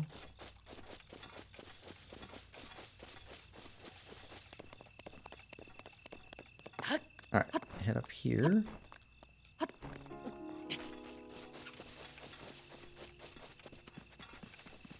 No way you're still alive. Nope. Good.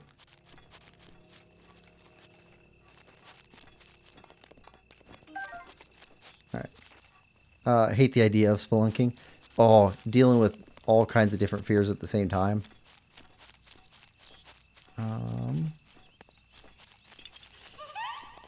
Up that tree. It's different. It's tall. Gotta be up this tree. Yeah, underground, enclosed, in the dark. Almost always water, because you rarely get underwater caves with, or underground caves without water.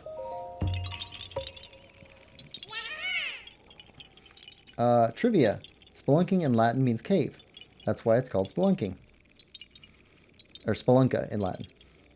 Nice. That is something I didn't know. I always wondered where the term came from, but never looked it up. Levelover says, even if a low chance the cave could collapse at any point, or, depending on the cave, could be a high chance of it flooding while you're in it too. So like, that's big too. Red and blue. Yeah, it's dangerous. I don't think you've mentioned it though.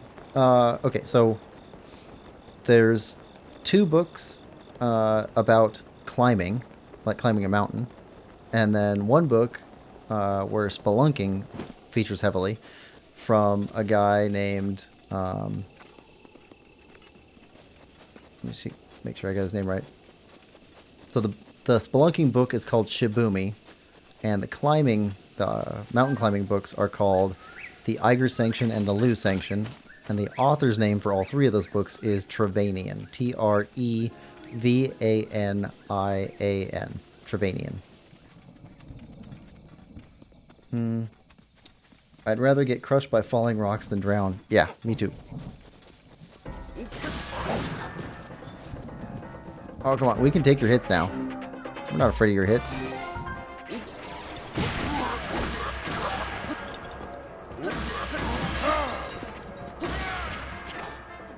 Out of here. Give us your bananas.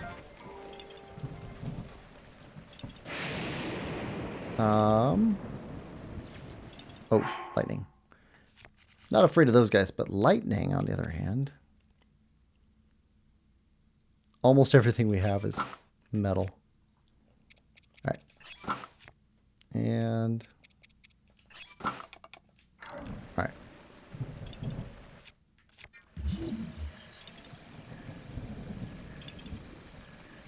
Somewhere around here. Ah, right there. Where is your missing piece? Oh, it's in there. Oh, that's easy enough. This just goes right over here. Right? Yeah. Box Fan. Hey, welcome to the stream, Box Fan. I'm here. Hi, Box Fan. What did I miss? All side quests and shrine quests completed, and a little bit of Korok hunting. Oh, cool. And presumably 2 bots visited. And hating pickles. Yep. And Little Link just keeps talking about cookies, which is making everybody hungry. So food, Zelda, and bots, and spelunking.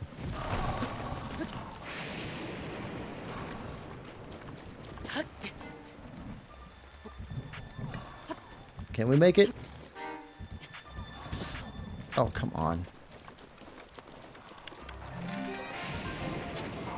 Alright.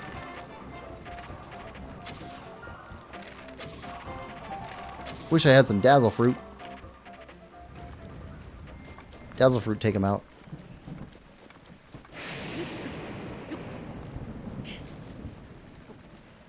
Little Link says, that was you. That was all me. Thank you. You're doing excellent. That was a decent shot. I wouldn't say it's a great shot, but thank you for the enthusiasm.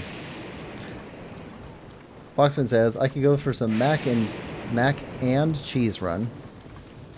See, this time, this is mac and cheese, not mac and cheese. This one's a little bit different.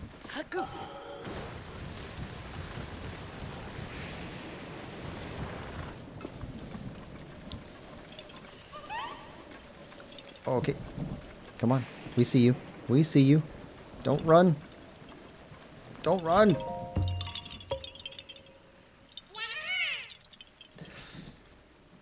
You can run, but you can't hide.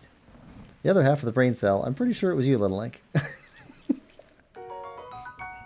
You weren't even here.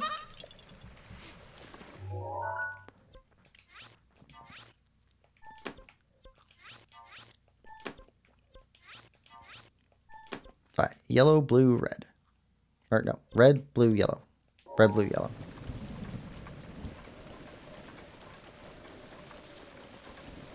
All four of us make 2 whole brain cells. You should try mac and cheese, box fan.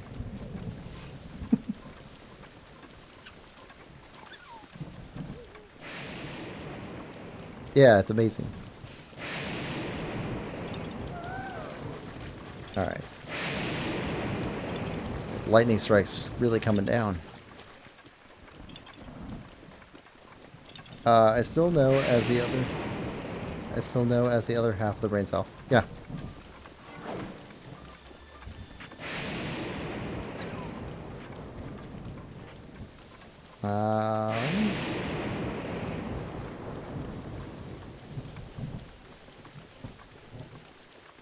Okay.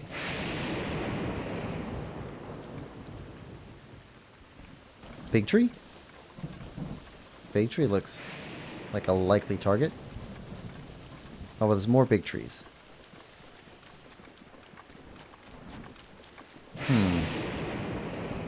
Where would we find a Korok?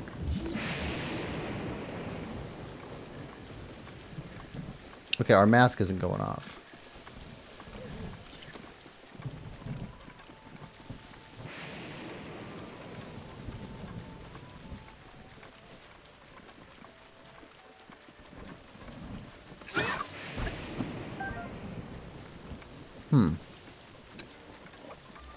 Alright, so we must have to travel here from somewhere else.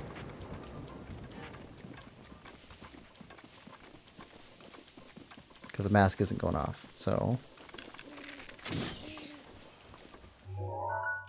let's put this back for now.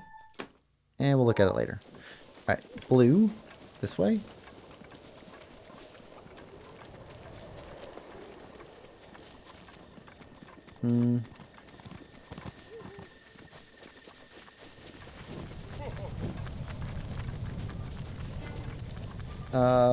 Little Link says fair enough. Boxman says actually 1.5 because Little Link has to. Actually, I think all 4 of us make around 100 billion and 1. Or rather, 200 billion and 1. It's not the cap. Me and Lemon make up 1 while you and Quill make up the other 200 billion. I don't want to be responsible for that much brain power. Alright. Leaves, go away. Got you.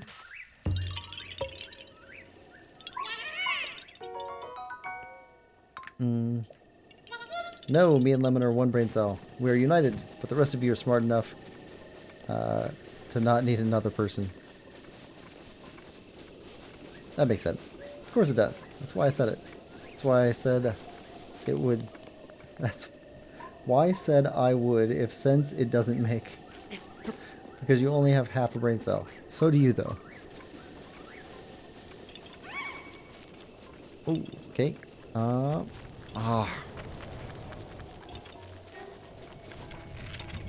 We're just trying to get Korok seeds here, guys. What's with all the hostility? 1, 2. 1, 2.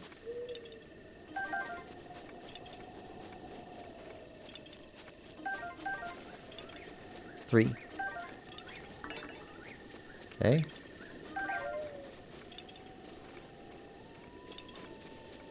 4, 5. There we go.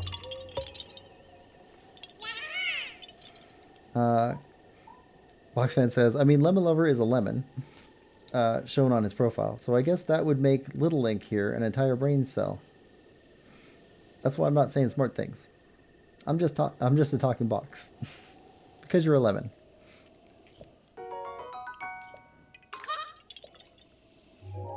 Alright, let's grab these two that are really far down. That one. And that one. Pink and green.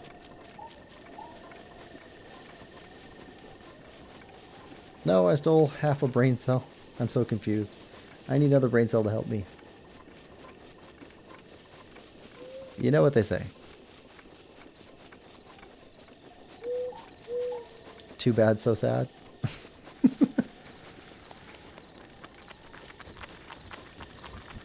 They say a lot of things. 2 brain cells make the dream work. Because you don't have one.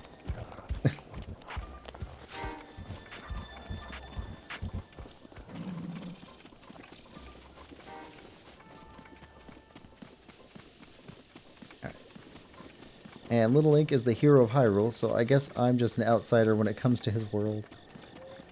Boxfan, what type of games do you like to play?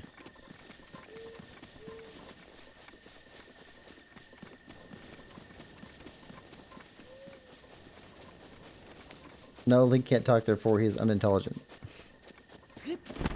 Link can talk, he just chooses not to. He's the strong, silent type. It's even in lore.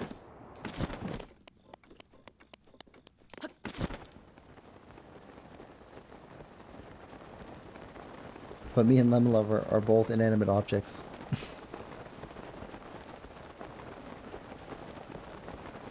Alright.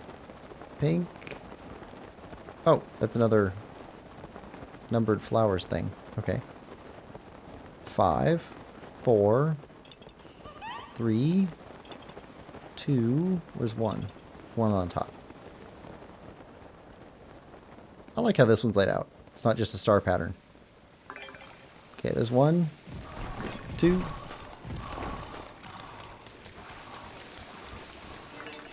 3. Nice good loop. 4, 5.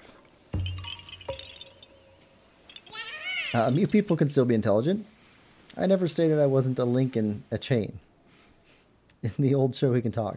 Therefore, I could be inanimate too. Your PFP is Link. So, I like Zelda. Boxfan? Ooh. Lemon Lover, inanimate objects don't have feelings. Ooh. Lemon Lover, Steve has things to say. Steve would be very upset if he could hear you now.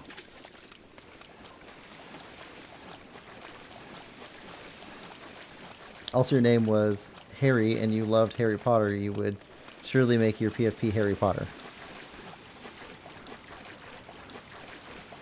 So my point is proven. But we're inanimate objects. Yeah. Think of Steve.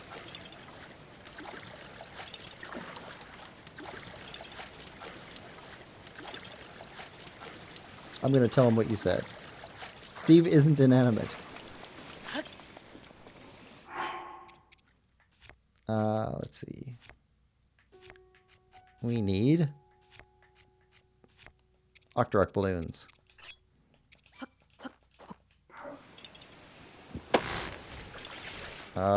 Two of them just exploded. Yahaha. You should move. That's going to come down hard. But that's your business. Right. Pink.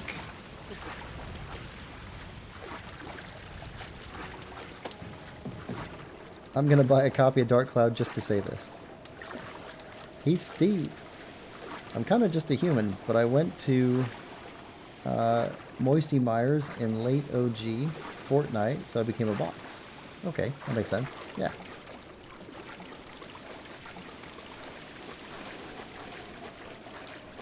What is Moisty Myers?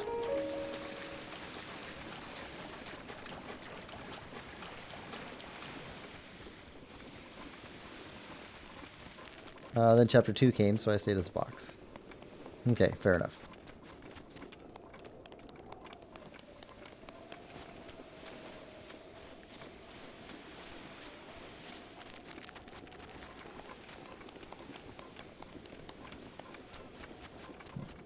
I have no idea.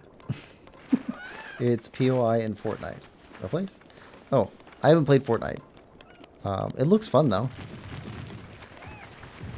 Let's see. What is a POI? A place. Place of importance?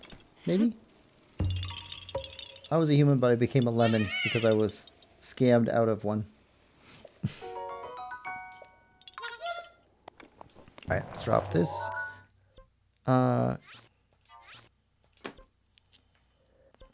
that. Travel back up there. Let's see how many Korok seeds we have. Oh, Box Fan, I think Little Link was trying to ask you earlier about what your favorite cookie was. But then he, I think he deleted it or something because I don't see it on up here. Point of interest. Yeah, point of interest. That makes sense.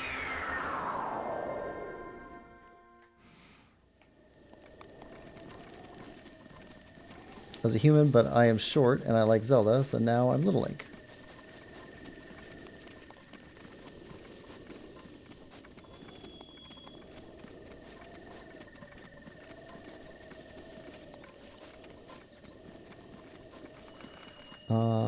Okay, so we got another one here somewhere.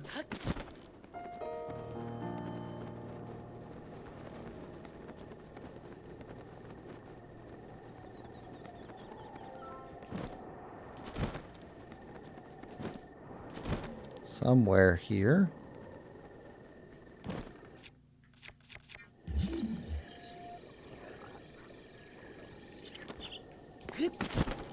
Somewhere here. Oh, I bet it's a travel one. I bet we have to go to the other side to come over here. All right, put this one back. It's probably over there. I travel back up here again. I didn't hear what he said. I'm going to leave if you say anything about cookies again. Little Link's talking about cookies again. Lemon Lover says, my favorite cookie is lemon and white chocolate chip. That would taste pretty good. Bruh. And then I'm going to copyright claim you for all the Harry Potter streams. I think you're the one who keeps mentioning cookies, Little Link. No, I'm not. Goodbye. I mean, you did just mention cookies.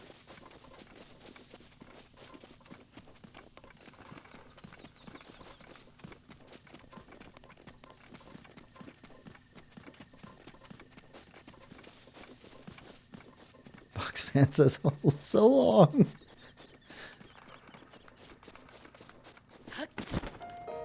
I don't think he means to. I think it's just like a tick or something.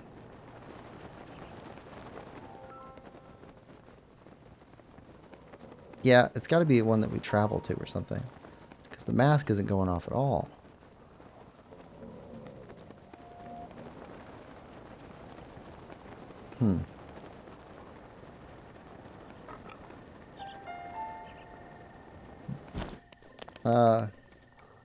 Also, you can't copyright claim the streams because you don't own Harry Potter.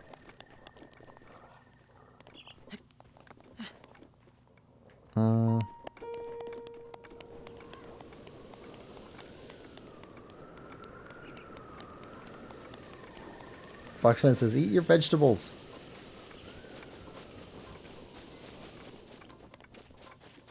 Lemon Lover, the buy took so long because I had to reconfigure my macros. Lemon. Box fence is old.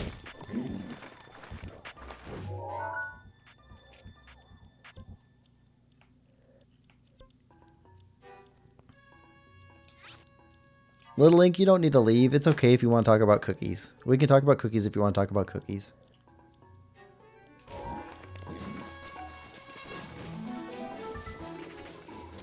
It just makes everybody hungry.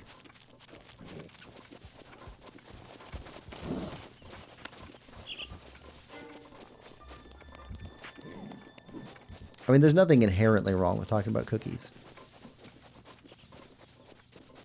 Still searching for who gives a darn.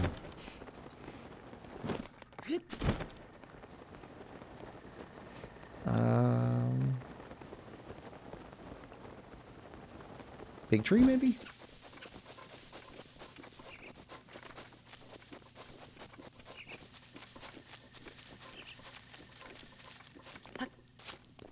No, the mask isn't going off. Wait, further? Ah. No, we already got this one. Yeah, he's sitting right there. So what is up here?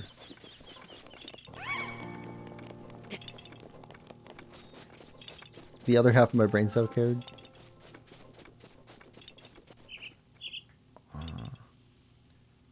Oh no. This is a golfing one. Yeah, it's a golfing one.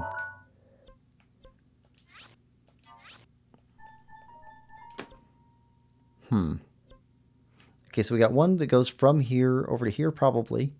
Don't know. We got this one. We got that one, which is golfing. Pink. Let's go for the pink one. See what that one looks like. I'm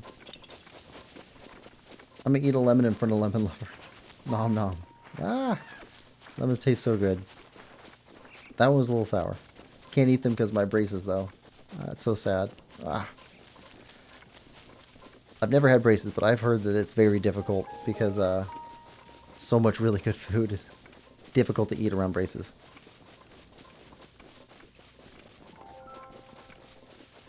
You can always have milkshakes, though, right?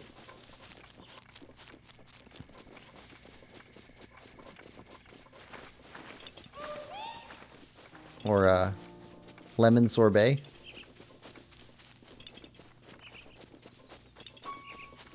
Alright, where is this one at?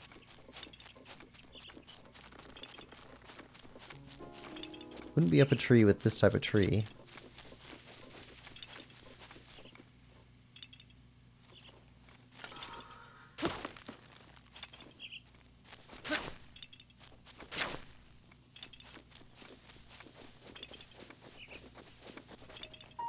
That tree's taller. Do we need to climb this one? It's not a rock in a tree. That's what I meant to say. Oh.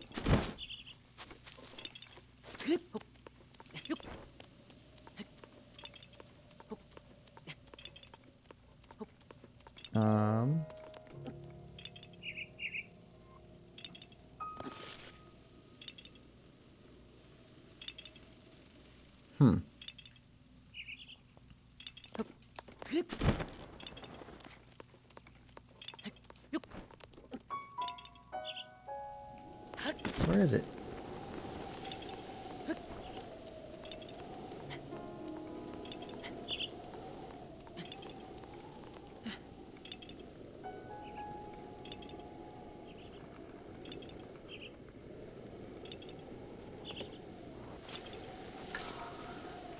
Wait, is this a runner one on the ground? Those are hard to see in the daylight.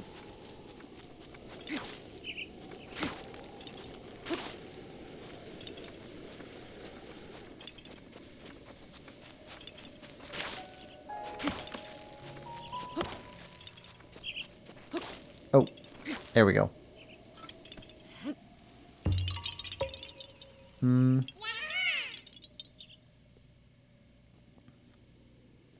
So sad. Bye, Little Link. Bye, Little Link. That took too long. Oops. Poop emoji. I forgot to change my macros back on my GAT. No, that word is banned.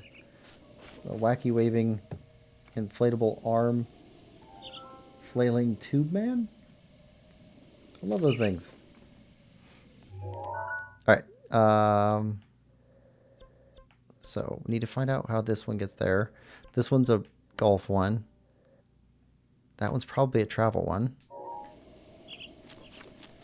Is there a start point at the top of this hill? You also love the wacky moving inflatable arm tube flailing tube man? They are pretty funny.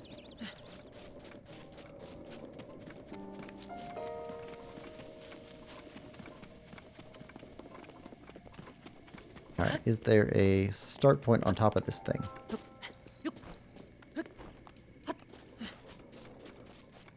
No? Oh, right there. Right ahead of us. And we have one Rivali's Gale left.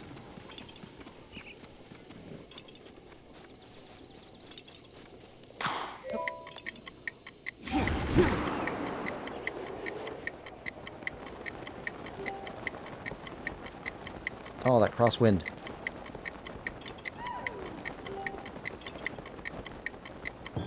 Got it. Grab the cliff, please.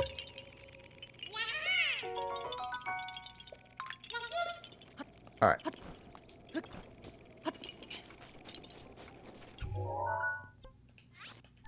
Delete stamp. Okay, so we got this one and this one left over here. Golf and... what was that one? We just couldn't find it.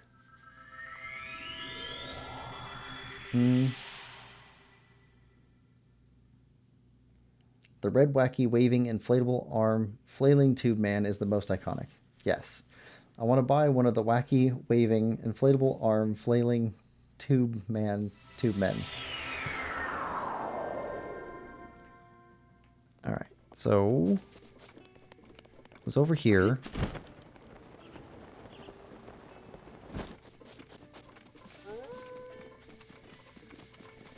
And it didn't register for our mask at all.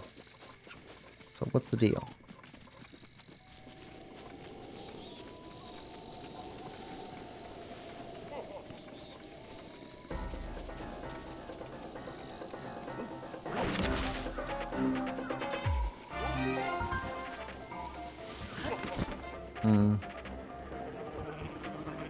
Maybe I marked the wrong spot?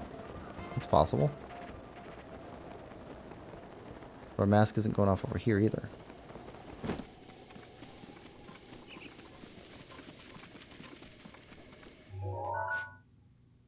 We already got one down there. I don't know. Don't know what the deal is with that one.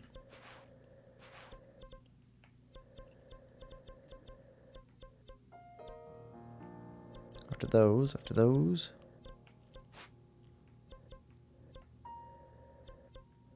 Gonna go after some of these.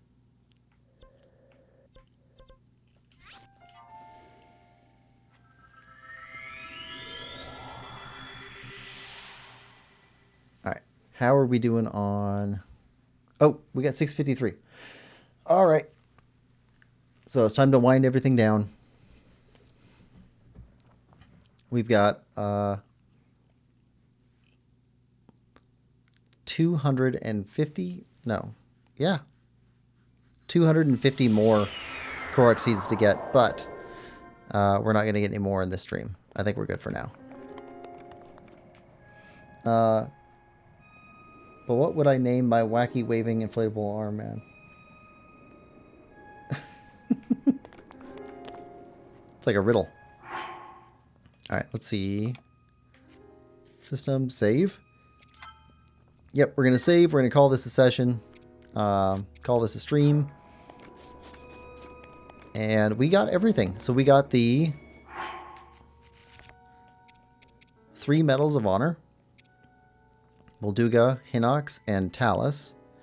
And we got all of the shrine quests complete. All the side quests complete. Couldn't do the last main quest because that ends the game. So it just resets. But this is all the content from Breath of the Wild that we're going to do for regular sessions. I'll I'll find some time to schedule kind of like a surprise stream. I'll put it up on Discord when I figure that out. Or I'll mention it on Discord at least. Next week, Cadence of Hyrule. We're going to get started with that. So I think that those will be 2 probably 5-hour long streams for Cadence of Hyrule next week and the week following on Saturdays. And Rivali's then Gale is now ready. after that, Tears of the Kingdom. Yeah. The very next stream is going to be tomorrow. And it's going to be at 11 a.m. Eastern Standard Time. Add 4 hours for the UK. And that's going to be our first playthrough, first session for Luigi's Mansion. The original Luigi's Mansion being played on a GameCube. So that's what we're planning on. Chat says... Lemon Lover says Steve. It's a reference to Steve. Little Link says, bye, Quillpig. Never mention cookies again because you made me so mad. See you tomorrow. Bye, Little Link. Boxman says, bye-bye. I knew Little Link was here. It was you, though, Little Link? Cookie says Boxfan. Bye, Quillpig says Lemon Lover. Don't you dare, says Little Link. Boxfan says yum yum yum. Bye, Little Link. Bye, Boxfan. Read chat, Goofus. Bye, Lemon Lover. Alright, bye, everybody. Thanks for coming. It's a great stream. I enjoyed it quite a bit. I hope you did too. If you did, please like, share, subscribe, and comment, and we will see you next time. Bye-bye.